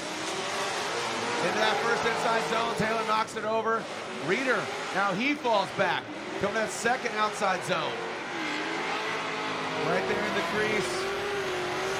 Just barely going over that line was Taylor Hull. These are 2 fast laps, Jared. Yeah, man. Smoky and fast. Yeah, look at his burnout comps.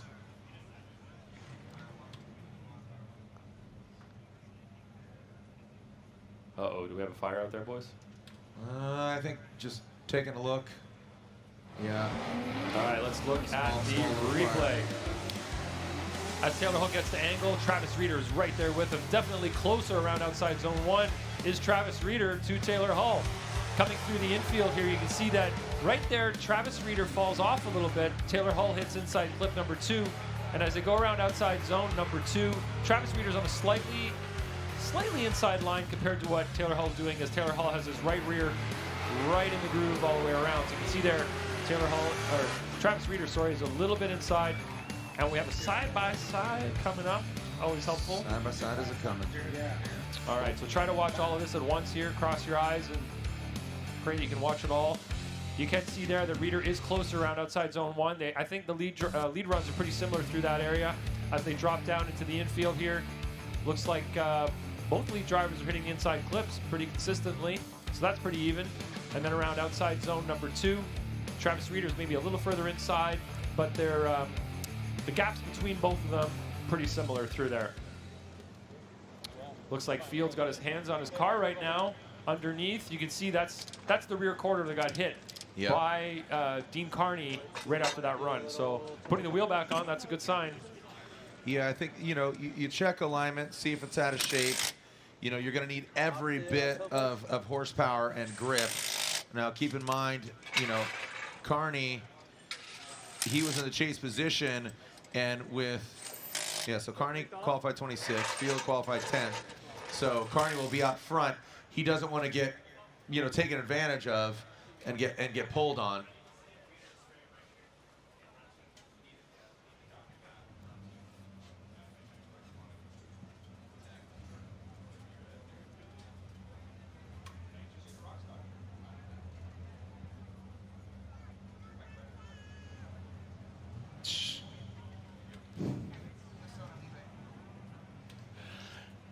And we are waiting the outcome.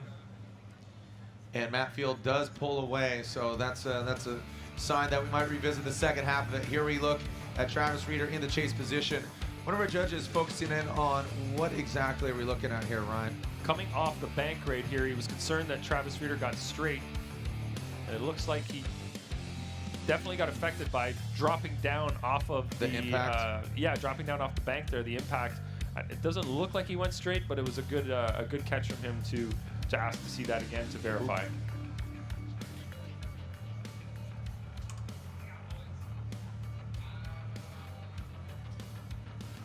All right. So we'll get Reeder or Hull or one more time, and I believe we'll potentially revisit Carney and Field. And here we go, slide him. Oh, nowhere. We're waiting for, there is, here we go. Slide him left for Reader or right for Hull. We get one more time, and Travis Reader gets the win. Travis Reader gets the win. Hey, Yule, Chris.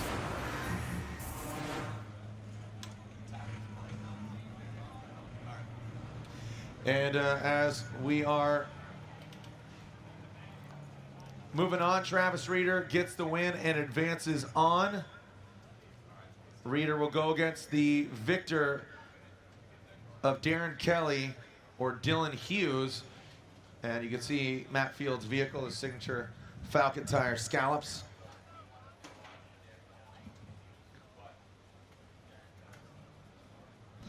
Yeah, Darren Kelly, look at that. So you can see that corner there. So Darren Kelly on his buy run, you saw him not initiate, I think, the smart decision. Yep. Car runs, but is it up to snuff? I mean, look at that car. It seems like he felt something was off, and you could see him trying to cut left and right as he was going straight through the infield section there, really feeling the front end. Was it consistent from one side to another? And he knows that front right is hurt. Even though they replaced the parts, maybe there's something damaged deeper than what they had noticed originally. Anticipated, yeah. Yeah, so they're clearly furiously wrenching on this thing right now. You can tell that they're trying to get ready for their battle, which is coming up pretty soon. They should be next. Yeah, because we've got Carney. Well, Carney and Field are waiting to do the second half of their battle, so they're both there waiting to go. I'm not sure if Darren Kelly's called a competition timeout yet, but you can see that they're. I don't think he hard. needs to just yet, but yeah, we'll see. That is unofficial. You can see the Heart of Racing team. So let's go down to Lorette Nickel and a report on what's going on here in the pits. Lorette, down to you. Hey, thanks, Jared. So Darren Kelly has not called a competition timeout. He doesn't need to yet, but I'm standing with Kevin Wells. What do you have to add? He actually already used his competition timeout to get it fixed the last time because we used a 10 and a 5.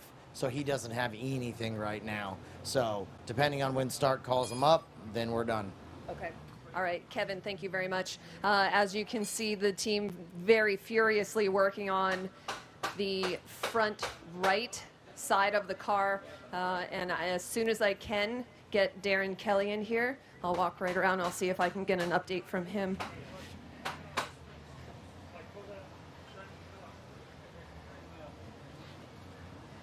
Yeah, it's all hands on deck right now. Hey, Darren, what are you guys working on fixing? So when we made contact, my wheel was facing out. The way the arms are designed is sort of, when we made contact, it sort of pushed the bottom arm right in and came, so we've got very negative caster, pushed the wheel right back. All the toe and everything was miles out. We got it fixed, drivable, broke the rack end as well, so we got that fixed and it would drive, but we sort of, it was a very, very quick fix, and we're just trying to get it to a point where it'd actually be able to not risk putting it in the wall. That's sort of Yeah, and I know you got to get back to work. Darren, thank you. Guys, back to you.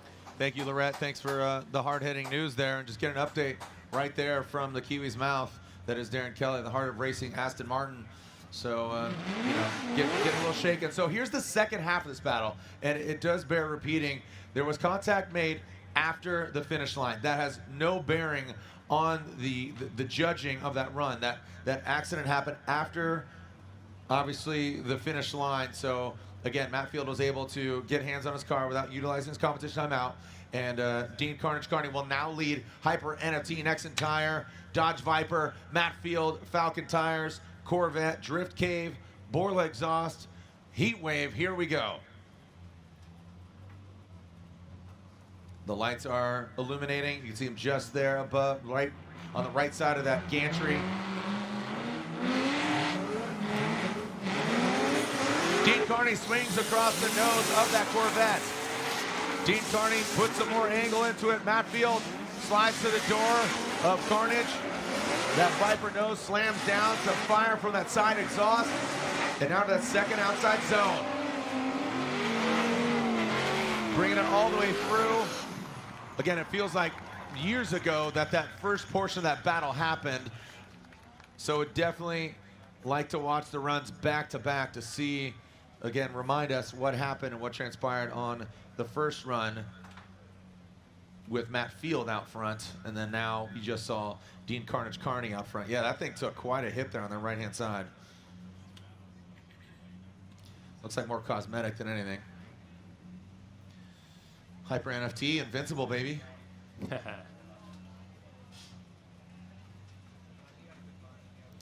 Jacob Grimes, thanks for watching, buddy, out there in Arizona. And here is our side-by-side. All right, cross your eyes and watch the side-by-side. Looks like right away Matt Field is closer on the same line as Deane in the chase. You can see Deane on the left side in the chase position, a little bit lower, but then matches up at inside clip 1. As they transition here, Deane has a correction in the chase position at inside clip 2, hits it with the front right of his car, while Matt Field is a little smoother through there and hits it with the front the front left of his car, so just the corner. You can see Deane Carney had more proximity through outside zone 2 than Matt Field did in his chase run. So it seems like they kind of traded benefits and downfalls in this one. You know, it's a trade-off side to side. So going to be up to us here to figure out who did better and if some of those errors outweighed the others. Matt Field, Deane Carney, awaiting the outcome here. 2 muscle cars. And Darren Kelly, the clock is ticking.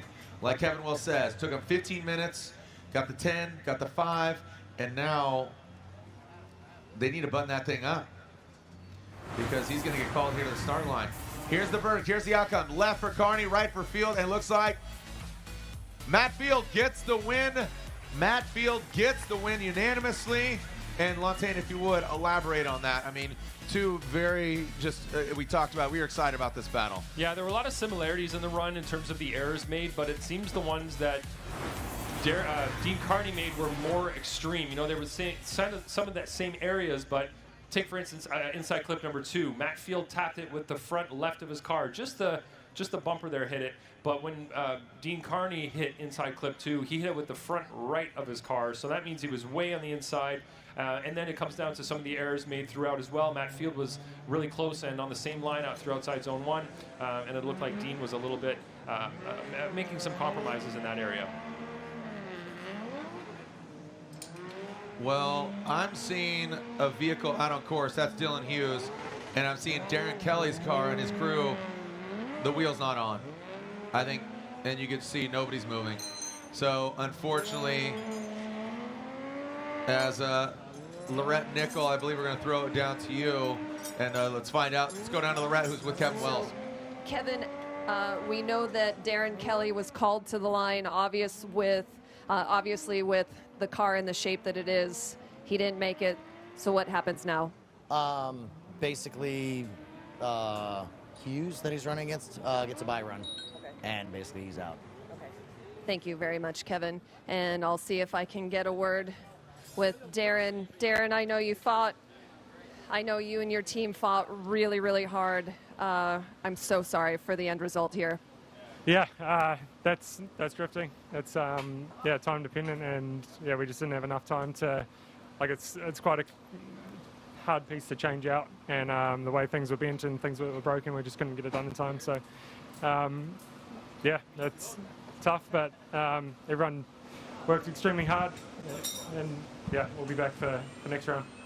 Darren, thank you very much. Guys, back to you. All right, looks like Dylan Hughes is to the start line, and this is his bye run. Thank you, Lorette, and unfortunate for Darren Kelly. We'll see him in New Jersey get the right part. Whoa, as lightning strikes, the royal purple BMW rips through the course. 2J powered.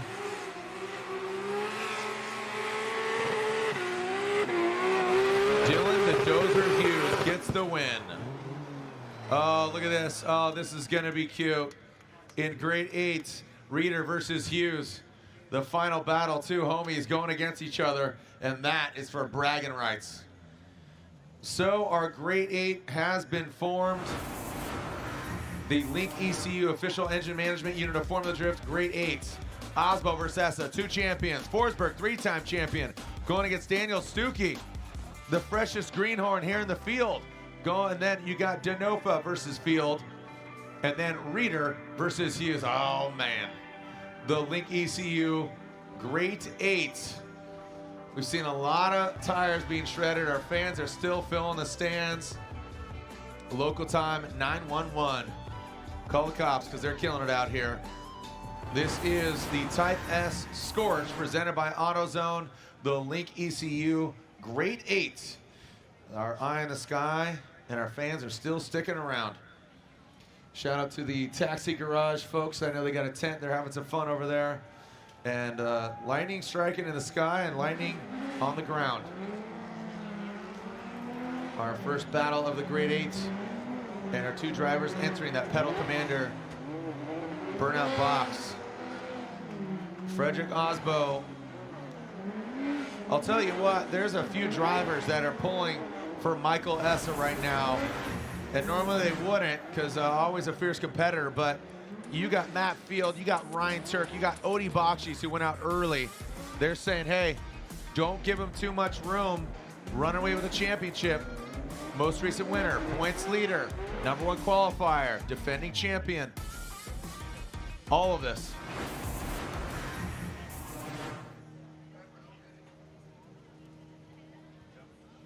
And here we are.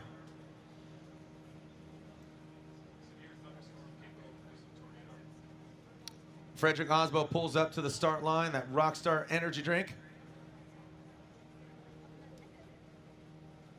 Toyota GR Supra.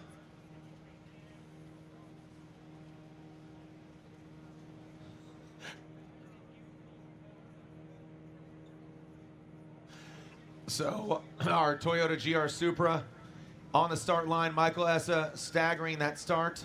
The Type S lights are on. Here's our first battle of the Great 8. 2 champions. Osbo and Essa leaving the start line. Throwing it into that first outside zone. Osbo sticks to the wall. Osbo trying to stick it to the door. Yo, right there. Looks like you saw a little bit of attitude of those front ditto tires from Osbo. Oh! Essa dives in. Second outside zone. Wrapping around that second, but well done. Osbo and Essa. Woo! I am just... Man, I'm not going to have a voice by the end of this thing. When we give out the trophies, I'm going to be smoked. Man, that was awesome. The driving from both of them on this. Watch Osbo's angle as he initiates, and he doesn't waver from that. He just holds it. And then you've got Essa. Look how close he taps him as he's coming down off of outside zone 1. Incredible proximity. Right there, Essa loses a little bit of angle on the transition, but gets right back on it and close to Osbo. Could have been a little bit tighter there through the finish, but not bad at all. That was a lot of fun to watch. None of the inside clips were hit. Yes. None of the cones were hit. None of the cones were sacrificed on that run. Outside zone, inside clips, all of that. That level of initiation and maintaining that angle was incredible to see from Osbo. I thought when he rotated the car, I thought, oh, he's going to have to take some out, but no, he did not. Just maintained it all the way around. So, Michael Essa, your turn. Yeah, exactly, right.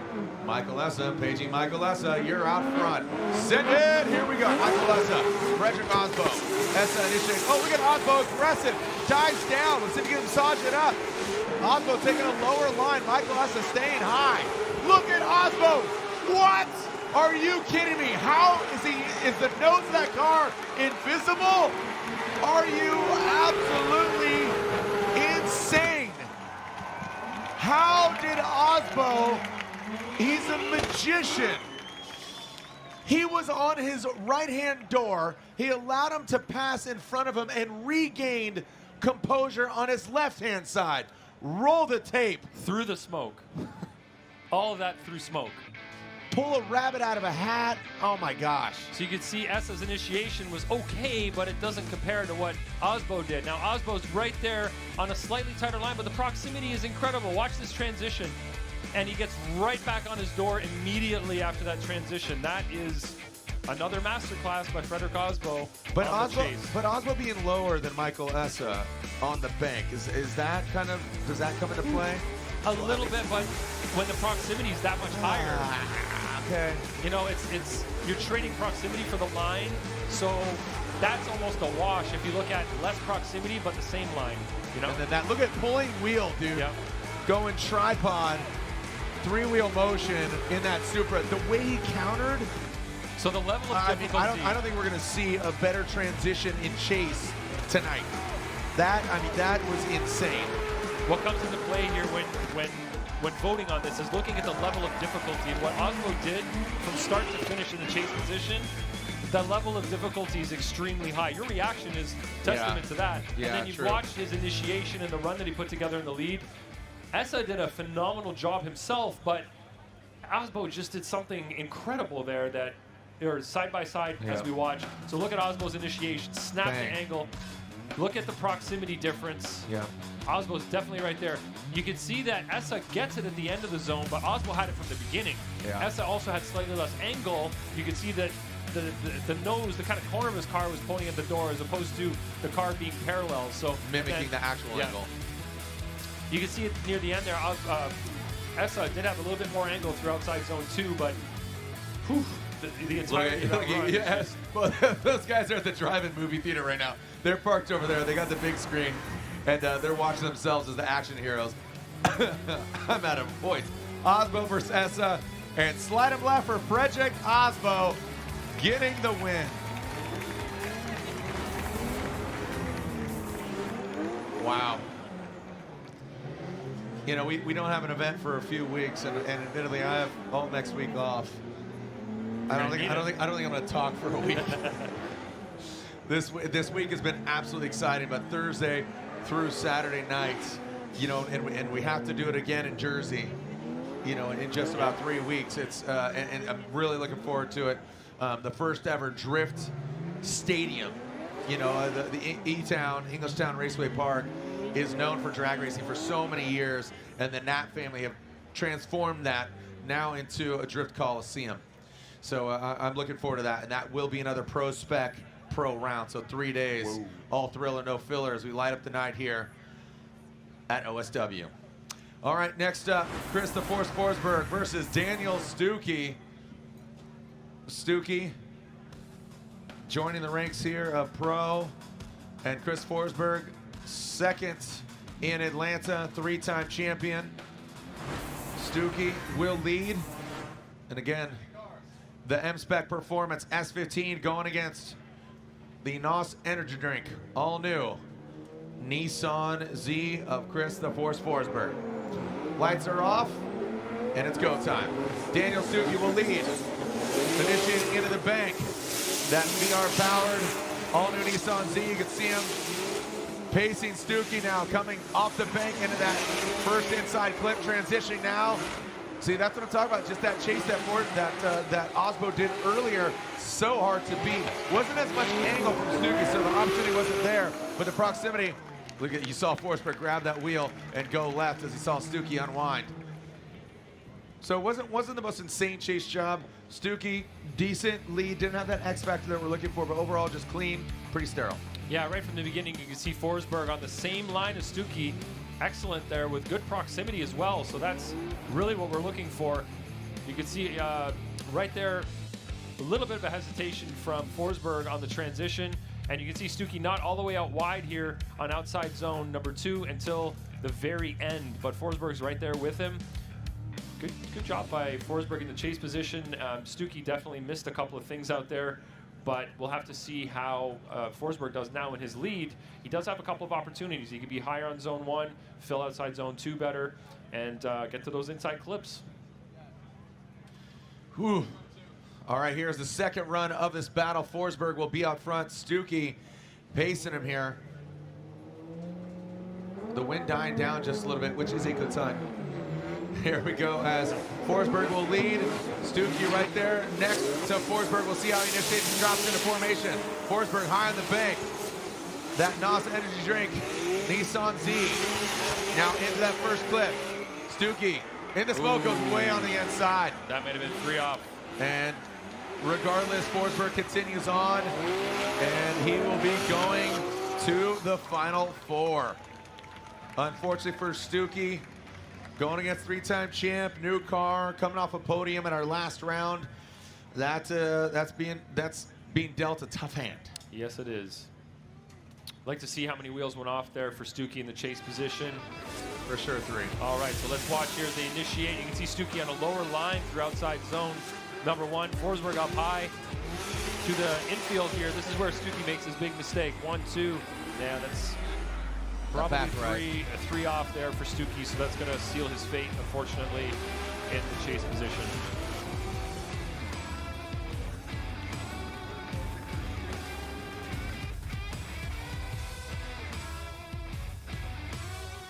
Yeah, it's definitely 3. Actually, the front right, I mean, it was almost 4, pretty much. Yeah, you're right, almost 4 there. It's good to see from the eye in the sky. Yeah, yep, the truth serum, baby. All right, and yeah, we got the Atlanta final rematch in the Final 4. The Type S Final 4, the Type S Touring Products, the official lighting of Formula Drift.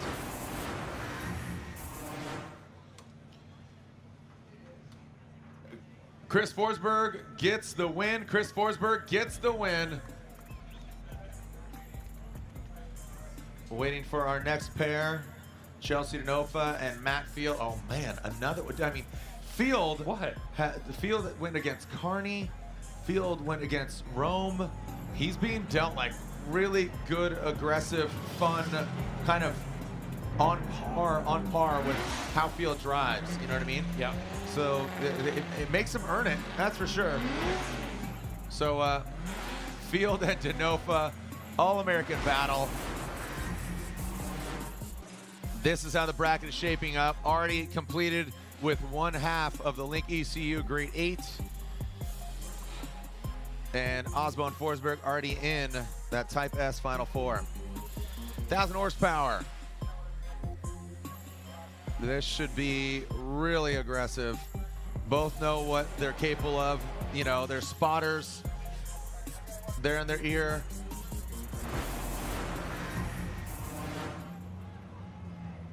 And here is Denofa will lead. Field will give chase.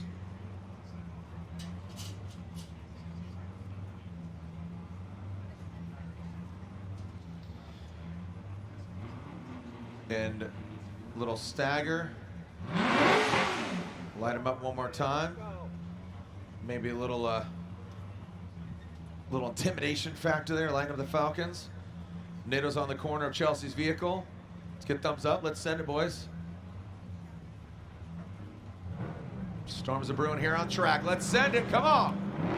Chelsea Denofa, Matt Field. See right here, these guys are chomping at the bit. Denofa initiates Field right there, working it to the wall. From the windows to the wall, to the doors sparking. Look at the angle from Field to the chase, and contact was made. Looks like damage to Chelsea's car in the right rear, maybe. We'll have to get a camera angle on that. it looked like, again, the transition in front of Matt Field. And of course, Matt Field gets contact. Yeah, look at the front left of his car. So again, kind of a transition, what we saw earlier with Yves Meyer. Oh, maybe there is no damage on his car. It looks like he's got bash driving bars. around just fine. I thought it was the rear wheel, but let's watch the replay here and say exactly what happened. Matt Field dives in real quick on Chelsea at initiation, matching the line up high on outside zone 1 as they come into the infield here. It looks like Matt just gets into the back of Chelsea Denofa. Just gets in a little too aggressively. Watch Forsberg. Wow, looks, the car's just completely changed. Transformers. Autobots roll out. How did they change the wraps so quick? All right, here we go. Field dives in real fast. Gets on the same line as Chelsea here. Looking real strong. And then right here, it looks like Field just gets inside.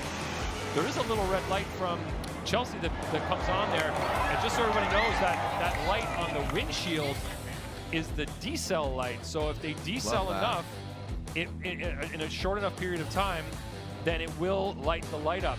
So look at Field right there. So you can see Chelsea.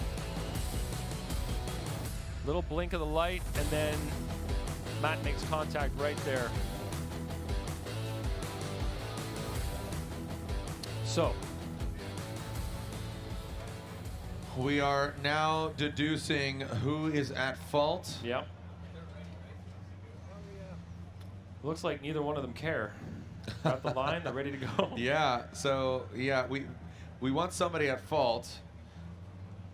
But again, well, judging-wise, we'll all look at it independently, but we have to make a claim of fault in case the drivers want to be able to touch their cars to assess the damage to them, and then that would tell us who gets to use a competition timeout and who doesn't have to use a competition timeout. But if neither one of them wants to look at their car, then it's sort of irrelevant, really. Looks like they're clear to send. There we go. You know what? Again, who's at fault at this point? Regardless. Gladiators. Gladiators, They baby. just want to battle it out. It's melee flesh wound. I'll bite your ankles. Here we go. Matt Field out front. Chelsea to open the chase position. Matt Field, slingshot out of the gate. Matt initiates, sticks it to the wall. Chelsea to open back quite a bit. But this might be strategy-wise. He might know who's at fault. Backs off just a little bit. Now coming into that second inside clip. Matt Field knows. And Chelsea to Nova powers on through. No way! No way!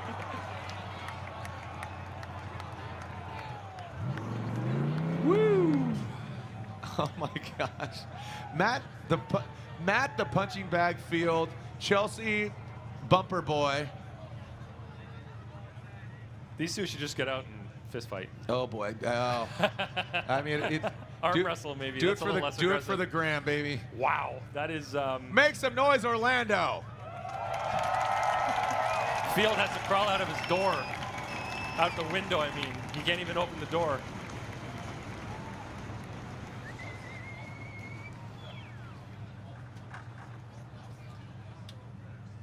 Now, faults will need to be assessed. Matt's pulling his bumper out so he can move the car because he can't open his door.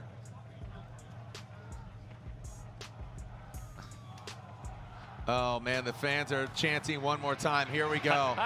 Let's look at it again. All right, on initiation, Matt Field is up nice and high. Maybe a little wall tap there.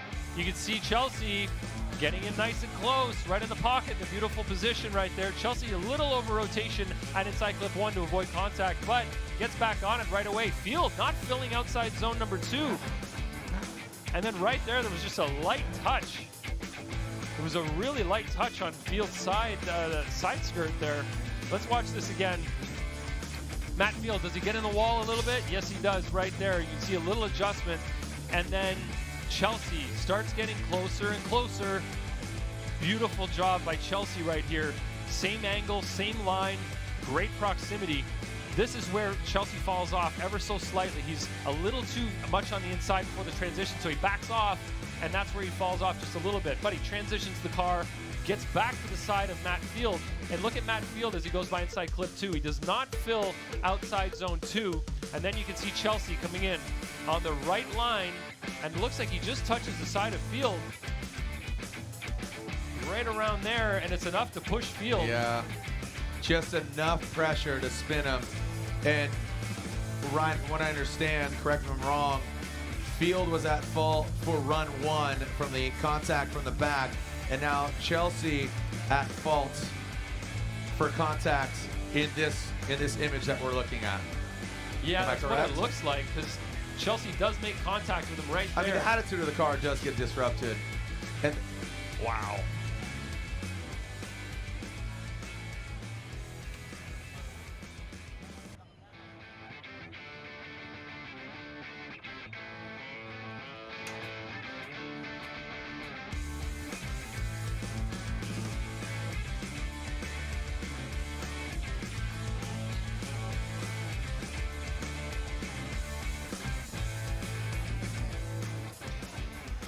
taking a look at what's going on here. Oh, man. Link Engine Management top 8. One more time. What'd you guys say? What do you want to see? One more time. One more time. Yes, they're going at it again. These guys, I mean, they're brawlers. They are brawlers. Boys will be boys. This is exciting. With their big boy toys. Wow. That was good gnarly. That's right, Adam Gervais. Man.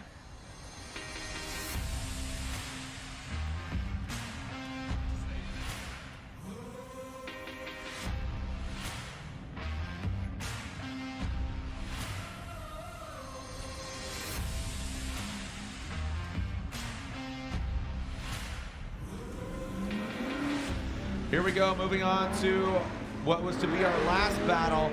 Oh, look at these guys, besties. Oh, they're gonna hold hands while they do tandem. These guys, two great friends off the track.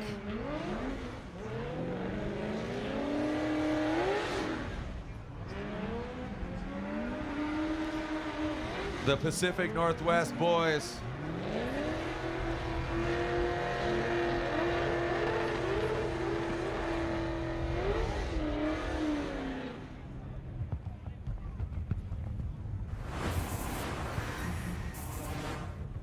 All right, Travis Reeder, Dylan Hughes.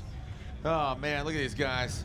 Vancouver, Snoqualmie, Washington, BMW, one's LS, one's 2J. I mean, these guys are practically brothers. Oh no, we're seeing a lot of wind whip through.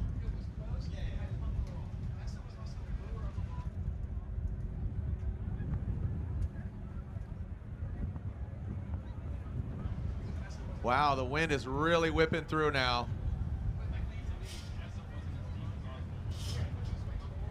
Oh man, signs being blown over.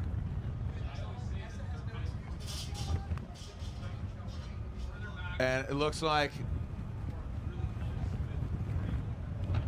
we are getting ready to continue on with this battle. Reeder and Dylan Hughes.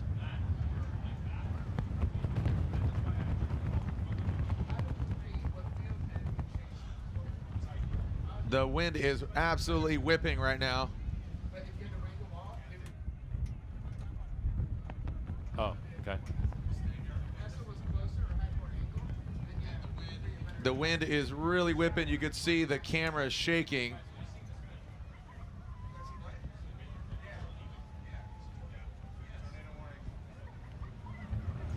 And it looks like we are finding out that, again, we said we saw all seasons, but we didn't see this season coming. The wind absolutely started whipping. You saw the signs being knocked down, the flags. I mean, they are straight stiff. You can see them right there. The camera's shaking. And taking a look. What's the messaging? What's the messaging, guys? I need some sort of messaging. Sage? Messaging.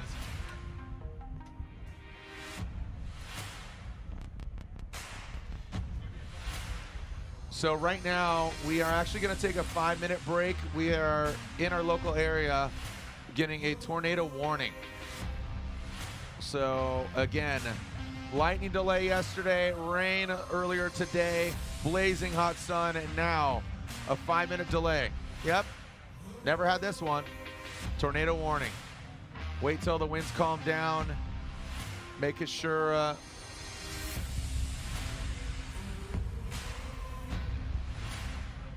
so give us a moment here. We'll take a break. When we come back, we'll find out where we're at to see if we can continue. Again, a first ever. 19 years of Formula Drift competition. Never had a tornado warning. So again, stay tuned. We'll be back. When we come back, we'll find out what's going on here. Type S Scorched, presented by AutoZone. Round 3 of the Formula Drift Championship when we come back. Link is the engine management solution for champions the world over. We know what it takes to win. Pushing boundaries, performing under pressure, and having the best people on your team. Our tech support are performance specialists, available 24 hours and ready to talk one-on-one about your winning formula. Link ECU, the performance, reliability, and power to get to the podium. How does one car going wild in a mall help us tell the GR story? You're right. We need more cars.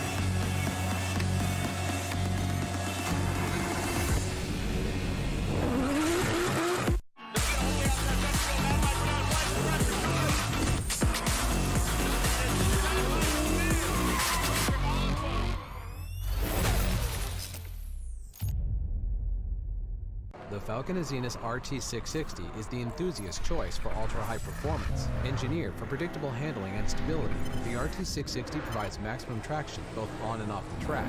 Your competitive edge has arrived with the Falcon Azenis RT660. When I'm flying, I put my helmet on, my visor down, my mask up. You don't know who I am.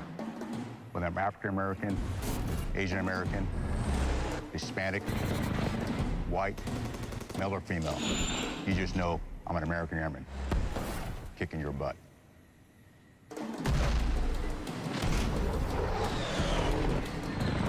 I'm General C.Q. Brown Jr.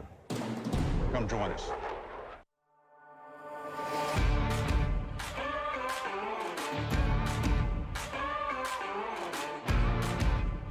When you have a lot of money tied up in your transmission and differential in your car, kind of like I do in this one, this is a must-have.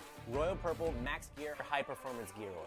Even under severe squeeze film conditions caused by sudden shock, extreme high loads, or low RPMs, Max Gear helps reduce bearing wear.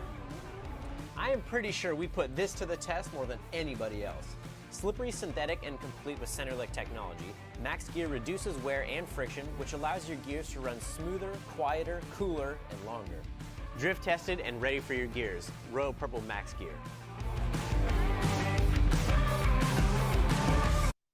Formula Drift is brought to you by BC Racing, the official suspension of Formula Drift. Go for gold. Falcon Tire. Torque Drift, the official blockchain game of Formula Drift. Hey guys, I'm Darren Kelly, driver of the harder racing Aston Martin Vantage. So for this chassis, we're running the 6-litre Aston Martin V12. We bolted 2 superchargers to it, and it's currently making around 700 horsepower. We do have a little bit of engine development to do on it. We've got a bigger engine that's got a stroke crank that's going to be about 6.8 litre. That will be around the 1,000 to 1,100 horsepower mark. So this is just to get us here, get us going. Something that we wanted to do was build a super unique car, and to go with that, a super unique engine. That sounds insane. So I think we've ticked the boxes on those, and yeah, it's an ultimate fun car to drive. Yeah, so we chose this car just for the unique factor. The harder racing team races GT3s and GT4s in circuit racing, and so they had a lot of knowledge on the chassis itself. I've always been someone to build some unique cars, so I was up for the challenge as well. It's turned out better than we thought, and the sound of the engine is something that's really a massive part of it for me. It just, like, we're not even revving it to full RPM at the moment, and it sounds insane. So it's only going to get better, but that's probably the highlight of this car for me, would be the engine.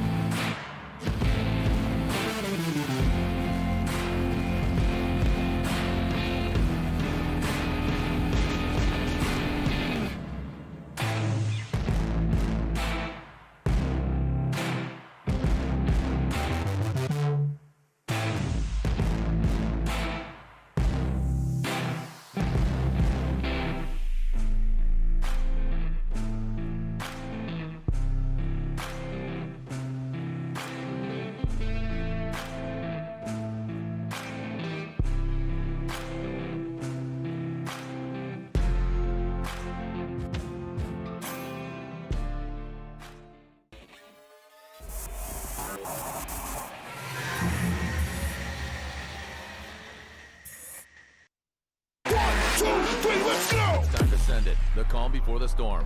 Round 4 of the Formula Drift with the Gauntlet. A sold-out crowd anticipates who's going to win. Let's go. Everybody clap. Everybody clap. Everybody clap. Everybody clap. Go. Left. Right. Left. Right. Left. Right. Left. Right. Left. Right. Left. Right. Left.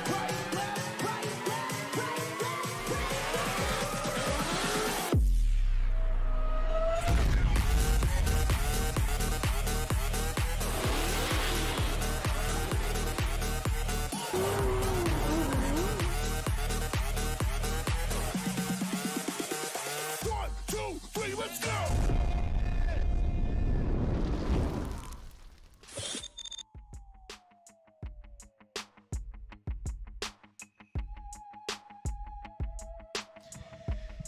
All right, we are still under a bit of a delay here and appreciate your patience both in the building and online.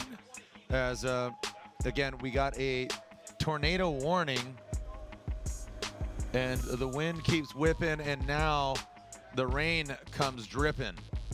So not only the wind, but the rain is now coming sideways. Wacky, wacky OSW, Orlando Speed World, the rain is torrential coming down.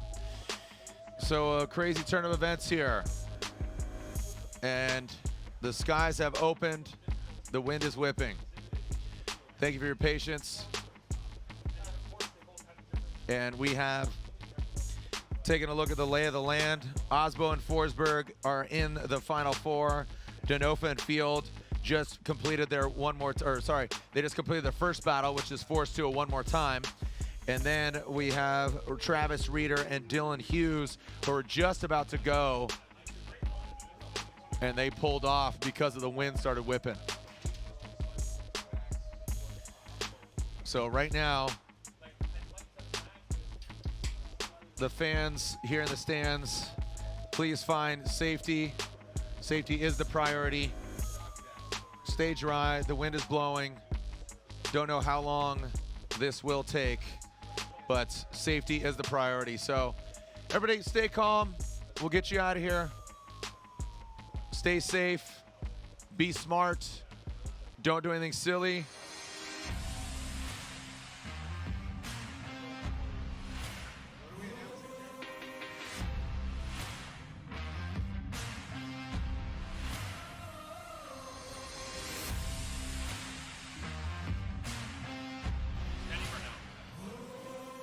So we are seeing Reeder and Dylan Hughes coming on track. And these boys, they were born in this. You know, I was merely adopted to do it. They were born in it. How does it feel? 10,000 souls watching around the globe. This weather has deteriorated very quickly, Jared. No, it's absolutely escalated. Wow. Wow. It's been insane. Really love all the friends giving shout outs. My boy Jeremy Bay, what's going on? Farouk Kawai tuning in. TJ Hunt. We're gonna try to keep moving forward here. I'm gonna listen to some yacht rock because we might see some yachts with all this rain. Are Reeder and Hughes trying to run right now? Looks like it. These are sight laps in sideways rain, tornado warnings, and the wind is blowing, and these two boys from Pacific Northwest are here for it. That's what they're here for. Which Pacific Northwest are they from, Jared? The Pacific Northwest. The Pacific Northwest. I like. Look, there's a Freudian slip. It's okay, it's cool. It's Pacific Northwest. That is Pacific Northwest. And if oh my gosh, we're driving in this right now. Wow. If anybody's going to drive in the wet, it's these two gentlemen. They cut their teeth at Evergreen Speedway, which we have around, the battle in Seattle, and now these boys are throwing down. So, yeah, we are going flags for restart. This is insane. Go ahead.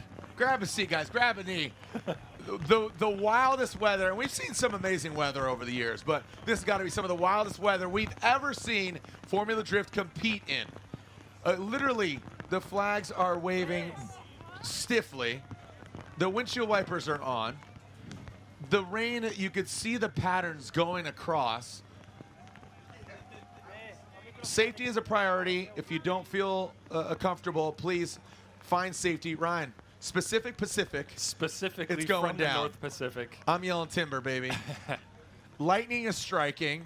Got Ryan Lightning Lantagne next to me. Yep, loving every You minute got of the Brian storm. Thunder Eggert. And you got Chris the Earthquake Yule. We got Lightning. Let's go. Let's send them. If they're down pound. Let's go. Throw down at OSW. These fans are hardcore, Jared. Man. They're out here with their umbrellas. The fans, but I'm sorry. We're trying to go, bro. Everybody's yelling at me. We're the messenger. Send it! Here we go. Travis Reeder, Dylan Hughes. The zaniest battle you've probably ever seen in Formula Drift history. Travis Reeder initiates into the bank. Dylan Hughes goes up into the wall. Pulls them with great angle. No smoke. It's purely mist. Coming up the back end of their vehicles. GT Radio Falcon Tire splash zone is on. They're jumping in like a high dive into that clipping point 2. Now into outside zone 2. Coming in, look at that splash right there in the crease. The water's collecting there. Travis Reeder barely goes over it. Dylan Hughes in the proximity. Make him feel the love. I mean, inside the cockpit, they don't have any windows. Unreal. Unreal. Ryan, what do you say? I want to know how these people are keeping their umbrellas from flipping inside out. Wow. I definitely see a couple that have seen better days, but definitely impressive. Yeah. Ponchos are out, and let's alternate the order. Yes, let's do that, Jared. It's wow, this weather, the conditions, the drivers are, powering through this despite the wind and rain. They're going from dry to wet to patchy, back to wet, after some dry. It's just wild. Yeah, so here we go. Dylan Hughes initiates Travis Reeder right there. Look at these guys. I told you they'd be holding hands. Rain or shine, these guys are down for a good time. Dylan Hughes, Travis Reeder. Now coming into splash zone, boom. Right into that first inside clipping point. Oh, Travis Reeder looks like he keeps that a little too far long. And Dylan Hughes pulls away. Now he goes into the splash crease. Oh, look at Reeder. He comes back, he fights back. Oh, he straightens out. And it looks like, wet or not, Dylan Hughes. Reeder spins. Contact, slip and slides. Lots of contact. I mean, I feel like this is an episode of Wipeout. Balls are going to go flying or something. I mean, I don't know what other obstacles we can throw at them. The floor is lava. Shout out to my boy Rutledge. This is something else. This is something else. Like I said, I thought we saw all the seasons, but with Reeder spinning out, there was contact throughout the track. But let's look at it again here. The first contact was right at initiation, right there, a little bump. Hard to see. Yeah, see the car parts flying off after initiation. Wasn't right there. too affected, to be honest, though. No, they both went for it. Yeah, they did didn't just flop. fine. Just fine. You can see Reeder nice and close, making a few mistakes there on the angle side of things. A little bump right there as well. And that caused Reeder to fall back a little bit. And then Reeder's going to struggle to get up, get that proximity back. You can see right there, he does lose quite a bit of angle. And as he comes in here,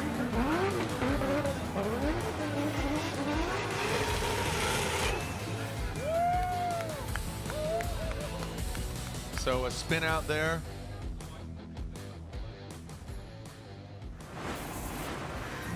And here we go, Link, ECU, top 8. And Dylan Hughes gets the win, the dozer, the wet dozer.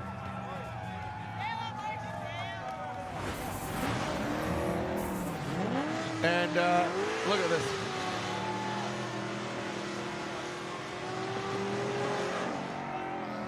All right, so a wet Stang and a vet.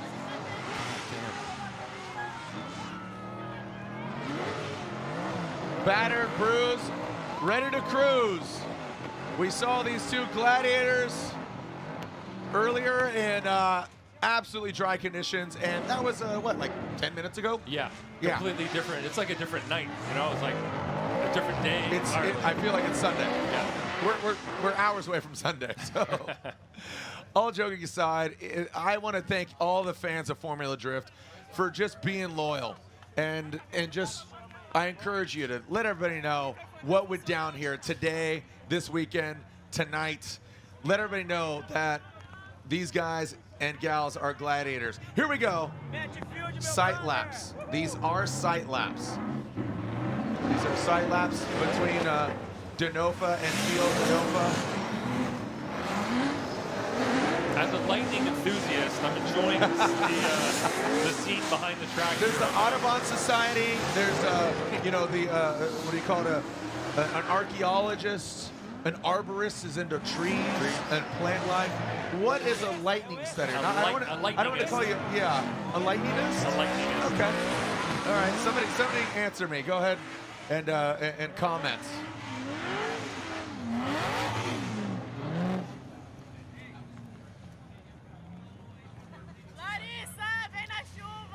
And as the lightning is striking, the cars on track are ready to go at it.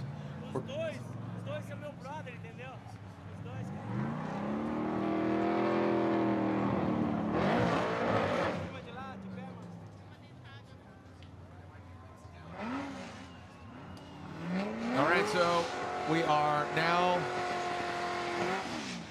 seeing them re-rack. The rain continues, but we saw some wet runs that were very impressive from Pro-Spec last night. And we saw some very impressive runs earlier with Pro. Again, it dried out, and here it is. We thought we were in the clear, but obviously not. So let's see these guys. I mean, here we are. The winner of this goes on to the Final Four to go against Dylan Hughes, and that way we will have our Type S, the official lighting of Formula Drift, and the Type S lights are on underneath Chelsea Denofa, Matt Field. This battle in the Grade 8, who is going against Dylan Hughes? The lights you can see on just to the side. When they extinguish, it's go time. There we go. Chelsea Denofa will lead. Let's not hit any cones to get a good start. Here we go. We got an all-wet run. Denofa and Field. Denofa initiates high on the bank. Field, look at that. I mean, they are just magnetized to each other. Oh, no. Oh, no, and both of them spin. Don't know if there's contact.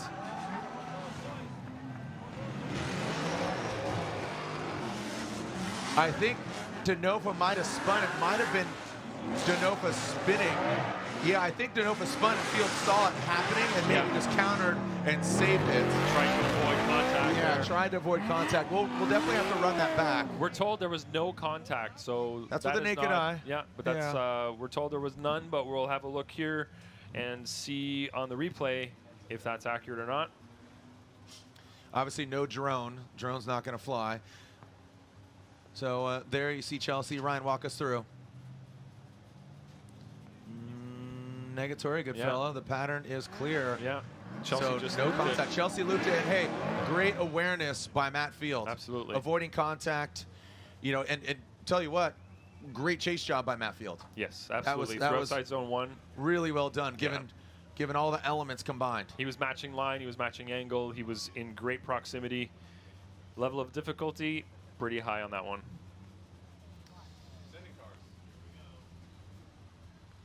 Okay, now let's alternate the order. Look how far back Chelsea is. Matt on the start line. Who's going to the Final Four? Good pace. You saw that? Chelsea running up. Now he knows he needs to be right. Oh, and he impedes. Ryan, that was contact. That was contact. But if they're both going for it. But if they're going for it, they're going for it. Matt Field continues through the course. Now coming down into the splash zone. And there we go. Chelsea loops it. So if Matt Field continues on through the course, Matt Field will be getting the win. And it looks like Matt Field keeps his composure. Even after that contact, it looked like Chelsea got his way. And Matt Field unofficially moving on. Again, Chelsea spun in front of him. He spun out. Contact was made. Chelsea impeded. Matt Field continued. And like you said, if he continued, he continues. Yeah, exactly. So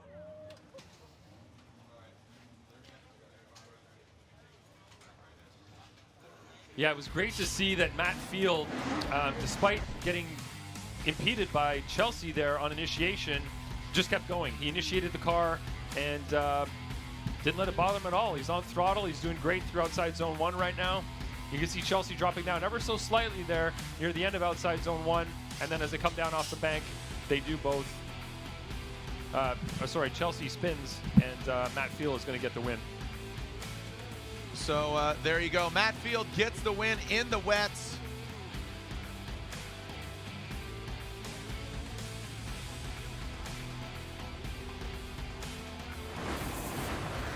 All right, so as we are, our final 4 is set. So after a wet grade 8 of Hughes and Reeder, Hughes advances to Nova Field. There's the bracket. Look at that.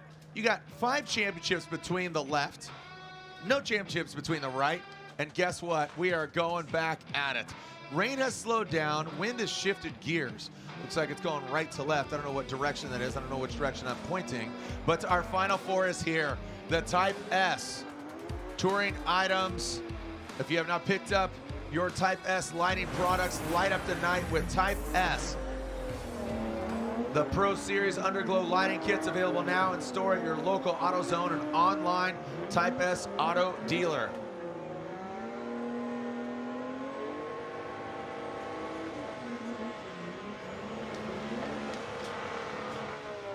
We're getting Chris the Force Forsberg and Frederick Osbo.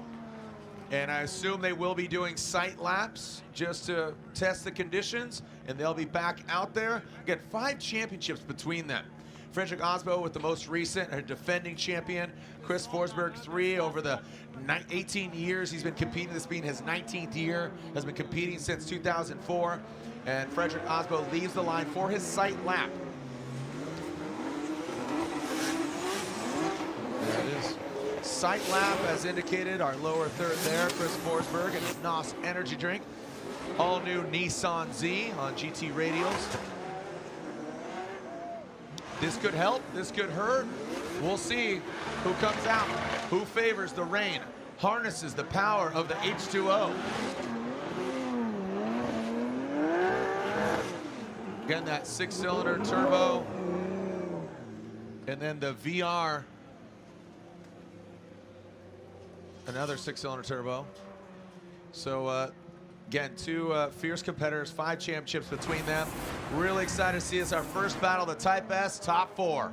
Osbo, Forsberg, Norway versus America. Toyota versus Nissan. Rockstar versus NOS Energy Drink. This was the final battle we saw in Atlanta, and the winner goes to the finals.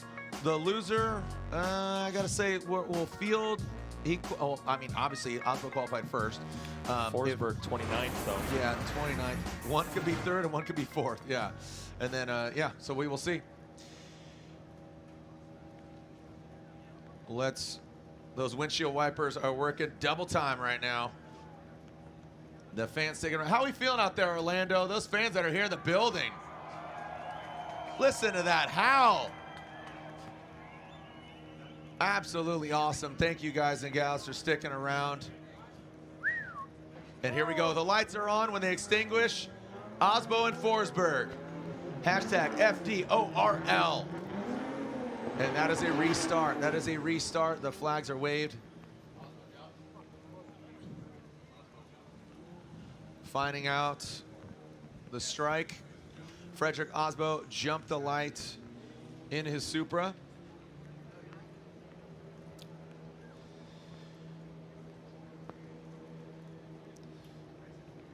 Again, Osbo jumped the light.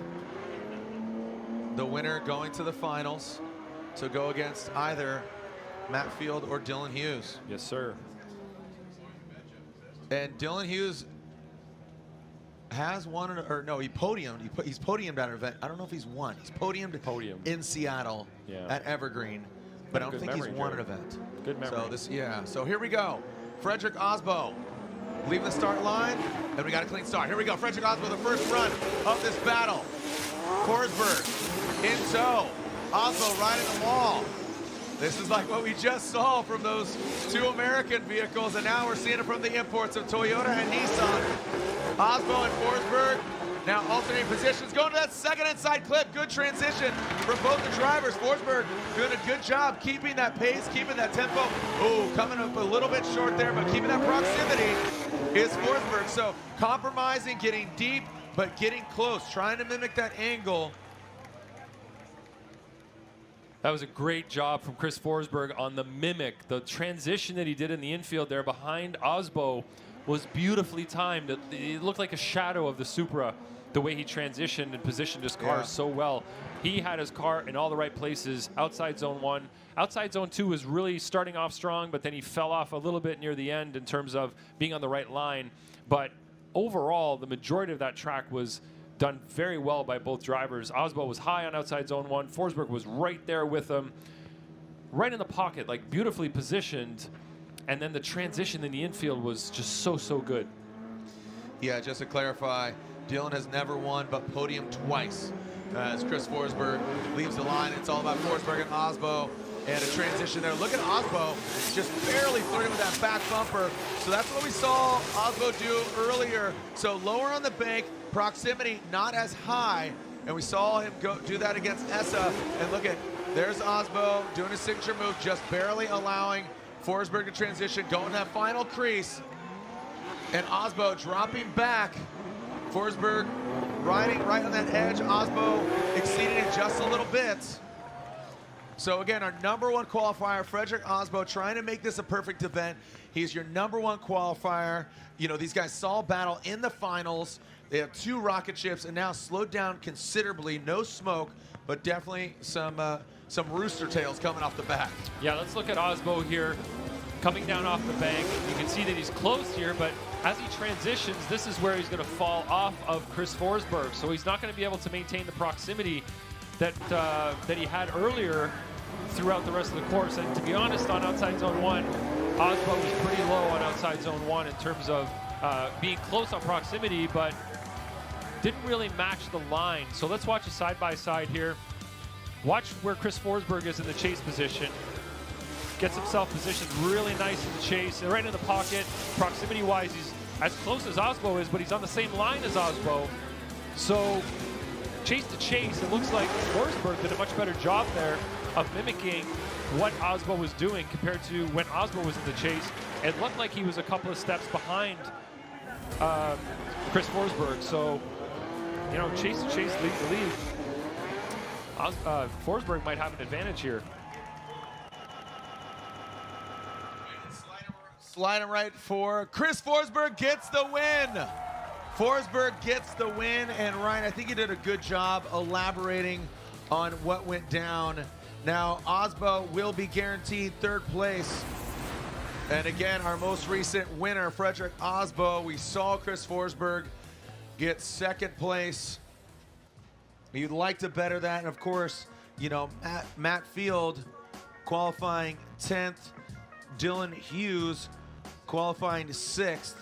So again, if basically it doesn't matter at this point because they're trumped by Frederick Osbo in 3rd place. But Matt Field coming in this round of competition, he's podiumed every round so far. He would be, and again, keep in mind, talk about consistency, Ryan. Chris Forsberg, who's in the finals, has won a championship without winning, getting on the top spot. He was on the podium often in the whole season, but never won an event. Correct. Yeah. So that consistency of being on the podium pretty much every round, right? It was every round? Yeah. I think it's every round, but because I think prior to that, I want to say Vaughn had 5 of 8 or something like that, and I think he might have got 6 or 7. 6 or 7. I think he trumped Vaughn by 1. I can't recall. Okay. We'll pull that stats, and I'm sure somebody will let us know. But we have cars on the other side of the bracket. We are seeing Matt Field and Dylan Hughes. My goodness. Wow, look at that entrance. What an entrance. What an entrance. I don't know if they caught that on the live stream, but that lightning strike was incredible. Yeah. So Dylan, oh boy. Sonic boom. Yeah. As the tires are being warmed up underneath Matt Field and Dylan Hughes, both these guys on Falcon tires. Both these guys are ready to do battle. And from what I understand, you're a ceremoniphile. Ceron is from Greek word, or coronis, meaning thunderbolt, so a coronaphile. A coronaphile is a person who loves lightning and thunder, a lover of thunderstorms. Coronaphile. Yeah, so I might be mispronouncing That'll that. have to be my first tattoo, Jared. Okay, I'll be right there with you. I'll get the same one. All right, so they do have sight laps. Oh, no. What's going on? No sights? No sight laps. They waved it off. Here we go. We're going right for it. No sight laps. Dylan Hughes, Matt Field. Dylan Hughes is leading. Matt Field's giving chase. Dylan Hughes comes out. We're losing bumpers. Dylan Hughes giving a little twitchy. Matt Field jumps to the side of him. We keep on partying, boys. Dylan Hughes, more angle, and Matt Field spins. Dylan Hughes keeps continuing on. And Dylan Hughes is Aquaman. As again, don't know where his trident is, but well done.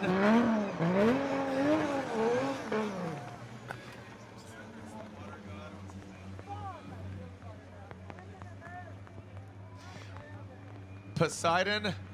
Yeah, so yeah, that was not a sight line. And man, kudos to Dylan Hughes staying in it. Bonk, beat, bonk. He was totally in his right there to not initiate after Field got in his way at initiation. This is something we talked about in the briefing. We said the chase car needs to give the lead car the right of way at initiation, but we've seen it this round, more and more drivers cheating that a little bit. They keep getting next to the lead driver and hoping they don't drop down on initiation and do a flick. But these drivers in the lead are totally allowed to do that. So those chase drivers are impeding on that initiation, and it's 100% Matt Field's fault there, and then he spins out shortly thereafter. So it's what the chase drivers sometimes push a little extra, you know, trying to get that little bit of proximity at initiation, and if they're going to make that move, they have to be ready for the consequences. In this case, Dylan Hughes just initiated and went for it, but Field a little bit later on ended up spinning. You know, potentially unrelated to that little bump at the beginning there, but still, it's on Matt Field for both of those issues. The spin isn't incomplete, so that'll be an advantage for Dylan King Hughes. Neptune. Dylan. If they can ever get that piece of bumper off the back of his car there, we'll be able to move on. I was thinking of King Neptune. That's Neptune. King Neptune here, Dylan Hughes, is one with the water. He's got the trident. And yeah, that's what I was thinking of. Oh my, wow. Okay. That one's That's right close. here. That's right here. Yeah. Okay. That was wild. That was all right. Dylan Hughes, let's get that bumper off, boys. Let's go. Come on now. Yowza. Yeah. People are. People were impressed with that one. I heard a lot of oohs and ahs. Yeah. So again, trying to get Dylan Hughes' bumper off. That royal purple BMW, the 2JZ powered. Did they weld that bumper on there? How's it so hard to get that thing off? Plastic weld? Yeah, I've never heard of it. They do actually have it, but you know what I mean. It's extremely well not attached. metal. Yeah, just rip that thing Do off. you guys Anybody have got snips? I don't know, a knife, some scissors, something? Just cut that thing off of there. Again, continue with the action. Remember, Chris Forsberg is in the finals. The winner of this, which right now it's leaning towards Dylan Hughes. And Matt Field, again, car staying cool. Definitely. Tepid weather. But it looks like it just got pinched in the bash bar or something like that. Trying to find out. And here we go. Somebody running down with some. Of course, Dylan Hughes is sitting in his car wondering what they are doing back there. No, I mean, look, he's got the screen. He's looking at the screen where he can see what's going on behind him. Don't ruin my car, boys. My man, Jeremy Underwood, watching. Our old audio engineer of FD Formula Drift. How we doing? Jer Underwood, great dude. All right, guys, waiting for a bumper to be torn off. Orlando, how we doing out there?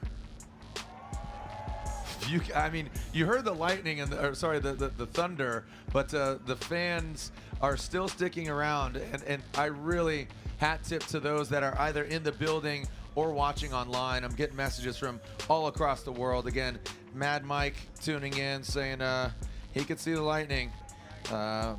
Yeah, and I'm seeing, just so many fans from across the globe. Let us know you're watching. Tag us at Formula D, tag myself. Do you know who's watching, Jared? Who's that? Robbie Nishida. Robbie Nishida. Yeah. That's right, Robbie. He's coming to New Jersey. He's coming to New Jersey. We are going to see him in New Jersey. Everybody's very excited for Robbie's arrival here in New Jersey. Oh my gosh. Next round. Yes, applause. Yes, applause for that bumper. And for Robbie Nishida coming to New Jersey. You should have just called Chelsea. He could have got out for you. Shreds bumpers. All right, pull back up to the line. Who's getting against Chris Forsberg? You know what I'm thinking? I don't think they need to change tires. No, I think get Forsberg in the on-deck circle. Yeah. He's stretching his arms. He's stretching his legs. Forsberg going against either Matt Field or Dylan Hughes. Again, Matt Field spun. Dylan continued through the course. Dylan needs to play it smart here.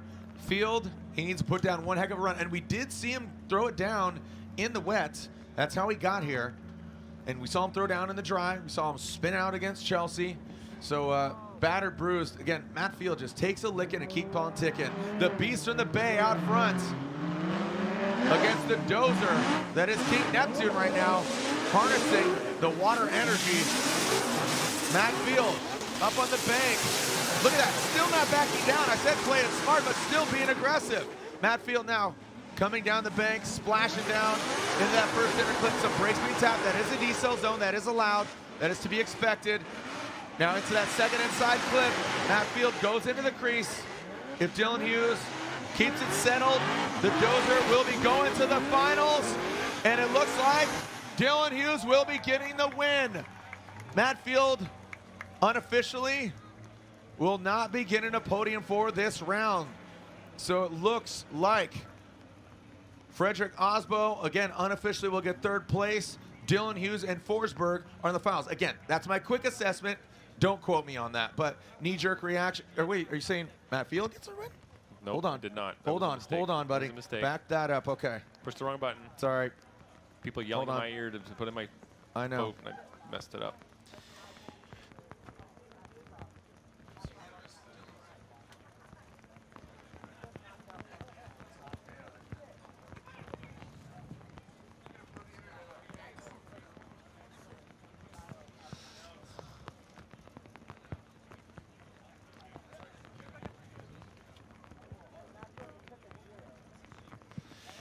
All right, we are tap dancing away. We're singing in the rain, and thank you so much to our staff, hardworking crew, our folks on the start line, our FD staff soaking it up, and there it is. Let's make it official. Dylan the Dozer Hughes gets the win. Dylan Hughes gets the win, and I just did. I said thank you so much to our cameramen, our crew, our staff, all of the crew out here, cameramen on scissor lifts, and the whole staff sticking around. I just can't thank everybody enough for the hard work and the weather that everybody's enduring. It's been electric here. Let's go down to Lorette Nickel, who is with Chris Forsberg, who's going to the finals. Well, Chris Forsberg is going to face Dylan Hughes, and the rain, the thunder, the lightning. This is mental. And you are about to face your good friend, and you told me you have some rain experience. So how does that factor going into this event? So yeah, we don't really ever test in the rain. Like, this is when we get our rain practice, is at Formula Drift. And so yeah, we do like a couple small changes to the car to help it with like a rain setup.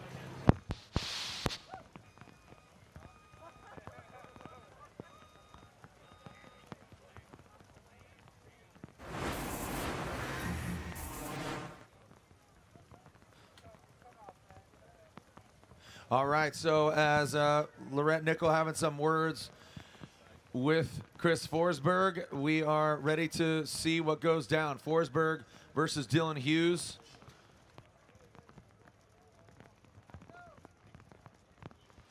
And you could see it, the finals are set. Forsberg and Hughes, and he talked about good friends, homies, working together, and again, shared a shop a couple years ago, and now here we are. That Type S lights are on. This is Type S Scorched, presented by AutoZone. The Type S Touring products, the official lighting product of Formula Drift. If you haven't picked up yours, pick up your Pro kits at your local AutoZone or AutoZone.com. And you can see that all-new Nissan Z there. Right here. We just did an interview. Me and it'll be right out. And we will see who comes out on top, who's getting the win. Forsberg and Hughes pulling up to that start line in just moments. Getting some fresh GT radials and some Falcon tires. I'm telling you, Dylan's the guy to beat. He has so much experience in the wet.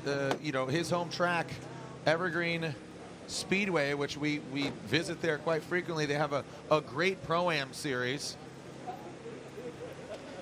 And they have curated a lot of talent over the years. So definitely eager to see how Dylan Hughes fares.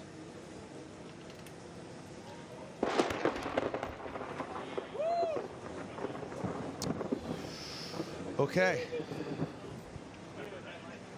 And I assume it looks like Forsberg getting behind the wheel of his car, strapping on his helmet, and so we were talking about Dylan getting. I don't think he needs fresh rubber, but obviously I think it's the smartest thing to do for him if you have that opportunity, which he does, and also gather your thoughts. But one of the craziest finals we've ever been part of, Ryan. Yes. Glad I can announce it with you, buddy. Yeah. I mean, straight up, pretty wild. Pretty wild. I'm gonna hand that down there to him whenever he's ready. Brian, Chris, Ryan, there's what you need. That's some medicine for the kids. No, that's not a good thing. It's not a good thing.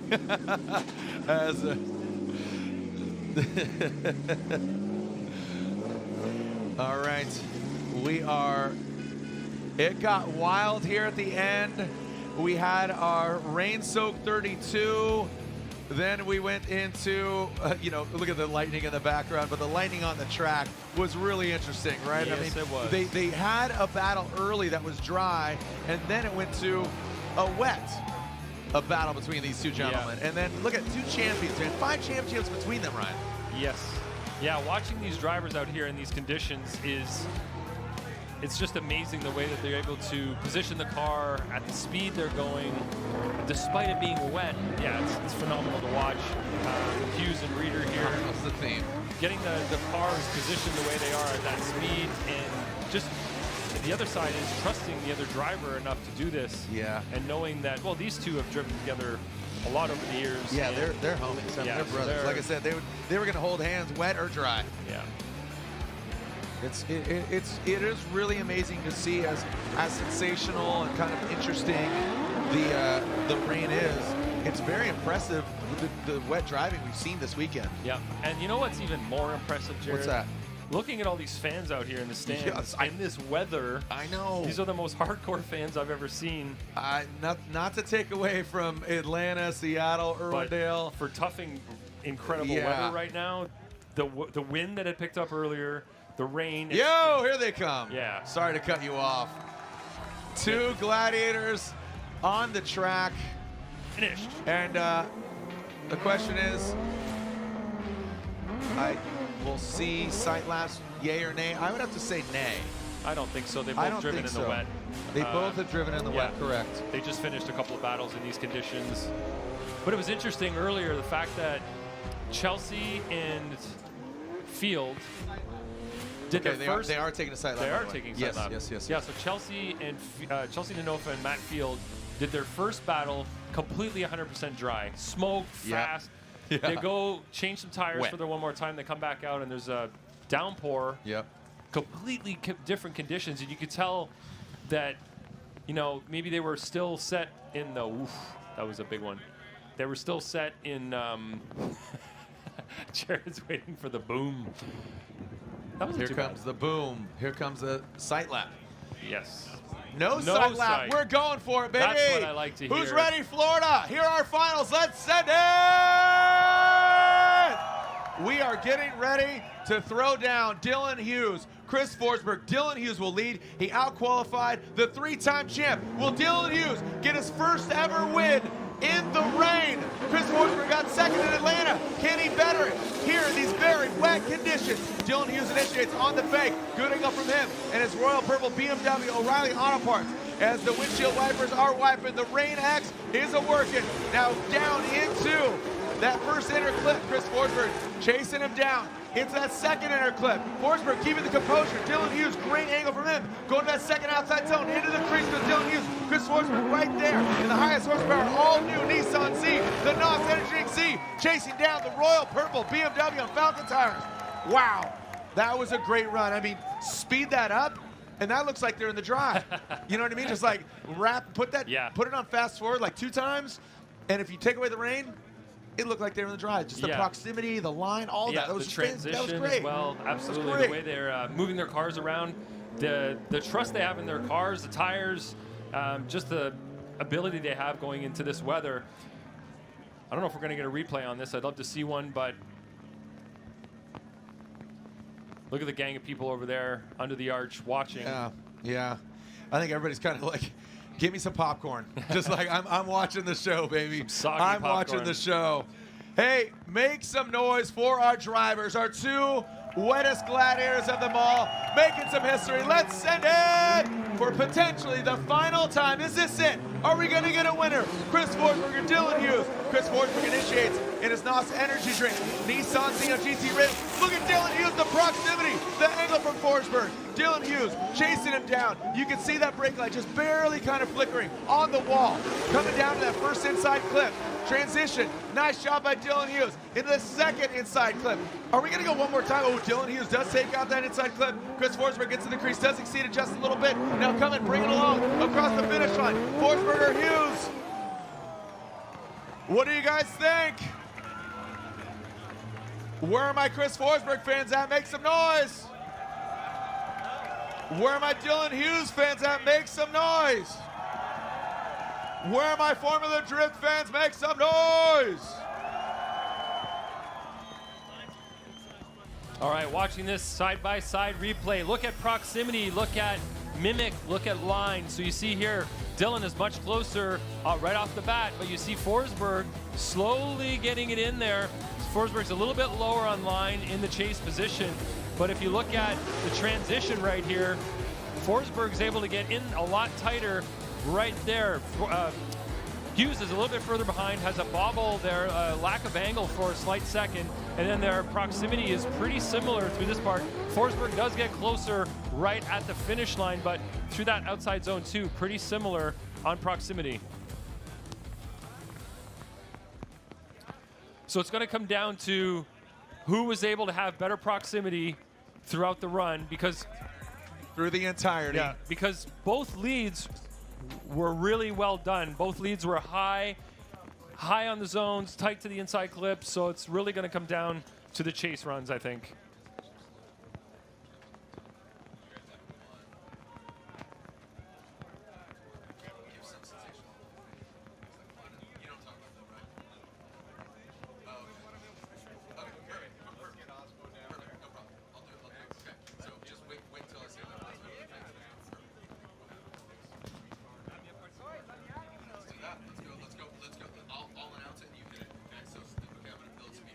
And it does sound like we have a winner. So we are going straight to the podium. We are going straight to the podium. After this, we're not bringing them down here, even though the drivers are driving down here. Some celebratory Misty Donuts here for you.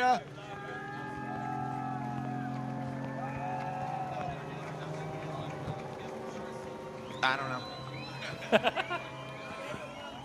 All right, the drivers. And the drivers are heading over to the podium. It looks like they're just going to head on over. So your winner at round 3 of the Formula Drift Championship, Type S Scorch, presented by AutoZone. You know third place, Frederick Osbo. And your winner, unanimously, here at Orlando Speed World is Dylan Hughes. Dylan Hughes gets the win.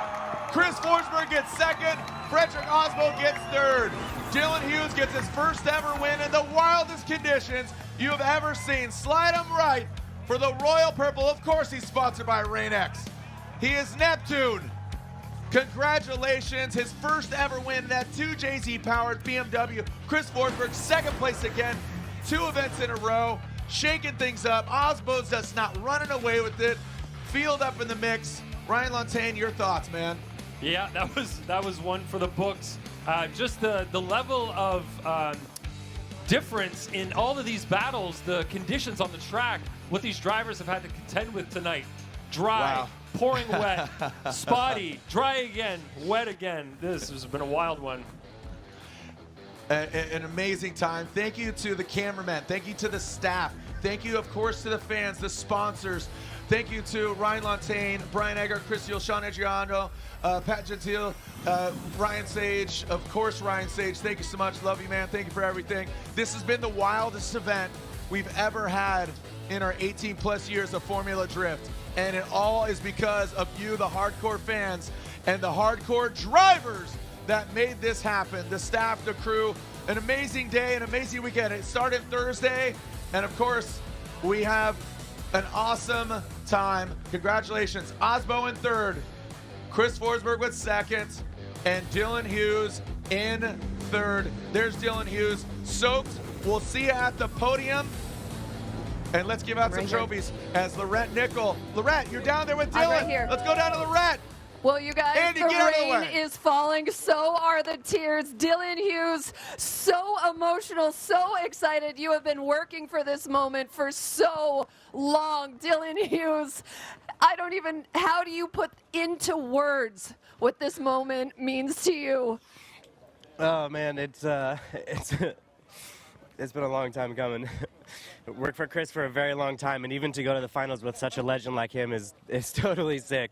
And the fact that they thought that we got it was just unbelievable. I can't even believe it. There was like a weird, strange, calm moment on the bank when I was following him, and I was just like, oh, all right, like this is cool. Like no worries, right? I can't believe it. We are so excited for you, Dylan. Congratulations. This seemed like this was just your event. And with the rain, with this weather, with these delays, were you able to keep a cool head, or were you battling against something we didn't see? I felt like I was just ready to do it. Like when they pulled us off the line with Travis, like I feel like I was just ready to go. Like let's just do it, right? The wind's picking up, like let's just get it over with. And then the rain came down. Travis and I ran on completely dry setups, which is like totally unheard of. Felt pretty crazy, and we ended up getting that one, which was cool. And then we put our quickest wet setup we could in this thing, just try and get this thing done and over with. But unbelievable, man, unbelievable, unbelievable. Ladies and gentlemen, your winner of round number 3 in Orlando, Dylan Hughes. Yo. You know what? You can't see he's crying because he's absolutely soaked. The tears from the sky are Dylan's tears because he's worked so hard. The Momo suit is soaked. Rain-X, that thing's treated with it. Royal Purple, O'Reilly Auto Parts. The emotions are flooding. The Falcon Tire vehicle. He's hyped for his man, Chris Forsberg, as well. Now the championship points. Osbo holds on to the championship lead. Forsberg slides into second. Matt Field slides into third. Ryan, your words. Let's go give out some trophies. Let's get dry. Yeah, let's just get over there, get everybody out of the rain. Thank you, everybody, for being here tonight and enduring all this weather, and we will see you in New Jersey. The Lightning, one more strike. Thank you again so much. What a wild night it's been. Thank you so much to all the drivers, the staff, the crew, the whole team, of course, the cameramen, audio. I mean, so many people to thank. You know who you are. And, of course, thank you to the fans. As Ryan said, we'll see you online, and we'll see you another time. Way to send it here in Orlando. That's a wrap on Type S Scorched, presented by AutoZone. I'm Jared Deanda. We'll see you in New Jersey.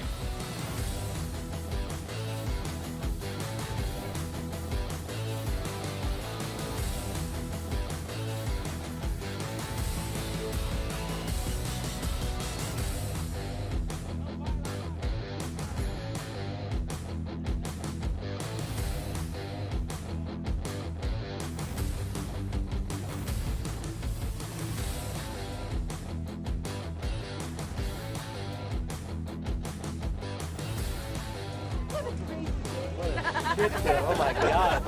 What a shit show. We're all there already.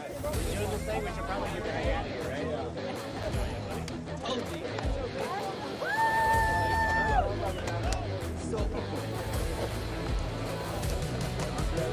Dylan, let's get you over here. I'm sorry.